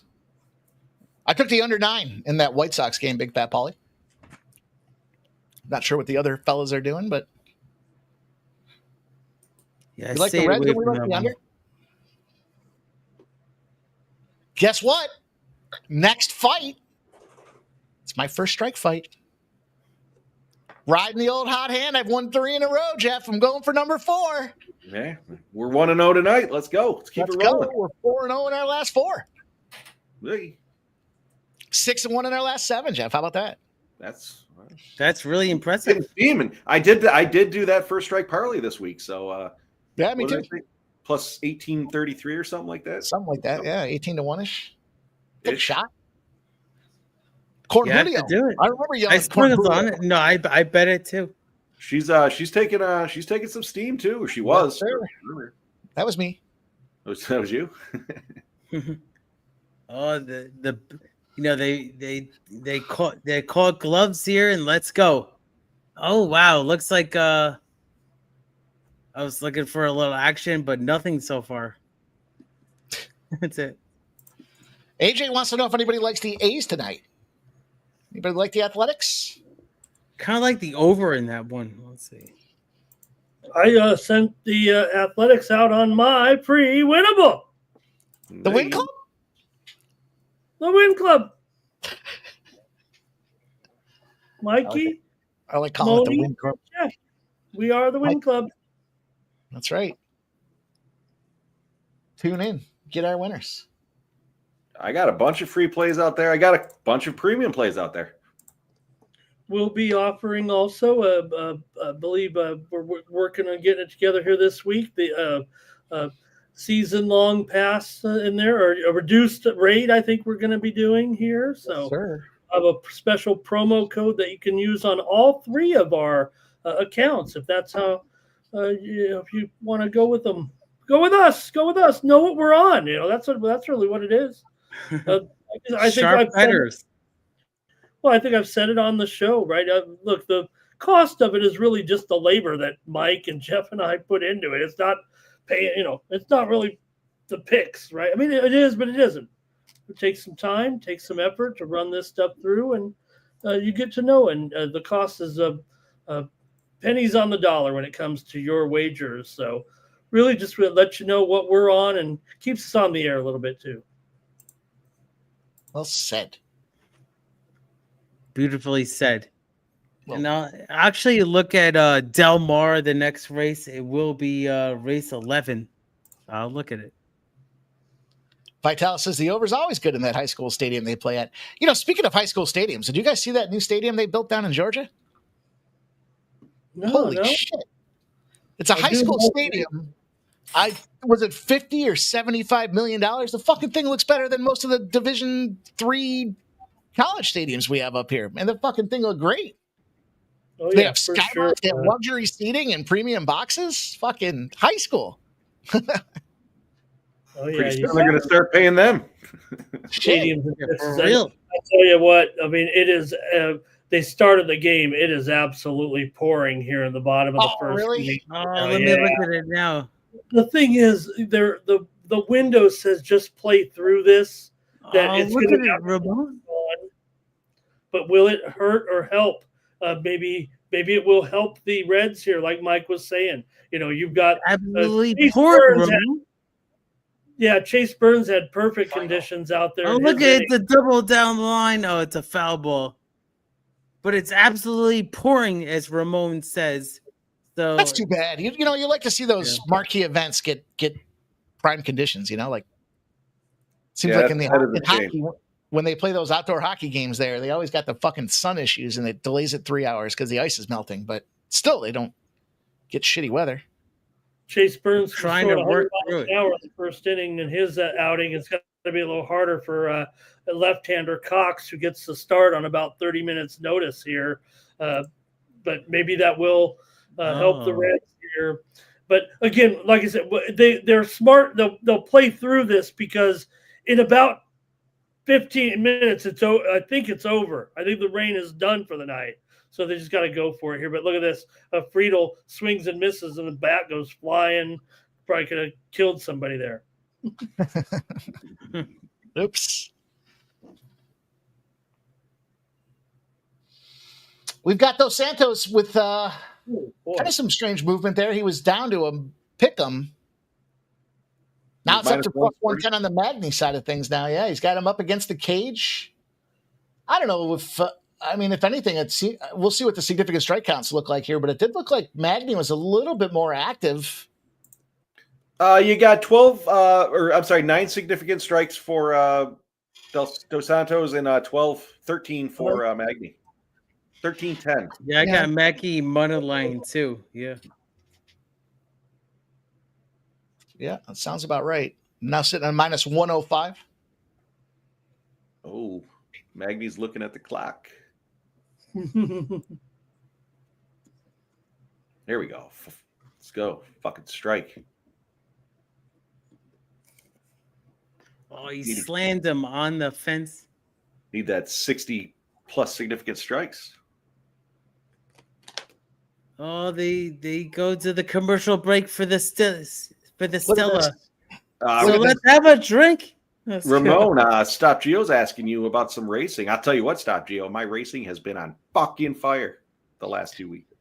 I think this is $62 million stadium for is it Buford? Some team down in Georgia. Look at this fucking thing. Buford Wolves. They got the entrance all teed up there. I mean, it's fucking gorgeous. Gorgeous for a high school stadium, dude. Look at this thing. Where the fuck do they come up with $62 million? That's what I want to know. That's a lot of bottle and can drives. Look at the inside. They have a fucking shrine inside this thing. Friends of the program. Incredible. Friends of the program. Fucking seats for the suite, man. Unfucking believable. $62 million for this fucking stadium. Home of the Wolves, baby. That's a cool looking fucking setup, though, right there. And you see the Reds and the Braves are playing live right now in conditions that are not great, but it looks cool. So turn it on your screens if you have it, though. It's a historic thing. Reds versus Braves. All that money on the stadium, the locker room still looks like a shithole. All right, we're off to round number 2, gentlemen. Round number 2 is underway. What do you say? Dos Santos comes out to an early start, gets on top of Neil Magny. Line has shifted significantly to a minus 298 for Elijah Zaleski Dos Santos. Significant strikes are piling up. That's what I need. To Ramon Scott's point, the Brazilians give Magny trouble. That was a great call there, Ramon. Or great read. Hell yeah. It makes me think you know what you're doing. For the first time, not the last time. Sports Money Network, and going to have a reversal here, it looks like, on the play. Oh, no, he was safe. They called him safe. And not sure what we got going on here. Again, we've seen some interesting positions tonight. yeah, top control, I guess, here, as a Magny can only slap at his head here a little bit. I would grab that fucking foot and I would twist the shit out of it if I was Magny right now. Grab his foot and twist it. Yeah, right? Twist that foot. Play that video. You grab that foot. See, Dos Santos gets it, though. He's got it under that dirty armpit.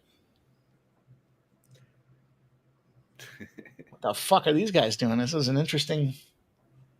I like the that's the no look punch. JW says twist that foot doesn't have the same ring. I agree. You twist that foot. Easy. This is MMA.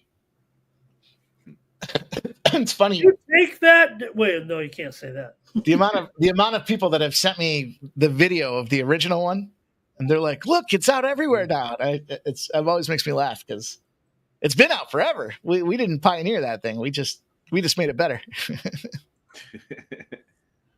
Let's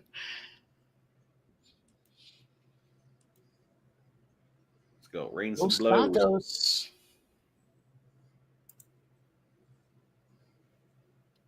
Big fucking 500 dog now for Neil Magny. They're registering him as 4 minutes and 19 seconds of control time. Yeah. Oh. I guess the question is who won that first round. I mean, hard to say that it was when the line goes down to a minus 105. Hard to say that Dos Santos got it, but it wasn't clear. But I do think he got it. But I don't think it was it wasn't. You could go either way. I guess it depends on. I can make a case, both sides. You think it's Magny to win? I think the ground control, Dos Santos got it. Yeah, round number 2 is clearly Dos Santos. There's no, but it has come back from plus 500 down to plus 340. If you liked him at plus 130, You gotta love him at No plus way. 340. Because Magny's on top. Oh, let's go. That's it. Grab his face and So that- punch it. Back to Plus 500. 190. Let's go. Oh, the both fighters they're standing up and now they're back to the mat.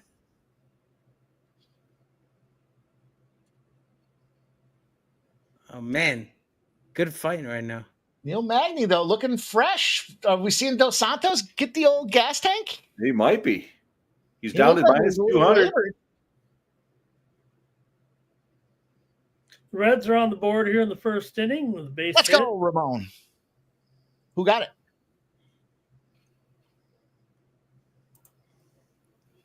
Oh, yeah, I can't even see these numbers here with the rain going off here like this. Oh, the fucking. Oh, Dos Santos. Baby, go now. Oh. Wow. Grab his face and punch it. Punch that face. You punch that face. Let's go.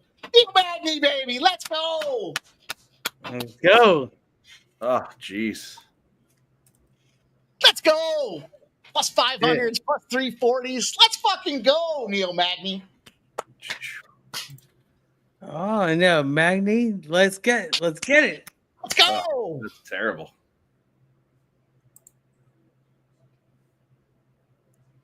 Let's do a shot. All right. That's what it comes down to. We're doing a shot. Hell yeah, stop, Gino. That- Congrats, my friend. Popped him in the crown of the head and put him down there. It was trouble. Let's go. Cheers. Magny's just one of those fighters I can't get behind. Cheers, my friends.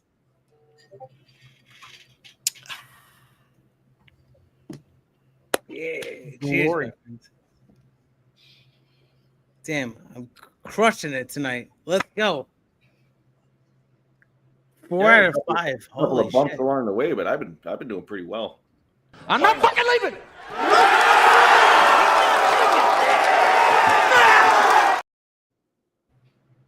I ain't fucking leaving. We do have a delay here in the baseball. They're not going to bring out the tarp, but they're going to bring out a bunch of sand here to put on the field and rake it in. It's going to be a bit of a delay. All the players have come off the field. JW says, twist that foot does sound better than punch that face. I tried to try them all out. Oh, to Neil Magny. Yeah. I'm with you, though, Ramon. I feel like I've taken, he might have lost 10 times. I feel like I lost 15 times. That fucking guy, he owed me. Was Austin Hayes with the RBI for the Reds there.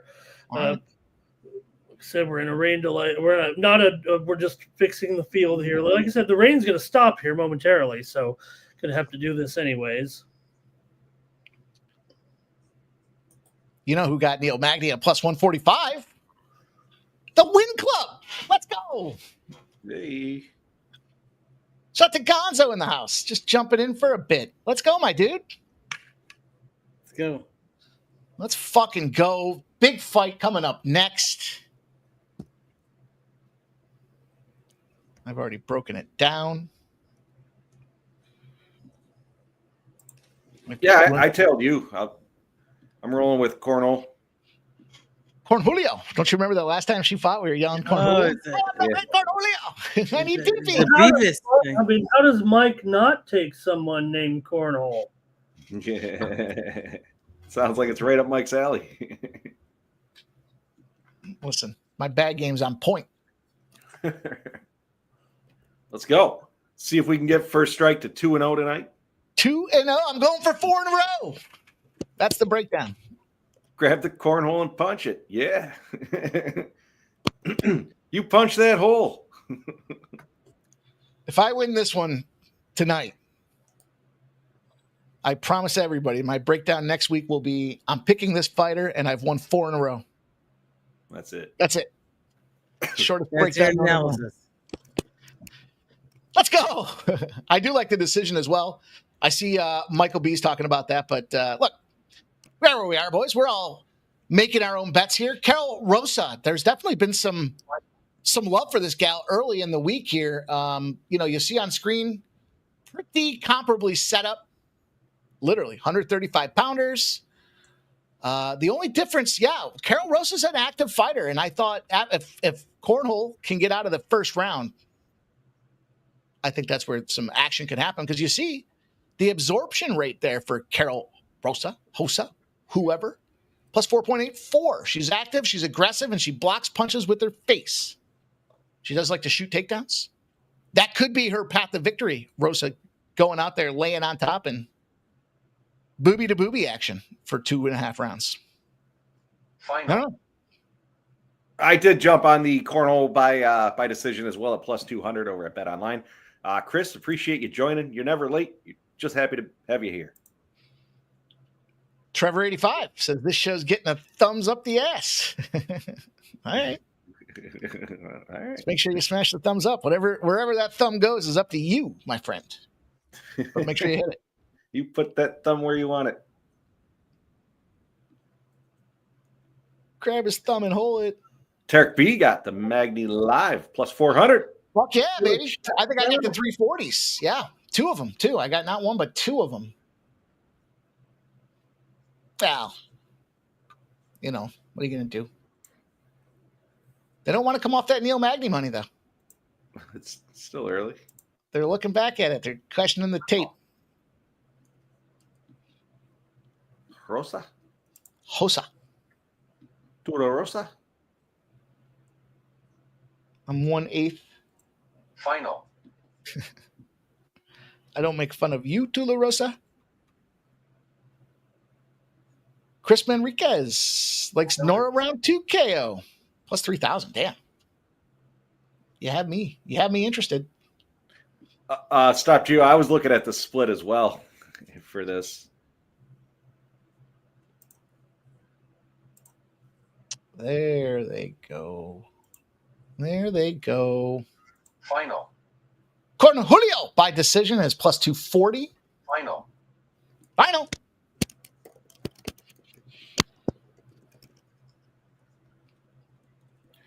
I'll tell you what. I'm gonna sprinkle Cornholio by split decision at plus 800. Cornholio split decision. Draw? Fight ends in a draw? No, plus 800 split decision. She wins. Let's go. Hell yeah, Tarek B. Let's keep first strike rolling. No pressure. No pressure. That's why I like getting them on the prelims. Yeah, get it out of the way. You know what? I switched them to these main cards, and I've had a higher success rate. Just not easier to, but there's just more information available for the fighters that are on the main card. I completely agree with that. I have to take a look back and see if I do better on the prelims or the main cards. I think I generally, and again, flying off the cuff, not looking back at any data, I think I do better on the prelims. Not better necessarily, but I find more of those wild spots, plus 900s, plus 1600. You know what I mean? Versus an outright winner. And as we've talked about the last couple of weeks and this year in general, these cards, some of these fucking lines, we talked about it earlier, 8-9 to 1. It should be a finish and it's going to decision. How the fuck are you minus 8-900? And you're, Ramon, you mentioned it earlier. I mentioned it almost every week.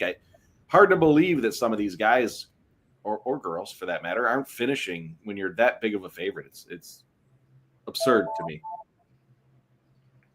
Chris says he makes his money on the prelims and gives it back on the main card.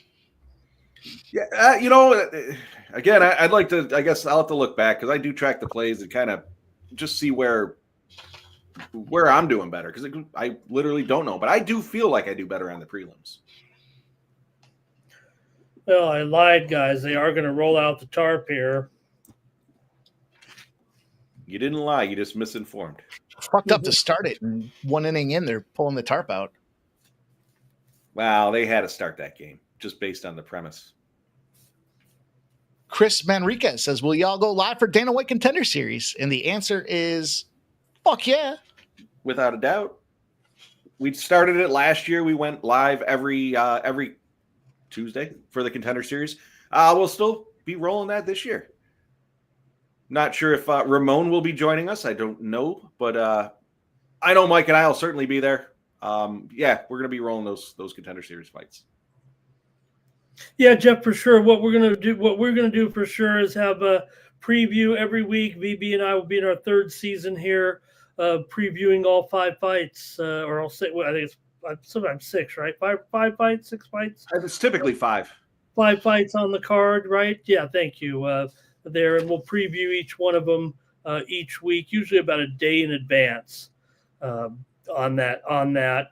So make sure you tune in here to the Sports Money Network, and that'll be up and available probably, I would say 24 to 36 hours, maybe 48 hours before. We might be able to get it done on Sunday evening, say, depending how we're going here first couple of weeks. So that should be real cool, and we'll definitely be giving our contribution here on the channel. Yeah, and Chris, if as Ramon mentioned, turn your notifications on. You can certainly get a heads up on that stuff. And for everyone, take the time to go follow me on X at MMA Jeff 19. We get who's going to be lucky number 400. 400 followers. Who's going to be the 400th follower? Ooh, exciting! It Exciting. It is exciting, and there's $3.99 here. Don't really roll Twitter a lot, or at least until recently. So trying to grow some followers. I'm at $3.99 right now. Who wants to be lucky 400 as we're killing a little bit of time?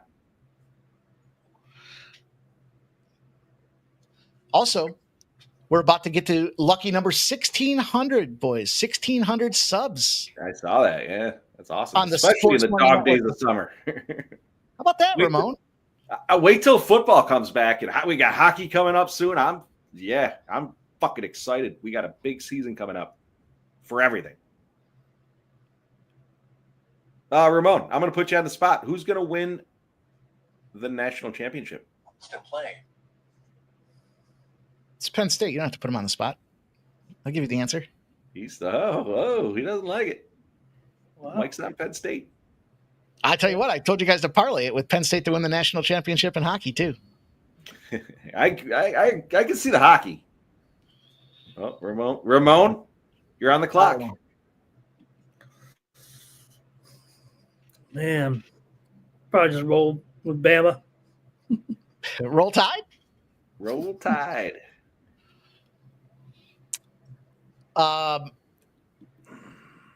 Boy, did you see Arch Manning? Dude's big. Either he's roiding up or he just spent a lot of time in the fucking weight room because he is a beast right now. Michael B, Penn State ? For football or for hockey? Mike said parlay them together there. It's Penn State's year. Mike's going to Penn State this year. That's a Mike enrolled. Well, the hockey's an easy answer. They were a Frozen Four national champion contender last year when they lost in the Nationals, I believe. And then they signed that kid for what, $700,000 of NIL money? Huge number. This kid's supposed to be the next Sidney Crosby, Connor McDavid, and he's going to Penn State. So you just basically got a generational talent on a team that went to the finals last year. So there's the Penn State hockey one for you guys. Oh, I thought you were asking me about football. Yeah, I got Penn State in the hockey. Yeah. No, I was asking about football. I know, Jeff, but don't tell Mike. Just listen to Mikey. All right. Go ahead. You want to listen? I'll just take I can get can you get 15-1 on Alabama? DeBoer's on fire. I mean, I know that you got all these other teams, but I don't know. It feels like if I can get a 15-1 on this coach, man, it feels like he's revolutionizing the.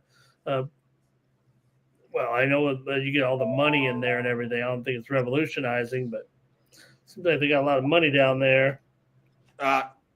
Shout out JW. You were number 400, and I appreciate you.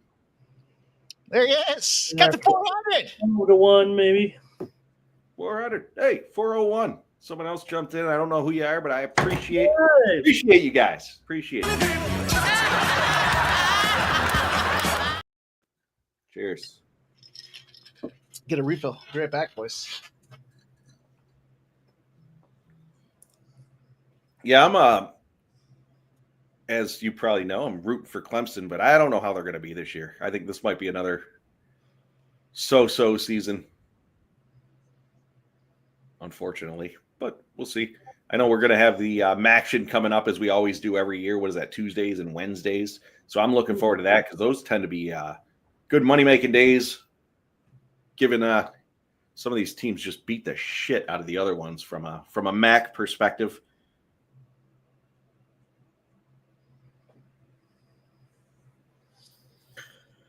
Yeah, the time is now. It feels like here, pretty awesome to finally be in August. Get ready for football. They said like 37 days or something. I saw 38 days till. Oh God, that seems like too many. Yeah, it does. But we got preseason football rolling around, obviously, and then we got hockey. Going to be doing some preseason coming up here. Yeah, next month, September, right? So we got some things around the corner. We just obviously dragging through these couple of summer months, and I don't know. It keeps it entertaining. With you got the PFL, you got the UFC, you know the LFA, you got some of these fighting events, then you got obviously the baseball certainly, and then golf mixed in there, and that's obviously 4-day events. Those are great. So we've been plugging along, doing our thing. When are the Olympics actually? When does that start? Next year, isn't it? 20. Aren't they in Italy next year? Is it the Winter Olympics, right? Yeah, I think Winter Olympics in Italy, right? I think that's what. JW says February, so we got some of that coming up. Okay. Is it the winter? Yeah, I guess it would be. Yeah. Milan. Well, the Summer Olympics will be in the States, right? Isn't that the? Yeah. LA, right? Yep. Cornholio, the great Cornholio, it's coming out aggressive, boys. Went to the Olympics when I was 16. We took in those first time. It was in LA. I remember going with some buddies in a car. Right? You're like 16, 17, 18 years old. 6 guys in a car, pretty fun. I mean, 6 guys. It seems kind of corny, but that was a good time. That was a good time at that age, going to the Olympics. Jeff and I had talked about going to the Winter Olympics when they were in Vancouver back in a bunch of years ago. But the girl I was dating at the time had a trip to, where'd we go? Aruba? Was that Aruba? Yeah, I think so. The Winter Olympics were not in Aruba, I take it. No, they were not. But we did watch a lot of the games, hockey games particularly. Drinking Olympics. What's your if you had to pick one, besides hockey? Let's take hockey out of the equation. What's your favorite Winter Olympic sport? Oh, whoa, that's a loaded. I got to come up with I got to make sure I say the right one here. Let me think about that. Yeah, give it some thought.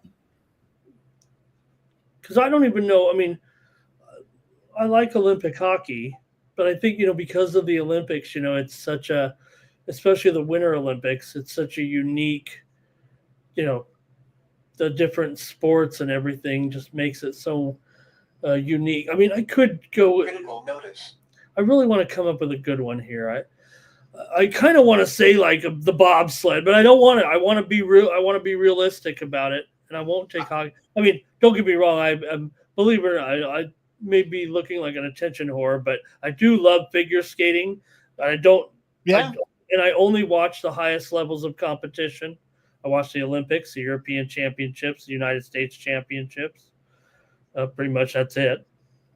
I'll tell you what, Ramon. I'll give you 3 of my favorite, excluding hockey, because obviously hockey would be one of them curling.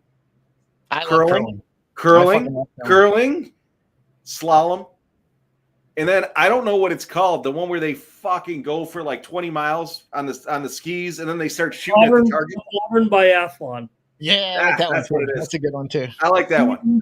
Ski and shoot, right? Is that one? Yeah. Yeah, I like. So those would be my 3. Curling, I love watching curling, but the slalom is a faster pace, so I don't know. That's kind of like 1A, 1B type of deal for me. But yeah. Mike, do you use Ken Palm during college basketball season? Not really. Sometimes I do, but no, not really. Okay. Because if you were a subscriber, you might not know this. On Ken Palm, if you look in the upper left-hand corner, the other thing that he ranks is curling. Oh, really? Yeah. No. So you have your curling, you have your Ken Palm, and then if you look in the upper left corner, there's a little curling stone. You click on it, brings up like the world rankings, men and women, who's the best, who he ranks. All I know is them Swedish team Sweden. They got a couple of twins on that team, or they did. Scumbag Hardy says Jeff likes the double luge, and Sweet No Bet says he already hit it. Scumbags. Yeah, Michael B. Curling is a sport. It's like Rosa's pool. busting up on Corn Julio right now. The great Corn Julio is up against the cage and taking a beating right now. She's plus 450. Team USA had the twins from Minnesota, if you'll recall. I'm trying to think of some underrated Olympic sports that I like. But you're saying in out of the skiing events, you prefer slalom over like the downhill or the Super G. You like the back and forth. Not the moguls, the actual slalom speed race. Yes. Yep. Yeah. Yep. And I'm okay if an athlete tears an ACL and rips their leg off. Like Lindsey Vonn. What's my girl there? Michaela. What's her last name? The skier. Oh, Schifrin.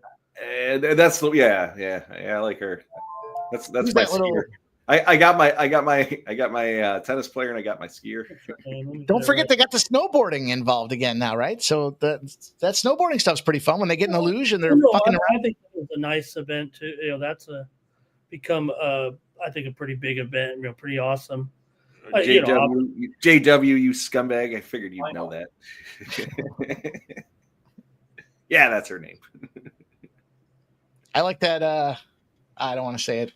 I don't want to be offensive. There's an American snowboarder that I rather enjoy watching.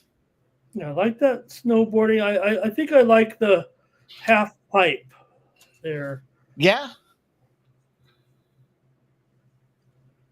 Wow, JW says he works for NBC.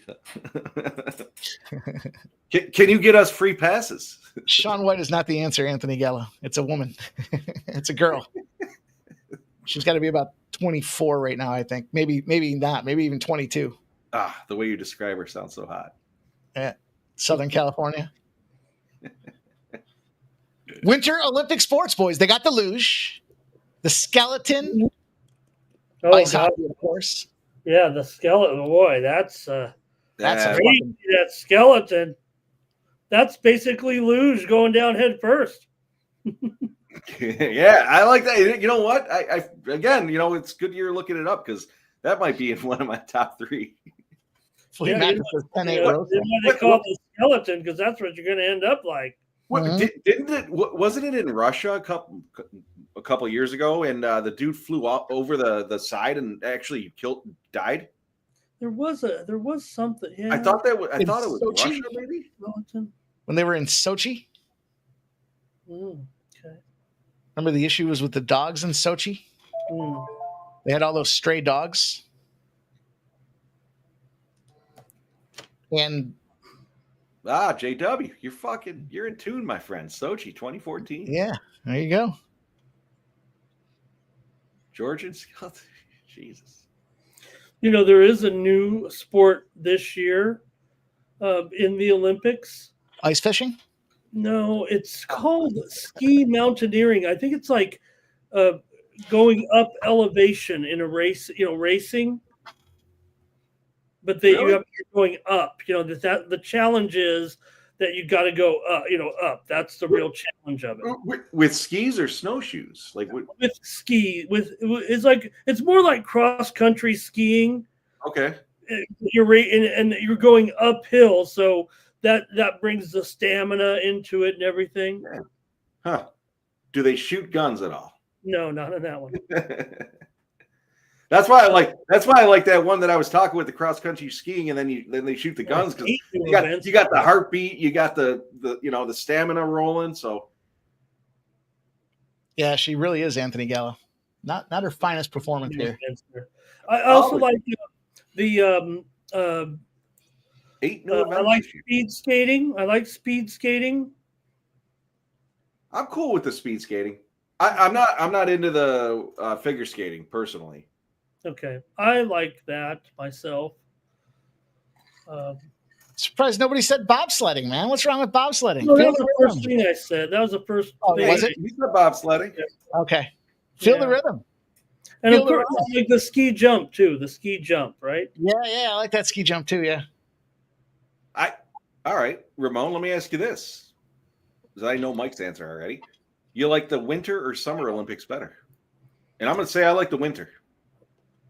I think aesthetically, maybe I do like the winter better. I mean, summer, it's like I would almost sometimes I'm like, man, there's just too many events. I like to watch them all.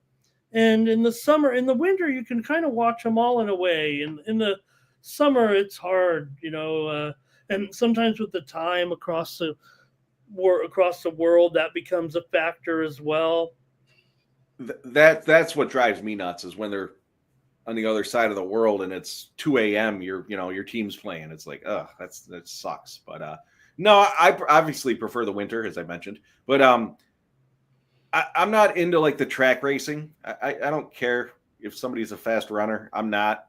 I'll fucking keel over if I'm on the ground. I think there's still some magic there when you're talking about like the final race of the 100 meters. I think there's still one of the marquee events in the world. Who is the world's fastest human, right? I think. Yeah. No, absolutely. To that. Yeah. Swimming. But like the swimming vaulting, the pole vaulting, things like that. I don't know. Not shot put. Not my thing. Actually, this past, I love my athletes and covered the CIF, the county champion of the county championships in track and field for a number of years for the San Diego Union. And one of the athletes who won it 3 years in a row, she won the discus and the shot put both, right, at high school level. And then she went on to college and won the Big Ten championship in both events. In fact, she was a 6-time champion because they have indoor season and outdoor, right? So she was a legend, really, at Iowa, too.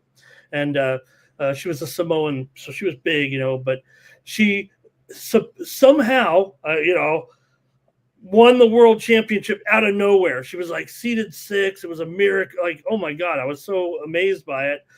Wrote a story about it and everything. And then she made it to the Olympics, you guys. And she was like, they're all there. Here she is, a world champion from Spring Valley, California, Mount Miguel High School. I'm like, oh, my God, there's my athlete that I covered. She gets to the Olympics, and all of her throws were out of bounds. Oh, really? She only qualified for the discus at the Olympics. What ending to that story? all of them went out, and like one was really far. Like if she would have kept it in, she would have medaled. But you got to keep it in the path. I like the hurdle. I like watching them hurdle. You got Nicholas Handy. Summer would be more competitive, right? A lot of countries don't have winter. That's a great point. I actually talked about that with Mike the last couple of years. Like you don't get all this. Kazakhstan's got a hockey team. I don't know if you guys knew that. Jamaica's got a bobsled team. Top 10 in the world. I remember that when we went through the rankings, Ramon. Yeah, I was like, Mike, don't be getting on these guys. Anthony, I can't repeat that. You can't say that. But I can appreciate it. Grab and flick, my friend. Anthony, if I said prop and pop to you, what would you think that means? JW says Kenya has a hockey team. Jesus, really? Yeah, didn't they? Was that them? Didn't Somebody got smoked like 22-0, or was that Kenya? Here's a picture, Mike, from when I was covering it in high school. Okay, of the athlete. Look, she's like right there. You see East County Sports, and see it says Matador to Saga Stuns at World Champion. So it's on my website, and there she is with her gold medal there, World Championships. But then, bummer, man, she gets to the Olympics, and all three were out of. In fact, the first one, it's kind of like but the first one she hit the. She must have been all fired up. She hit the cage around you. It didn't even go. And it went boom, boink. That's terrible. That was sad. That sucks. It was sad. But I wrote a story, of course, about her. And here's my lead to the story real quick. I'm going to grab a refill real quick, boys. Here's the lead I wrote. This was in Budapest, Hungary. Lalaga Tasaga Collins, a Mount Miguel high grad, stunned track and field fans worldwide on Tuesday with her improbable victory in the discus throw in the World Championships. She beat her all-time best throw by more than 4 meters. Look, I'm not saying I don't think she is a drug take, but that was how stunning it was. That I was like, oh my God, you just don't do that. I don't think. But maybe she got her comeuppance there, unfortunately, at the Olympics. I think her career is over. And then I was at a football game later on, and I was covering the football game, and they honored her at halftime. I went down. This was years later. She came and was honored at halftime, right? Probably figure after college, probably 7 or 8 years removed from that. I went down to see if she would remember. I was going to go interview her again, see if she big hug, oh, hello. Nice. She remembered. Yeah, that made me feel. Didn't even have to introduce or say anything. That made me feel good. All right, Mike. Coming down to the finish here, last 3 minutes. Getting busted up. It's ugly. Looks pretty one-sided here for Rosa. It's only 1 loss, but it feels like 10 right now. Let's go. Find a way to get a stray elbow in there and put this girl out. Well, I need a win, so. Faded the hot hand? You faded the hot hand on first strike? That's all right. This sucks. This is a bad one. Yeah, I feel like most. I'm not looking at it because of the odds necessarily here in this fight with Rosa, because it seemed like the line move was on Cornell for the most part. Yeah, she came down by fight time, but Rosa's just setting the sport back right now with this lay-in. We do have a little bit of breaking news here real quick. The baseball game has been postponed, and they will restart it tomorrow at 1 p.m. Eastern and 10 Pacific, and there's a little boy in the stands. He's very upset. I hope that his dad will bring him back tomorrow because he's very sad. Oh, that sucks. Yeah. Why'd they fucking start the thing with what? They didn't Why get did they, right? Because why did they? That looks like a bad call. That's definitely a bad call. What's a worse call? Starting that thing and only getting through 2/3 of an inning, or me taking Cornell? Yeah. They're both looking bad right now.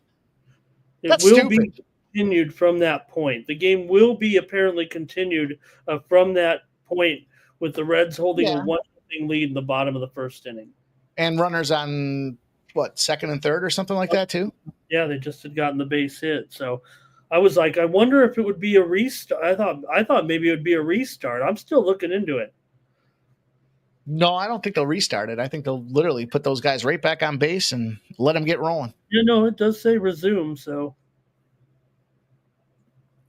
also another Keith, are you coming back? Reports are, Mike, there was just an earthquake in New York within the last 5 minutes. Now, I know the earthquakes don't get very big, but when they happen in New York, people feel them. Anybody in the chat from the New York area, did they feel an earthquake just now? Because I'm seeing it multiple outlets here reporting it on X. probably a little far from you, Mike. What's funny though is maybe 2 or 3 years ago we've had one up here. Wasn't very big, but it did shake. It did shake the house a little bit. Rushia says, if I had burned strikeouts, what's funny, dude? Yeah, I think there'll be. Go ahead. I was gonna say real quick. I think there will be cancellation. I think most books. We always joke around about it, right? But I think there'll be cancellations on that prop if that happens. BG Hunter, hello. Go ahead, Mike. I was looking at that under for the Burns case. And I know Sharpie talks about this too, right? When you look at that weather, especially if you see it's coming, and he loves to live bet those unders, man. He jumps right on them, and he don't give a fuck. He just, and it's, I mean, statistically, it's smart, right? Because they're not, Chase Burns ain't coming back out tomorrow. He already went through the route. I'd be surprised if he did, but reality is no. It's, weather delays. Maybe that's to your point, Ramon, about the unders in scoring. I don't know. Yeah, now that is usually when it's resumed on that day after they, sixth inning, go sit around for 90 minutes and then come back out and play. Usually, I don't know if there's anything really to the dynamics of the barometer, the weather, I think it has more to do with the pace of the game and maybe also the wet conditions on the ground a little bit too that slows the ball also. Okay, well, we're going to get our Rosa decision there for Judge Fuckery. I'll pick up a win there. No, I think it's. Did they? Oh, I'm sorry. Did I spoil it? I thought they announced it. Oh, fucking spoiled it, Ramon. Mutant, damn it, Ramon. Time. Mutant boot. Good job, Ramon. Because we couldn't figure it out. Good win, though, Ramon. Because we couldn't figure that one out, right?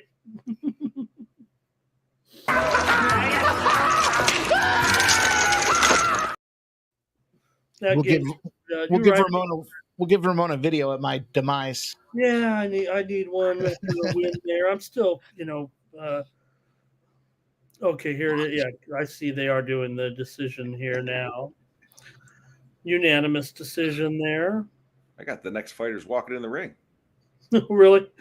I told you. You know what? Let me just refresh. No, I'm joking. I'm joking. There has to be something to it. My screen. It's like a little. It's like when you're not.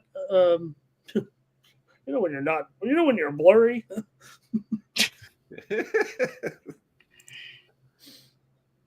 The whole fight broadcast is. I could tell I'm behind or something. It's blurry. All right, so we're. Wait till fucking football season when we're all on different timelines with the live NFL. That's why I like Thursdays. I was telling this to Jeff the other day. Thursday games I don't mind those live because we're all watching the same shit. We're all watching it on Amazon. I'm like 2 plays behind. I was like 3 plays behind when Jeff and I were watching that preseason game the other night. I was like, man, that was bad. 3 full plays. Yeah, that was crazy. You were like, he missed. He hit the post with the field goal, and I was like, it's fucking second down.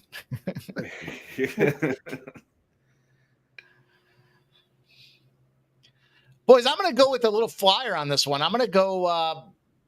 I know Elves Brenner is subs first strike play here, but I'm going to take a shot, man. I'm going to go with the KO. I'm going to look at round 3, Ribovics. I think he gasses this dude. There's definitely some potential gas tank issues. Plus 750 for Ribovics to win in round number 3.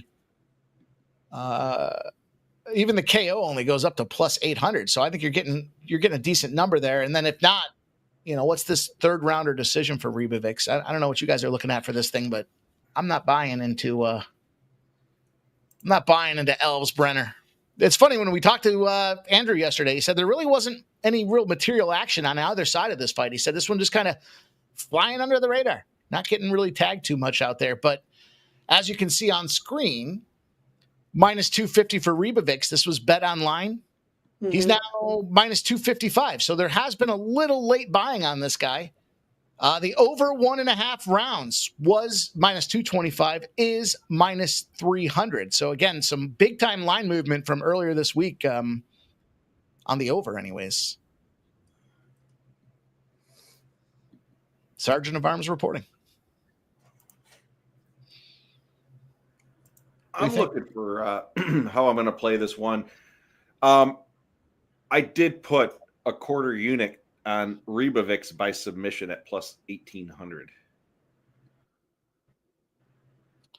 Rebovix in over 1.5 rounds is minus 135.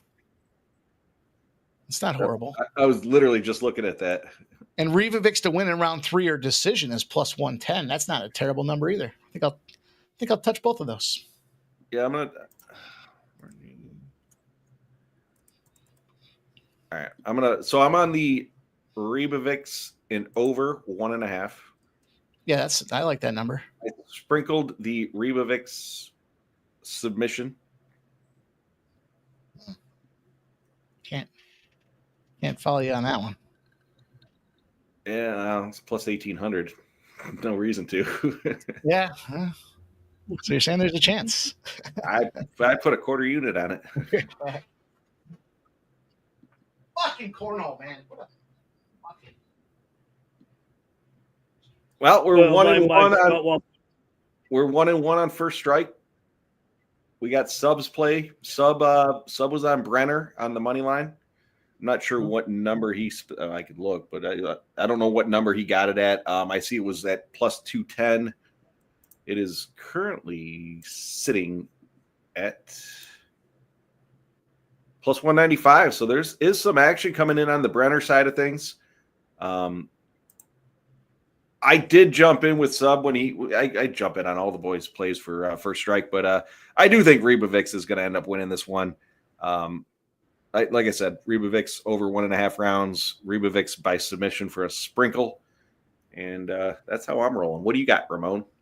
Yeah, while Mike's gone, I'll let you know. I'm on Rebovix too at 2-1 here for sure. In this one, it's on my win club plays here. It's my last play, so I want to try to unleash something. I want to go fucking something heavy, something crazy, but nothing's presented itself at this point.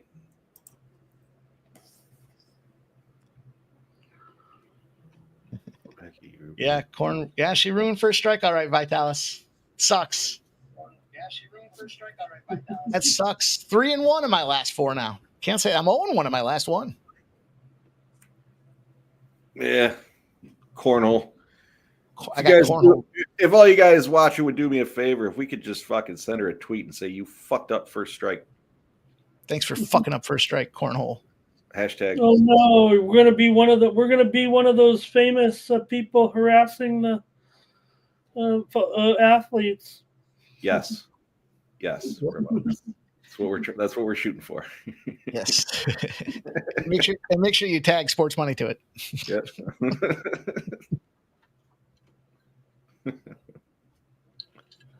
Well, you're at it. You might as well hit Keith up too.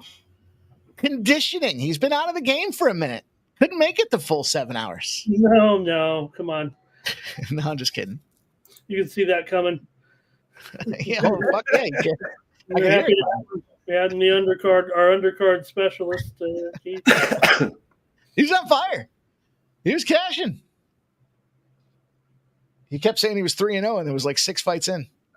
He said that, and I was like, are we like 5 or 6 fights in? Appreciate him. Appreciate him showing up. Yeah, that's good shit. Yeah. Oh, I'm sorry, Jeff. So I may have misquoted. I'm on Brenner. Sorry, Mike. I'm on Brenner. I'm on the dog here, plus 200 in this one. That's in my win club. The win club. You dropped the win club on us? And there it is. Anthony said, I'm ready to wave the dildo and put it in the beer. You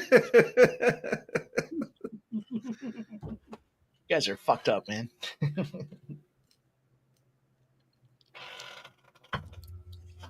I mean, everybody thought I was like, hey, I'm living life on the edge here. All right, I've definitely reconsidered the position. I think you should have the Sports Money shirt on if you're going to do that. Yeah. I agree. Las Vegas Aces. Yeah, I'm only doing it to make us rich. Vitalis says Mike and myself already banned from MLB Twitter pages. Why not Cornhole? I think you got me banned on that one, dude. Vitalis, the submission, he's got 5 in his career, 5 or 6, I think. Funny. And I ultimately think Brenner could gas out. And there's if this does play out on the mat, again, I put a quarter unit on it. I'm not heavily invested. I'm just throwing it out there. Uh-oh. Brenner's in the purple trunks. Those are purple for everybody watching at home. Adjust your TVs. I'm on Team Purple. Team Purple. Gio says the Padres are up 3-0. Yeah, Yes, you know who helped out there was Ramon Laureano. He had a triple into the right field corner to score Bogarts there, and then he got another run home, I think, on a hit by pitch, I think, there. Padres Twitter said, "Welcome to San Diego, Ramon." Well, See that? Let's put the debate to rest. Brenner in purple is what that said on TV. Mike, take that down there. It looks like. Let me take that down. Let me take that down. There it is. Okay. Ramon Laureano. He's not running so hot, though, Ramon. Laureano, yeah. Yeah, he's all right. Give him all right. Slap him with the all right brush. Well, it was an RBI, a ground out by Fermin that made it 3-0 there. Padres, that was their big problem. Recent acquisition, Fermin, right? Oh man, the Padres had the worst catching in the arguably the worst catching in the league, offensively and defensively. But they major upgrade. So I'm on Brenner with Michael B.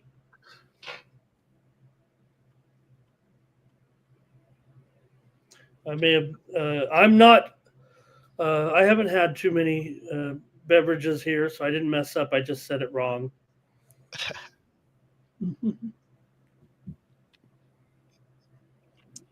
1-0 White Sox over the Angels in that third round. Looking at that under 9.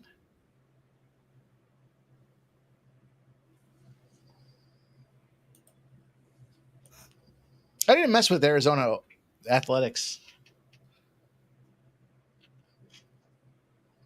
Those are two teams I couldn't figure out why the Diamondbacks were so eager to sell everything.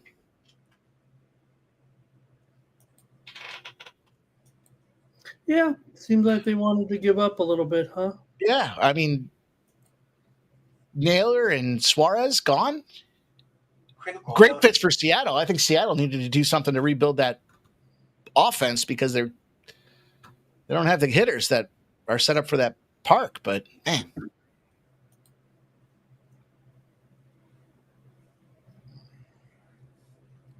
I'll tell you what. I said this several times now. Phillies and Tigers World Series final. Exciting games, both games. Lots of runs. Crushed everybody today on the under. Tigers went over on their own. Phillies almost did it on their own.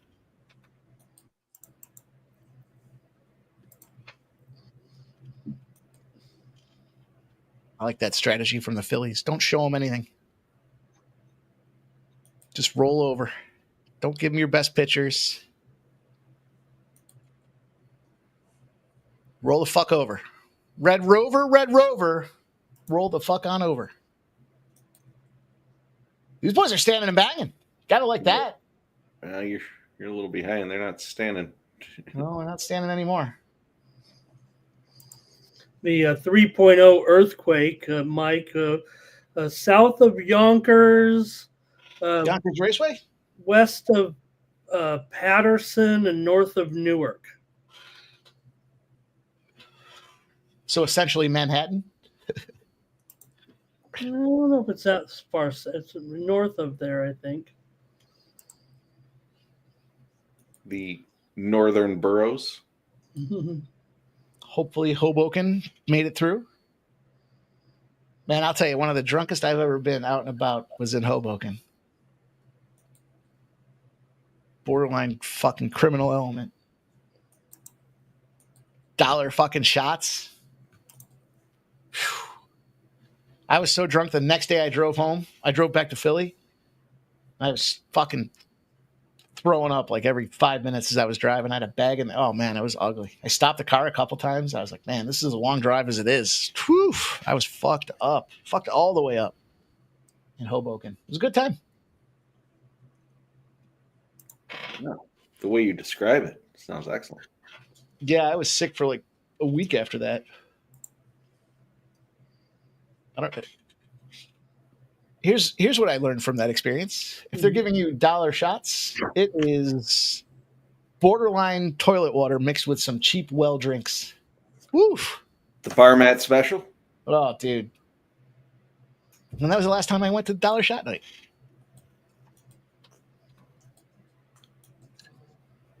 Looks like we're going to get through the first round here, boys. Anthony, the dollar shots are literally the bar mat special. Anything that spills in that bar mat, they tip it up and they pour it in the fucking liquor cup. Well, it wasn't bar mat. It could have been, I guess. I really wasn't watching, but it seemed like it was. They got those little plastic cups when you get those little like Jello shot cups, and they're just pouring them across the bar. They don't care if it spills or whatever. Oh man, the little thimbles. Like, who wants one? I'll take 6. I learned my lesson. All right, let's see what the line is here. I mean, Elvis gives your money's worth. I know that. He's almost matching this guy. He has no defense, but that's okay. Rebovic is minus 1,300.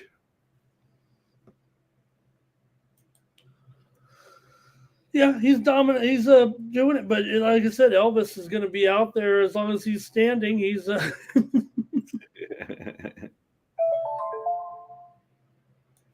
he's getting beat up. I'm sad to say, but I think that fucking rain delay killed Lin Zhu. She was up 2-0. Yeah, she lost that first set 7-5. She's down 1-0. I'm tempted to toss that live bet on her, but I don't know what happened in that rain delay. She obviously wasn't rehydrating. Poppy beat Holger Rune tonight, and the other one went on Zverev and Cerundolo. Zverev looks like he'll be in control there. Is that how you say it? Is Zverev? Yeah, Sasha Zverev. Might take a look at his rap sheet a little bit. Is he the criminal element? Is that what you're saying? He might not be very respectful of the ladies. Oh, can't have that. Nobody likes those kind of guys, right? No. Hey, there's still one start left out here. Querétaro in Portland. I think somebody's talking about it. Still got one start left somewhere. That's our scuntbag play of the day. That's right. The scuntbag play of the day. Is that on deck right now? Do I have to get in there? It's 10-minute warning right now. There you go. Look at fucking Ramon Scott. Giving you guys the update for the scuntbag play of the day. I was talking to someone the other day and he was like, you got to take the under. And I was like, dude, it's Portland. Are you talking about the really? And then it went over. He didn't message me back. Okay, Portland to 0, he said. Poor Querétaro. I see a plus 150. Portland keep a clean sheet.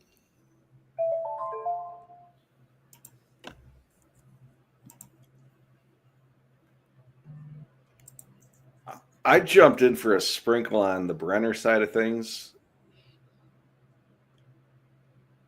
I already. Well, he doesn't quit. He doesn't. Yeah, well, that's what I'm thinking, and I got the Rebovics over 1.5 rounds, which is about to cash, pending something not happening here. But yeah, plus 750. I don't know. Maybe he gets a lucky shot in there. If it goes to decision, he's definitely not winning. So. Oh no! If he wins, he's winning $50K. Yeah, exactly. Threw a sprinkle on it. This way, if it does hit, I can at least say, hey, I said it. I gave it out. Literally put a sprinkle on it. He's going to KO his ass in the third round. He's more active than half the winners tonight, but unfortunately, just can't stop a punch. Skunk Blaster says it's a co-main dog kind of night, huh? It's funny. I got a lot of shit for not taking the dog. Was it last week? I might get on that. I don't know. No. I'm not a big fan of that one. He's been taking some money. I'm not sure I understand why, but it's a tough one. Anthony, a bunch of people have been asking where Sub is. He's out. He's recharging. He can get his play at First Strike on Wednesdays. You can certainly get him there, but he's recharging, doing his thing. It's summertime. Also, 10-minute warning on the super lightweight bout tonight between Oscar Duarte and Kenneth Sims Jr. In Chicago on DAZN tonight, a WBA eliminator bout between top 5 contenders, trying to get to that title held by Gary Russell. So that one, we whine about a lot of fights on here, right? Because of these huge odds tonight. You have a Duarte here just minus $1.50 to $1.70 against Sims Jr. So that one's on DAZN. A little more combat sports tonight if you're interested in that. Probably going to go off shortly here. I'm glad you mentioned it. I'm on Duarte on that one. Okay. Yeah, I mean, I would think fireworks in that one for sure.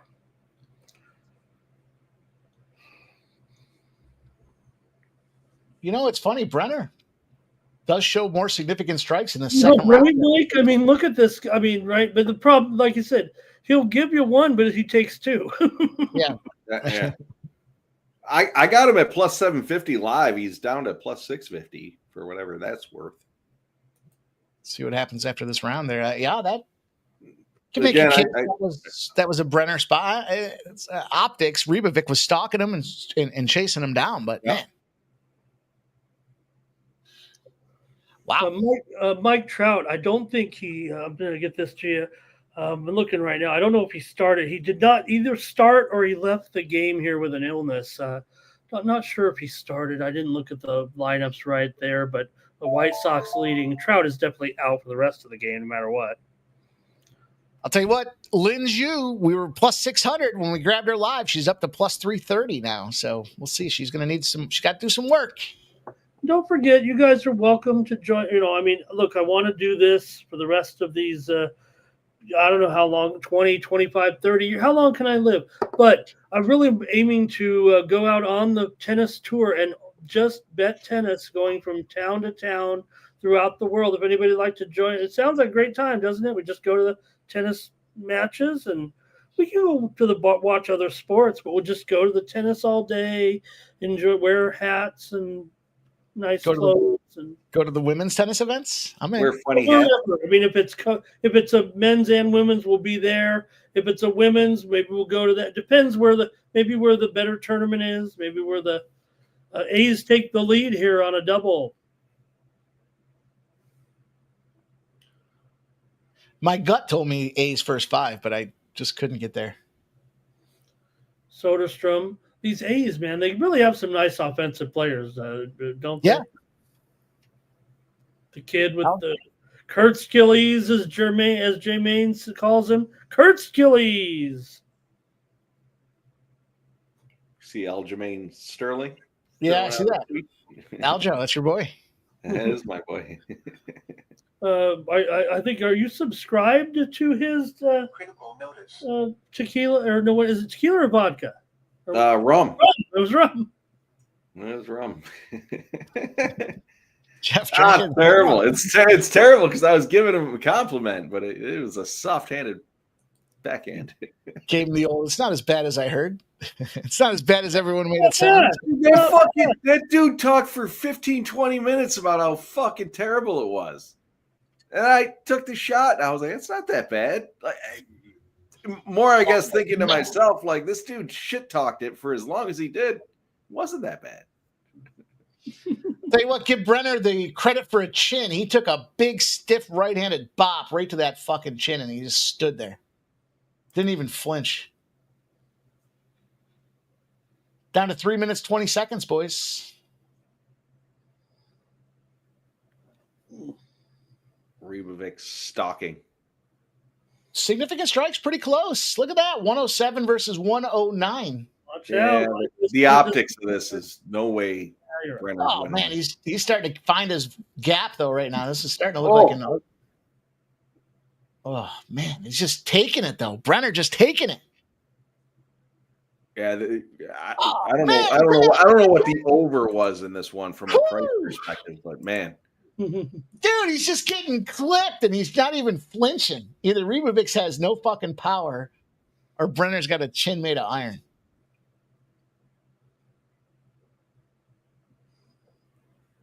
Bang! You got him again. Ah, it has gone over. It was only minus $1.30 to go over.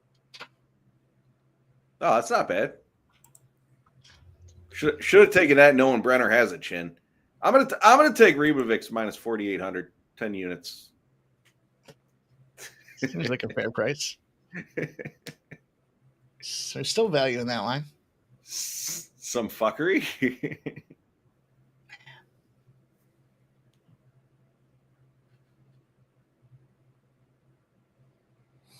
They're starting to gas out a little bit, though. They got 2 minutes left here. Minute 55 in round number 3. Ribovic has just got that center ring. Yeah, it looks like they're gassing, though. He doesn't have much left in there. He's finding some the strike defense out of Brenner is impressive. Not going to put my hands up. Just hit me in the face. Yeah, the power of the purple shorts with the right, power of the purple. Man here. Don't mess with purple.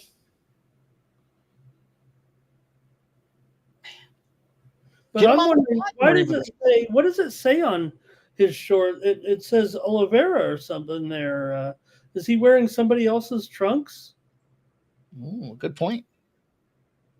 Or is his name actually? Does he? You know those Brazilian guys. Sometimes they're named like Brenner Oliveira. I'm sure that's what it is with this man. But we do have an Oliveira on this card. Let me look at his full name here and see if that's the case for Elves Brenner.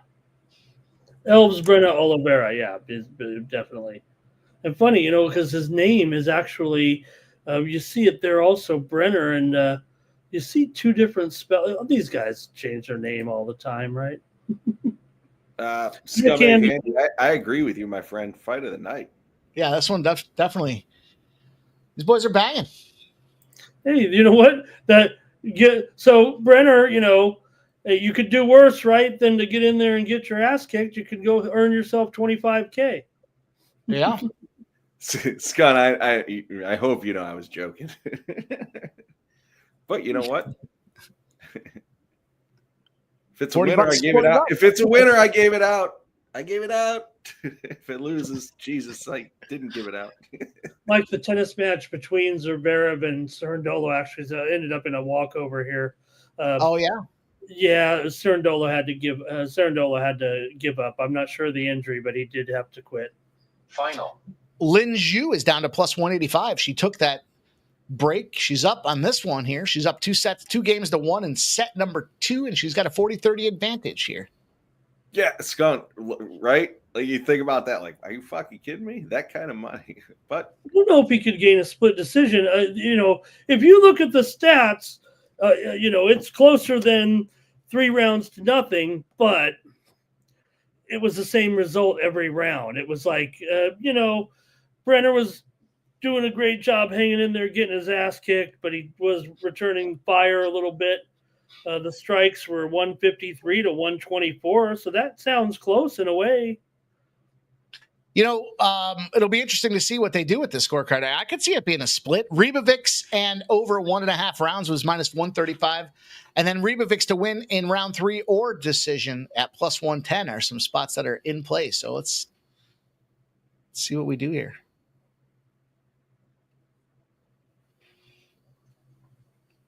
We're down to our last 2 fights. 2 to go, boys. Rebecca and Duncan. Critical notice. Tatsuro, Taira, Hyun-sung Park. Rescheduled main event. A lot of people, I like this new main event. I think this is a good one. I also like Pierre to sub him. Might as well do it in the first 3 rounds. Rebecca Duncan, though, is this next battle. Let's see what we have here on some graphics. Let's get these up on the screen for us.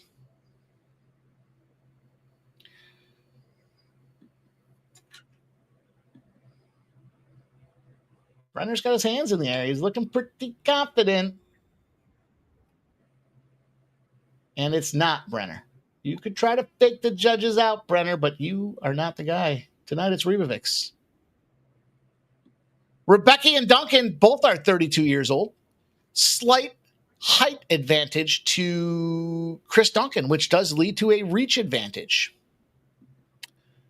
Pretty comparably set up across the board. Significant strikes landed, 4.7 to 4.2. The absorption rate, a little bit better of a defense on the Chris Duncan side of things. Both attempting a lot of takedowns per 15 minutes, and the defense just a little bit better on the Rebecca side of things, Ramon. Interesting battle. This should be a good matchup for a co-main event. 20-2 is Rebecca, 13-2 on the Chris Duncan side of things here. We look at the cash. The numbers were coming in. It was minus 200 for Rebecca. It's now minus 250. The over 1.5 was minus 161. It's now minus 180, Ramon Scott. Does any of that help you at all when trying to determine how you're going to play this fight? Yes, I love discounts usually, but man, Rebecca here has been going up and up and up. I like him here to win for sure. I don't know what to do to kind of lower the odds here a little bit. I might just want to take a victory. I know we're looking at, man, 230, 250, Final. 270 at some of these square books. Is that right? And yeah. I this one I do like a favorite here. Maybe I can listen to you guys and try to get me on the right path to a little bit better bonus than just 225, 250, 275, whatever it is. But I don't see a path really for Duncan in this fight against Rebecca. I like the favorite here. How can we get on him, Mike? How can we lower this price? Unless you're a Duncan guy, you might be co-main event underdog. You know, I like the dogs in the co-main. I regret not taking them the other day in the cash, so I might have to get there. And I'll tell you what, I don't like to limit a spot, but I do think the only shot Duncan really has is to knock him out. I don't know if he's gonna do that though. Critical notice. He's not a wrestler, Duncan. And I can't imagine he does enough to get to the scorecards and look pretty good. But the problem I have is Rebecca likes to shoot takedowns. He can certainly do that. And he's multifaceted. He can KO or wrestle. So it's like I'm forcing a dog in this spot to try to get it done. But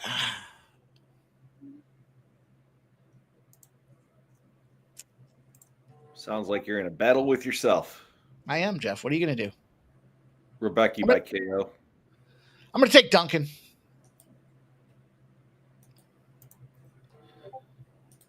Duncan KO. Rebecca KO. I'll tell you what. You like the you know what? Either fighter wins. KO? Yeah. I'll join. What's that price tag look like? Either fighter by KO plus 110 at Bet Online. I'll join you on that. Let's just hope for some fucking violence.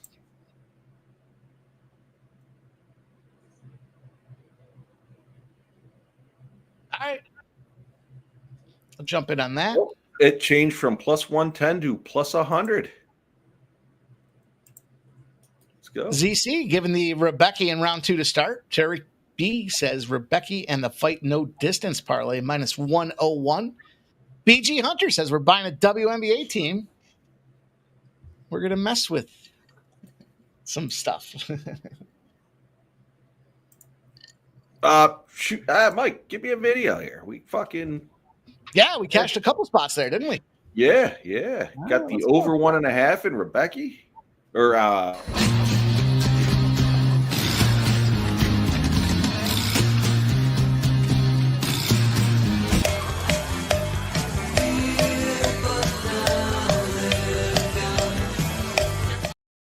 Big Scott likes the more. I haven't seen Big Scott. Juliet,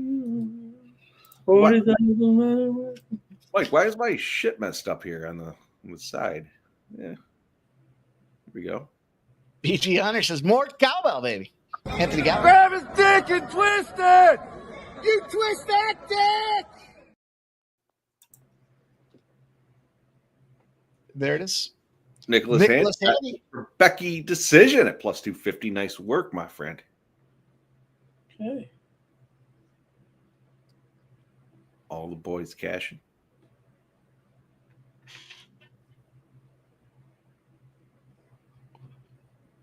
I was really disappointed he didn't KO him in round 3. It's not like you didn't try. I mean, shit. He had plenty. He got everything worked out the way I thought, except the fucking chin on that son of a bitch. Yeah, right. Rebovic's KO round 3. He found the gaps. He was hitting them with everything he had, and then he just finally got tired of hitting them. That sucks. Romeo and Juliet. Now I got Ramon. I got Ramon's song in my head. All right, boys. 2 fights left. The co-main in play. Nicholas Haney says Rebo decision was 165. Critical notice. Critical notice. I'm betting Duncan.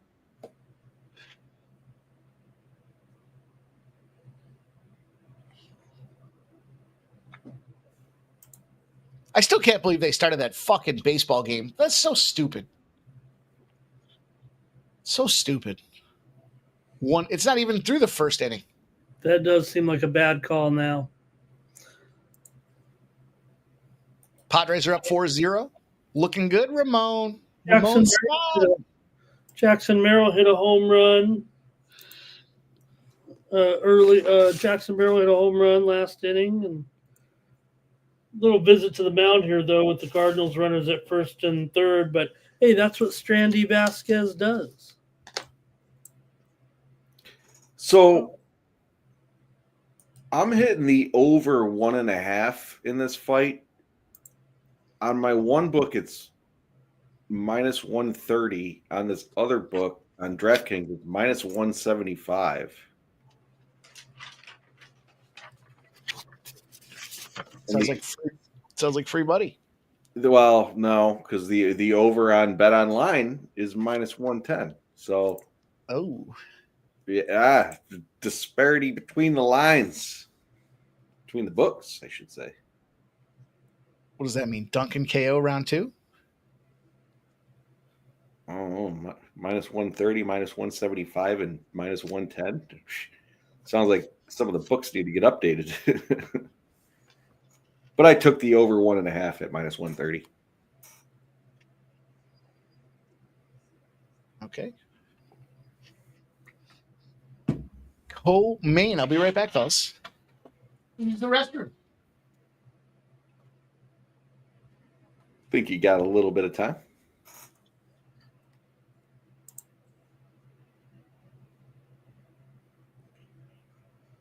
Yeah, what do we got? It says it's about to start. Duncan's line came down to plus 190. Okay. Or I don't know. It came down. It started at plus 170.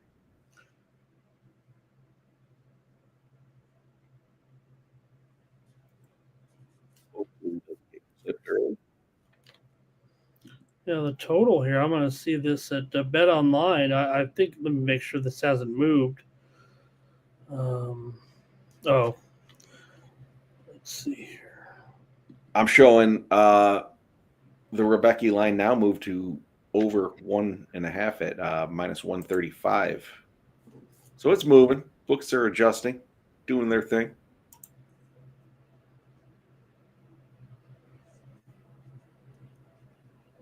Okay. Romeo and Juliet.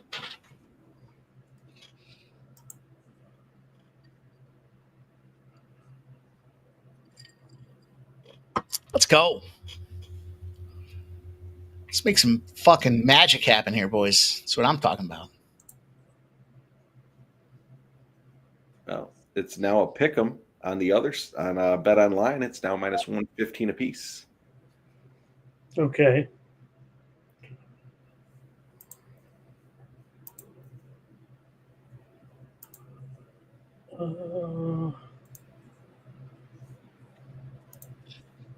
Over 1.5. Minus 135 now on DraftKings, Jeff. Yeah. Flea's on it. Yeah, let's go, baby. I'm about to do like a $20 ARB. about to put 460. Jeff, about to put 460 on the over at Bet Online and 400 on the under at plus 120, and just take the $20 and get a pizza. It's so funny. I was talking with one of my guys there, and we were talking about somebody offered him a chance. He was like, "Oh, they're going to give me they want to support the art." They had some algorithm or some technology that was showing art betting, and he's like, "What do you think?" And I was like, "Dude," it's like they're giving me a $25,000 balance. They said I can keep whatever I win. I said, the reason they're giving you a $25,000 balance is because you got to put 10 grand on both sides to make any money. And so it's funny you're saying that. But hey, you know what? Well, look, I'd love to claim that all of the money I make comes from the winners, but there are a lot of shortcuts, especially in game betting, that you just can't sit here and tell, hey, I'm taking, watching a Major League Baseball card and I'm ending up with 8 bets on both sides by the end of the game. But kind of what happens sometimes, just to earn the living a little bit here. This is what I do for a living. I'll sit here and watch the game, do my morning steam show with Mikey, and that's why the live betting shows are so profitable. Like we've talked about that with like the NFL and stuff. Like might end up with 1 or 2 plays pre-flop, but by the time the fucking show's done, I got 15, 16 plays out there, and who knew it was going to end up that way? But the live betting ebb and flow. And it's not something, you could sit there and be on a show, but the lines move so quickly. I mean, that's half the battle too.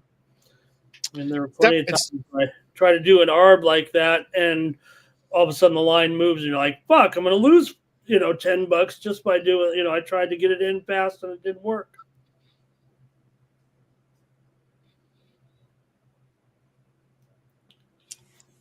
Wow, Cardinals tie it up, Ramon, 4-4. Just a great job here. I love those. I love those uniforms, though. The light blue that the Cardinals are wearing tonight.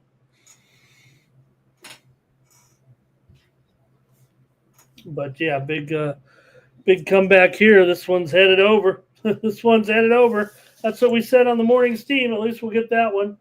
We said go over 8.5 on the morning steam. It's 4-4. What was the total? 9. Pedro Pajes with a 3-run home run into the Western Metal Supply Building. Say it, Jeff. What was the total? 9? 8.5. Oh, nice. All right. Even better. Yeah, that's a winner. I'm still on the Padres here, but we're underway here, huh? With Rebetsky and Duncan. Yep, we're. Don't blink. Me. I'm just getting underway.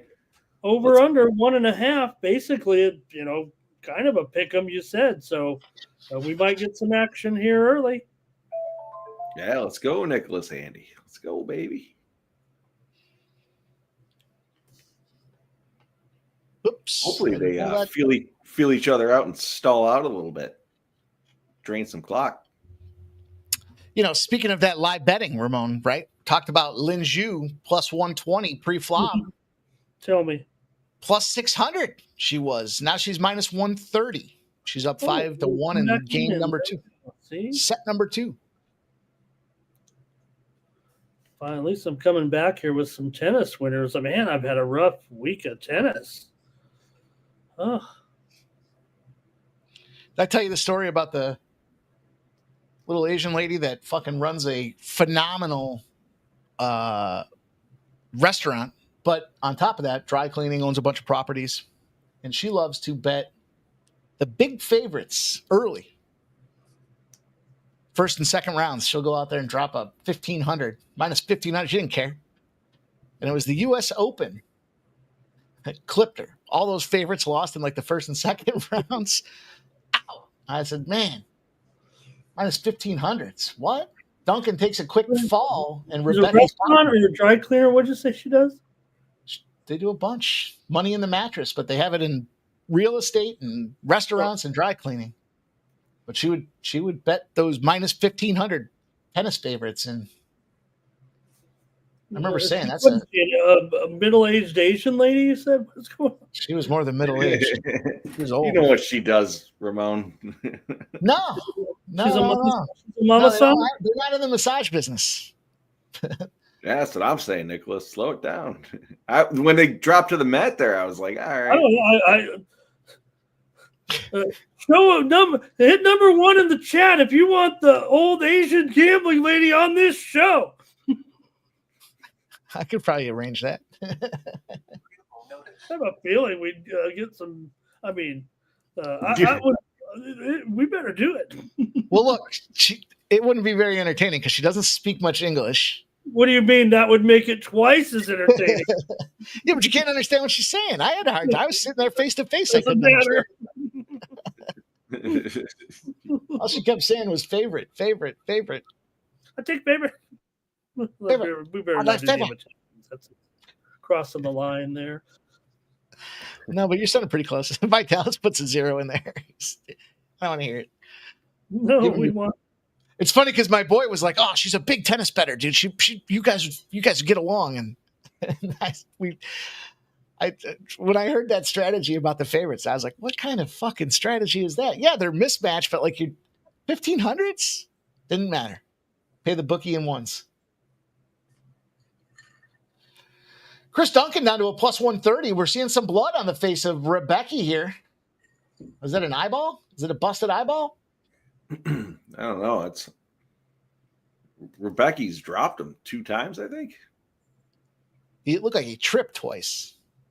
All right. I can make a case. Yeah.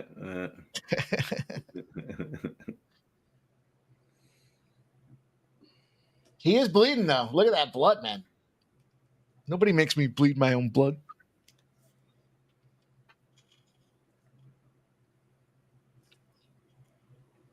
Nicholas Handy says right eye, he believes. Minute 42 left in this first round. I love when they come out there explosive because it just feels like, man, it's only in the first round still. There's another drop down though. Rebecca trying to jockey position on top. Or is he trying to just rub his blood all over Duncan? Show the judges. Judges. My blood's on this dude. Cupping all over his back. Plus 130 for Chris Duncan, who gets up with a minute to go in round number 1. Oh, he grabbed the cage. Fuck yeah, grab that cage. Cheating motherfucker. Grab that cage and hold it. You hold that cage. Now, Rebecca also has the Mikey Money cups on his back. Never had the cupping. Really? Yeah. Seems like something I would enjoy. It's nothing special. I wouldn't pay extra. Would you prefer the happy ending or the cupping if you were paying extra? Happy ending. Oh, Duncan went to give him a flying knee and ended up taking a knee. Jeff walked the massage with the cups all over. He's like, I thought it was something else. Cups all over. You said cup. I thought you were going lower. Cupping. Where's the lotion? No, Lopez runs one of the in the town. Runs one of the most. If you're into that particular, I think it's Japanese fusion. Look, I got the cupping on the front too. I thought those were your nipples. Yeah, that doesn't look. That's the front shoulder. I thought you had Prego nipples. I got fucking the dude fucking or Those are $half. Slapped like 12 of them on me. My entire back was fucking cupped for like 3 weeks. All right. Well, hey, Rebecki got the. What is it? What is the line, you guys? He's minus 180 right now. Here we're seeing Chris Duncan at plus 140 over on DraftKings, and it's dropping now plus 120. Was that a split round or was that what happened there? Was that Duncan? Who the fuck? Strikes were 28. That's a nasty gash. That fucking right eye is compromised, and that is a deep cut. He also has a large hematoma above it, just to the right of it.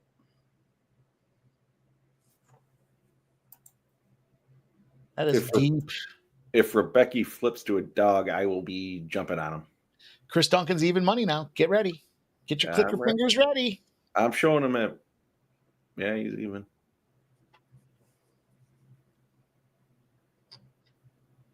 I'd be just like last week. I'd be working that gash.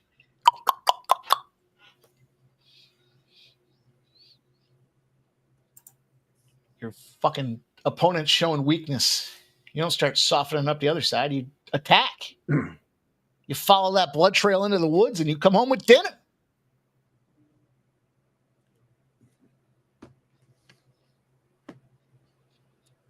Lock in MMA. We're going to have to start doing this, boys. We're going to have to make it a recommendation for the next fights at Threads here. I'm not sure what we have to at to get it done, but it'd be funny to see at Pimp Slap roll up on the screen. Pimp Slap POD says, are you nuts? This is a blowout. Duncan's now minus 180, Jeff. What are you going to do with this Rebecki side at plus 140? Wait a minute here, because if he keeps getting beat up, I'm heavy on the over 1.5. So tick tick tick. Yeah, tick tick tick. Back to even money. Did you miss your spot? Back to even. I should have taken it. Back to even. Back to a pick 'em rather, yeah. Or pick 'em, yeah. For Rebecki, I mean, this is where he runs out of gas every time, right? There we go. Hug him out, boys. All right, I'm gonna take him at plus 120. That cut is deep. Oh, he gets a takedown. Plus 154.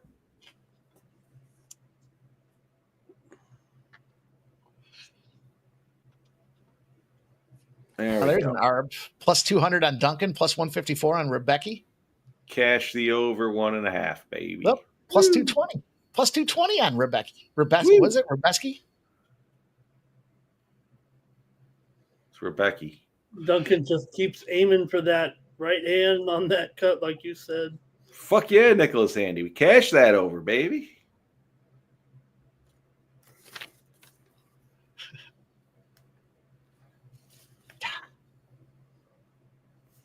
What do you think a fighter's thinking when he starts bleeding like that? That's a question we're gonna have to ask Kevin the next time we see him. If you get cut early, what's going through your head?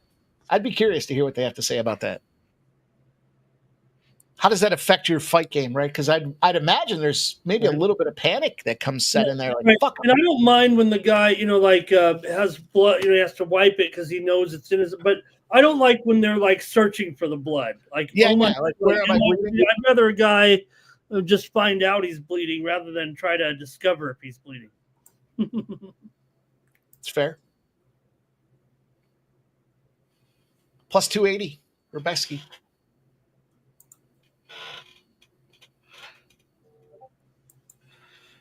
I think he's getting a KO here. He's going to need it. Yeah, he is going to need it. Plus 340. He's trying for that wheelhouse left. Duncan's starting to look a little labored. Yeah, he is. Breathing Big out dude. the mouth. He's got the back tat going there. Who's that? Who's that little spinner porn star that's got the back tat like that? Oh, I don't know. Yeah, you know. I don't know what you're talking about. Riley Reid, is that it? I think so.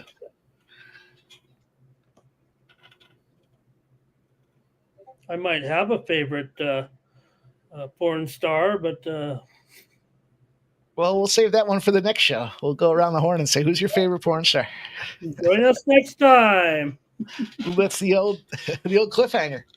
And I expect all you guys in the chat to prepare as well. This is a all engaged conversation. I'm in. It's me, of course. Arizona here, 4-2. It's got to be a female, Ramon. Yeah, it's got to be a female. Yeah. It can't be you. It's got to be a female. Lourdes Gurriel just got a base hit and drove in 2, and Arizona leads the A's 4-2 here. Fuck yeah, Flea. Cash that over 1.5, baby. Hit that line at the right time. That line was fucked up between the 3 different books. Minus 175 at the one, minus 130, and then minus 110 or something like that. That over 1.5 was the play. Yeah, great call. Great look. Got to beat those numbers up. That line came way the fuck down, too. It was 175. It dropped down to 130 on DraftKings there right before first punch. Duncan's a minus 950. Probably suggesting he's up 2 rounds to 0. I would imagine. I'm looking for Rebecca to get the KO here. The Hail Mary. I'm gonna grab a refresh on my cocktail. He's got nothing to lose. Plus 400. I can't believe the doctor hasn't stopped it. Look at his eye.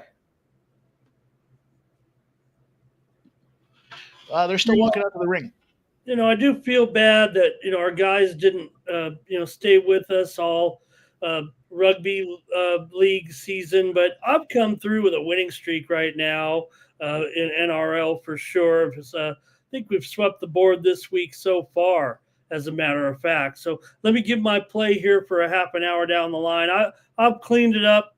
We love our guys. I'm sorry they couldn't finish it out. I know the L's are maybe frustrating them a little bit, but we come at you with my play here tonight in rugby league in the NRL. I have some more plays on the winnable, but let's do this one on the air. I'm going to go under between the Bulldogs and the Tigers here in a half an hour. We're going to go under in this one. The total's probably 42 here, maybe 41.5. That's okay. It's going to go under. It's going to be probably in the 38 range. So we're going under, and the Bulldogs and the Tigers in NRL action tonight. Can I keep that winning streak going?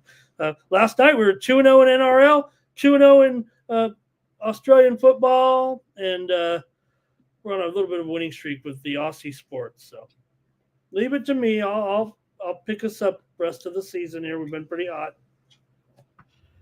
Yeah, them boys just shut right down. It's tough. Nobody likes to lose. Nobody likes to lose on camera. I don't like to lose. I certainly don't like to lose on camera. I hate coming into a show the next day. No, the worst part for me, if it's a bad Friday and I got to carry that shit all weekend and then come in on Monday, 3 days I got to sit around thinking about how I just puked up 3 units. Fortunately, it doesn't happen that often, but man, I don't mind. I don't like it, but if it's Monday to Tuesday, that's one thing. That happened this week. But we rallied Tuesday, Wednesday, Thursday, Friday. We got after it. But Friday to Monday is the worst. Sitting there for 3 days. Then you got to own it on Monday. It doesn't just go away.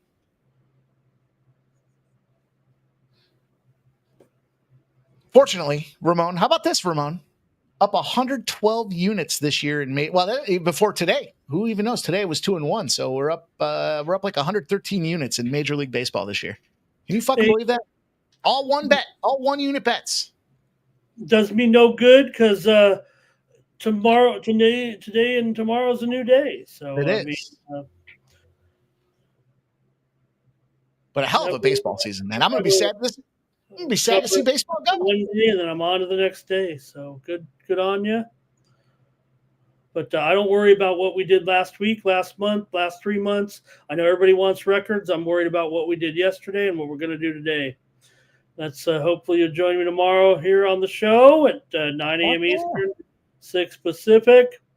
The morning steam, the first look out of Vegas, right here on Sports Money with Ramon Scott. You see him right here on screen. You'll see him tomorrow morning on screen. Yeah, gonna eat some food and finish it off. I'll send some more overnight plays out here. I think I'm gonna look at a little Aussie. I don't know if I can give out this first Aussie game that starts here in a few minutes. I don't know if I like it strong enough. I'll bet it. But let me find that rugby action that you were talking about. Yeah, the West Tigers and the Canterbury Bulldogs going to go under here for sure. It feels like tonight. 43.5. Is that what you're getting, Mike, on that? 43 and no, you might be looking at the 43. You get 43.5? Yep. Oh, that's even better. Okay. I thought I was saying go 40, 41.5, 42. I thought that's all I'm seeing on my book. So you get a good number there. Is it juiced a little bit or minus 115 on both sides? Oh, great. Awesome. I'll take it. I'll tell you, Ramon Scott. I'm going under for sure. West Tigers at home. They've gone under in 8 of their last 9 matches. Woo! Look at the violence on these boys' faces right now, man. Yeah, they're winging it here with just 45 seconds to go now. Nicholas Haney says these boys are beating the shit out of each other. That is correct. They are both busted up and bloody. This has got that fight of the night candidate. Yeah, it's going to be tough. I think this one takes it. Man, I think the blood gets the green. The blood gets the green. I think, Mike, and that the red gets the green. I like it. They are both bloody. That right eye is completely shut for Rebecca. Duncan's got welts under both eyes. Is it going to be a split decision? I don't know. Yeah, I mean, I guess the favorite. Yeah, I guess it'll be interesting to see. It's ugly, man. Look at that fucking right eye. Oh man, look at the face. Oh, stop showing it. Wait, let me look. This guy's gonna mix their blood together. They'll be blood brothers. That guy's squirting. You see him squirting over there on the side? He's a squirter. Oh man, it's leaking. Oh man, it's leaking. It looks like a fucking faucet.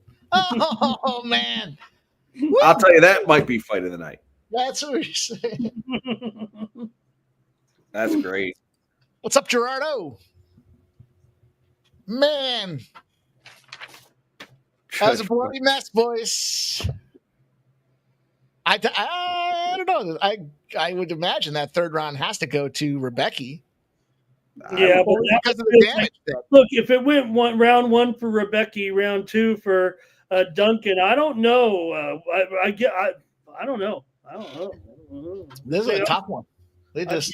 I'd be the fucked judge. You're the guy that's got it scored 30-24.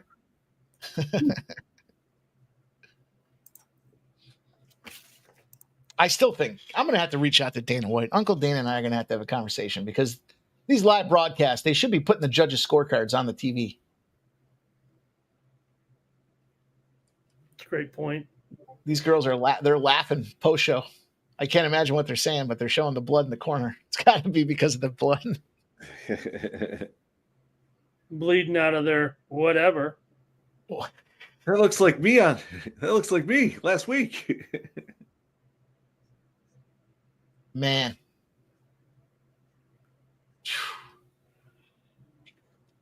I got to listen to hear what they got.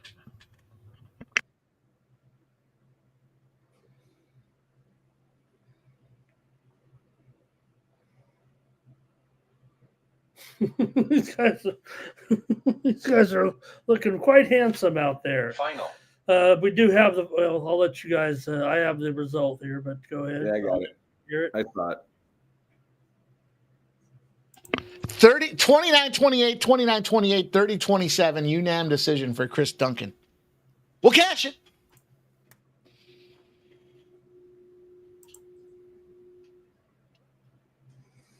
Got the over 1.5. Shout out to Sports Betting Patrick. He says, hey, Pimp Slap POD, tuning in from Tennessee as I move my daughter into college. Thanks to you and Raymond for the picks. You guys helped me a lot lately. Appreciate that, man. Who the fuck is Raymond? That's me. That's his VB name. Wow. We'll take it. And we'll run a goddamn video. Dog in the co-main, boys. We're back. We are back.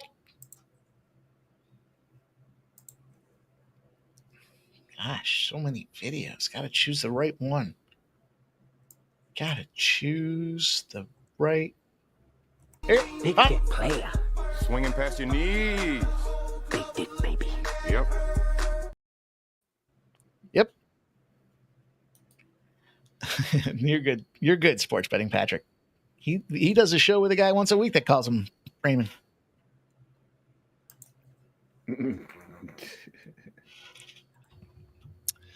Well, they ran out of buns for the hot dogs and cheese for the nachos at the baseball tonight. Did they really? We're review here of the food. Plenty of beer. All right, boys, we are down to the main event. We have made it. Despite all those delays, too, we're still going to pace under 6 hours, which is exceptional. Hour 6 to 7 gets a little fuzzy. Jeff. Does it? All right, let's go. We got it, boys. It's on screen. Here is the way. Here's what it looks like. Mm-hmm. Current situation: 4 years younger. Tatsuro Taira. I guess got a little bit of a reach advantage. Love the stats. Love the data here. Look at the volume that Park throws out there. Critical notice. Critical notice. The takedowns attempted does seem to be the differentiator for Tatsuro Taira. And that is why I'm taking the Taira submission in my game here tonight. What say you, boys? I jumped on the under 3.5. I like that spot, too. When I saw the new line come out for the fight, and it was basically the same line as the last fight, now it could be just not knowing as much about Park. Maybe this guy was on a course to be a top contender. I'm sure he is with an undefeated record. But I went big on Taira. As soon as the line was reissued and it came out, basically is the same as the other. Now, I mean, I'm not, going to come back on the other side or anything because of the situation. I'm just going to ride it out with this big favorite. I laid it pretty big, and now what is it up to? 340 at some here. $3 or whatever, but. You laid the money line? Yeah, just laid the money line. Yeah, I like it. You know what? Just because I was like, no way does this thing stay at 240, which was a reissued line. To me, I mean, the other fight wasn't even 240, so I don't know if I was just pouncing on wasn't an error. I don't think it was an error. I'm gonna take it. I'm gonna take it with you. Fuck it. Well, it's big now, though, Jeff. I mean, there's not a discount anymore. Doesn't matter. I got it. I like him to win anyways, regardless. So I'll take it. And I did take it. I'm eating some juice. I don't usually eat that much juice on UFC, but I'll take it. Something to consider from our friend at the Superbook. There was action coming in on the over in this fight. Just reporting what he said. Yeah. You know what else? Yeah. In fact, not only that, I actually going to also play Taira by decision here, actually, as well. I'm going to put a little bit more in. I'm going to come in by decision for the rest of it right now, actually. Look, it's only what do you have, Mike? Either 2.5 over 50 or maybe 3.5 under 20, but I'm going to say I'm going to take a Taira to go the distance is what I'm going to do. Plus 225 on DraftKings. There Shop you go. around. Do your homework. Taira Suber decision is minus 250. So you might be onto something there, Ramon. I still like the sub. Personally, I'm. I threw a sprinkle on the sub with you there. But yeah, I'm on the under. I don't see this. It's 5 rounds. It's probably going to be a slow first round, but I'd imagine second and third round pickup. For what it's worth, despite this being a quote unquote short notice fight, Park was on the card for, was it next week or the week after? I'm sorry. I think they pulled him off of that one and brought him in. So he's in camp. The difference is, how is he expecting to cut weight? And that's the big thing for the short notice, right? These guys are pretty regimented as far as how they go after it, right? They know when they have to start the water diet. They know when they have to, when they have to start fucking throwing up. They know the whole deal. They know what it looks like. Taira can put himself in some shitty situations too. So, look, Park's he ain't no bitch. But I think he gets subbed on the spot tonight.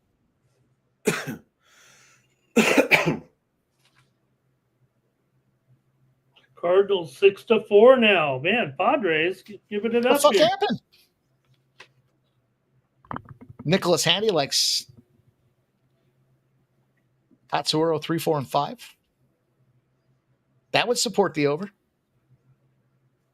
Nicholas Handy's wrong. Is he?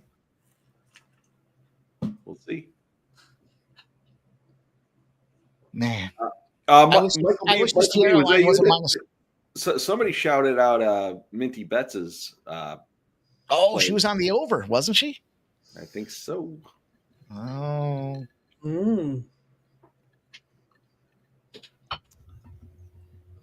Oh, maybe it was Hammers. I don't know. So somebody posted it out there. Yeah, I remember seeing it. It's a cute girl.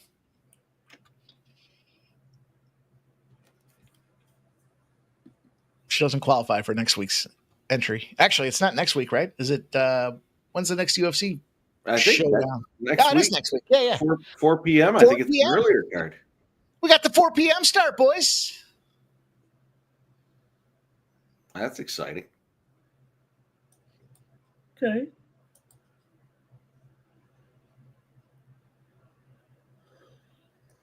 We've had a nice run going though. With I know my first strike plays shit to bed, but the last couple of weeks here with the graphic change, getting more data driven assessment, we've been doing all right.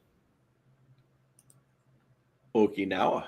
Next week, middleweights with Deladze and Hernandez here. It's in Las Vegas again, but Apex card again. But you guys said earlier fights here also.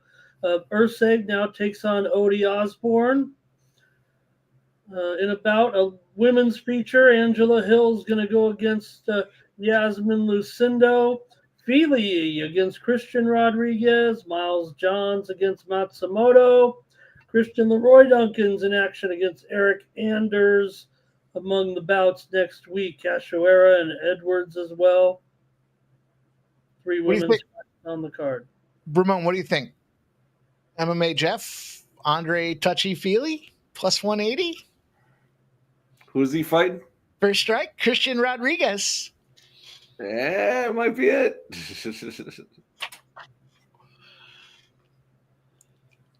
I don't know. It's hard to trust Touchy-Feely, and I only like him because of his name. Don't trust him in a sleepover, that's for sure. Sports betting Patrick says C-Rod.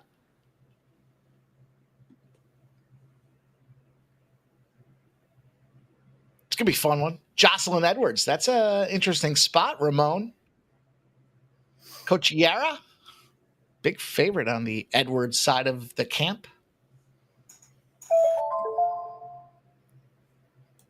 Touchy-Feely by decision.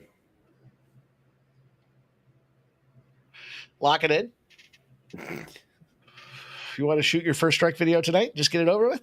Right now, just there it is. Yeah, I already had it. I'll see you guys next Saturday. Touchy-feely. I mean, far be it for me to criticize somebody's name, but really, dude. That's fucking creative. That's an innovator.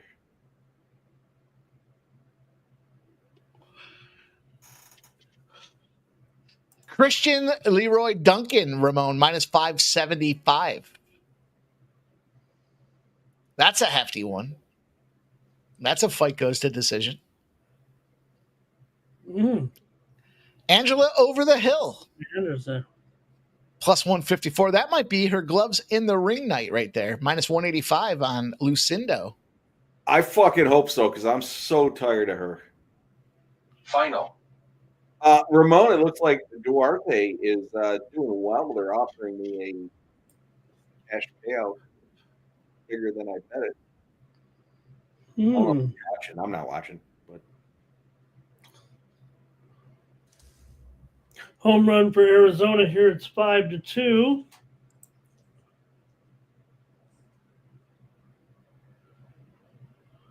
Whoops. Lin Zhu is plus 135 right now.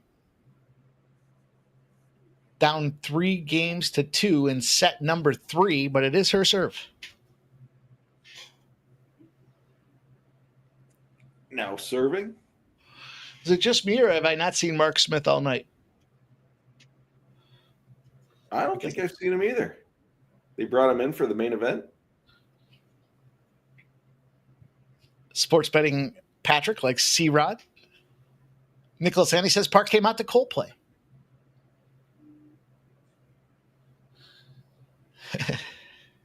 In honor of the CEO and HR. That was so fucked up. It's terrible. Became a meme. Dude had to resign. It's terrible. First time coming in as a UFC dog for Park.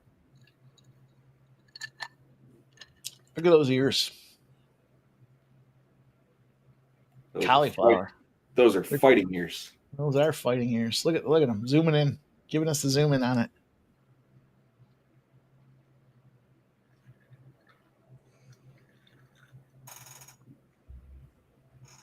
This seems like could have made the UFC China card.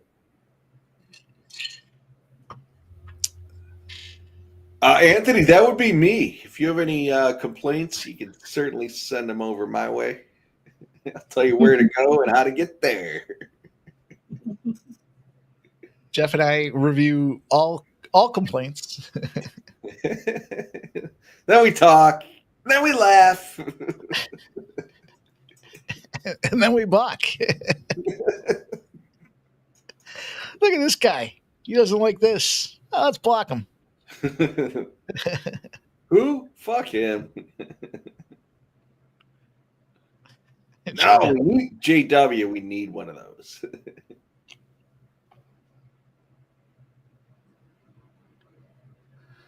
Boys are about to pop off here. Main event time. We've made it. It's going to be another UFC card that goes under 6 hours here, hopefully for us, or right on and around that mark.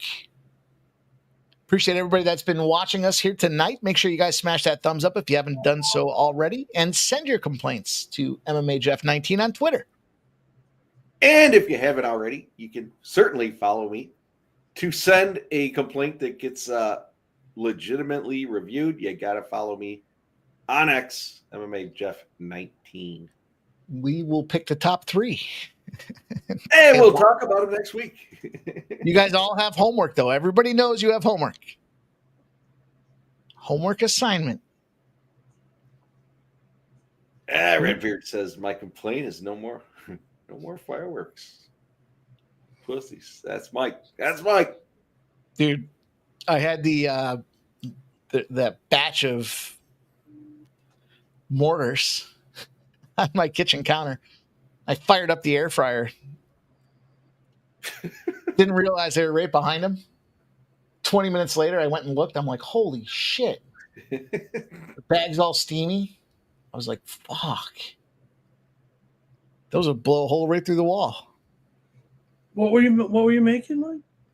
I was using my air fryer is like at the very end of my counter. I got a lot of counter space. It was at the very end of my counter, and I had the fireworks, these fucking things that are the size of a Coke can.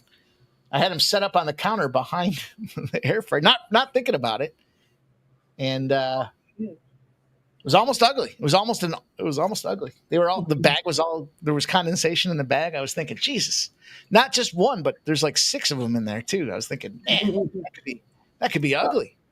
J-Dub, whose porn star favorite are you most excited to hear about? Flea Mathis he says, for once, I'm actually excited about some homework. Better go get to work. Get to work, boys. I expect excellent picks, and I do believe that there needs to be a little clip of the night conversation going on there too. Which one was it that's bonus points? Which one was it that swayed you that way? In all fairness, I got mine.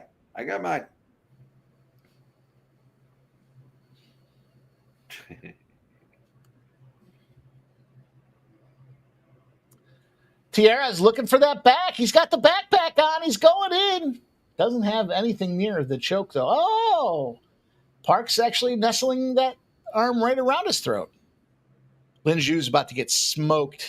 Plus 650 in this last set. Oh, she fell apart, huh? Yeah, she got broke her spirit.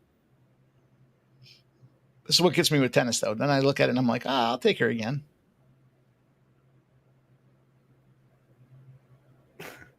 Rocking them like a JanSport. I used to have a JanSport backpack.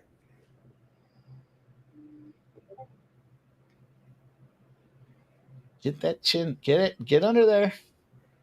Ooh, nope. Let's go. Under. See, I appreciate what Park did there. You're wearing the backpack. Drop right back. Drop right on the, drop right down. I don't know what that was. Why is the ref jumping in there? There you go. Fucking snap his neck.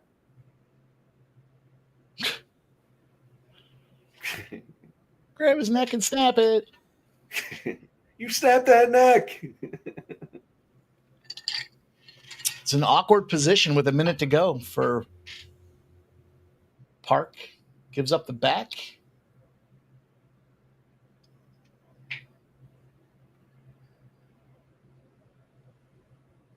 We're going to need a miracle from Lin Zhu, boys.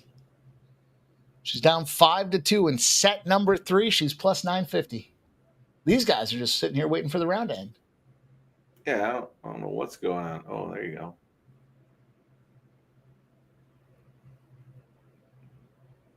I appreciate you, Flea. Thank you for joining as always. I can't believe you faded me.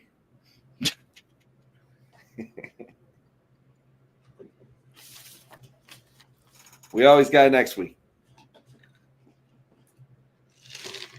Get that touchy-feely line.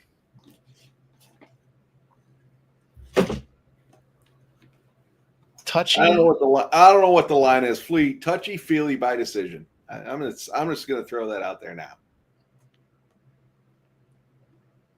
Good time for me to get a refill. I'll be right back. Dog by decision next week. I keep seeing this advertisement for looks like maybe a little series. I don't think it's a movie. It might be a documentary on Jim Abbott. Oh, for the, what is it? Southpaw. Yeah, I haven't seen it. Be interesting to see how that is. Yeah, had to be a big fan of his. I mean, pretty amazing player for sure. Yeah, absolutely.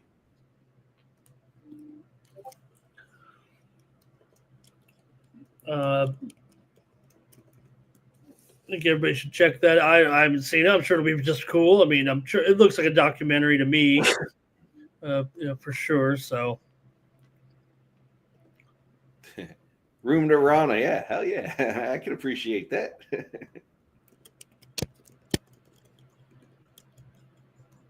Yeah, Park just seems to be outmatched, but hopefully they keep the pace moving. They are.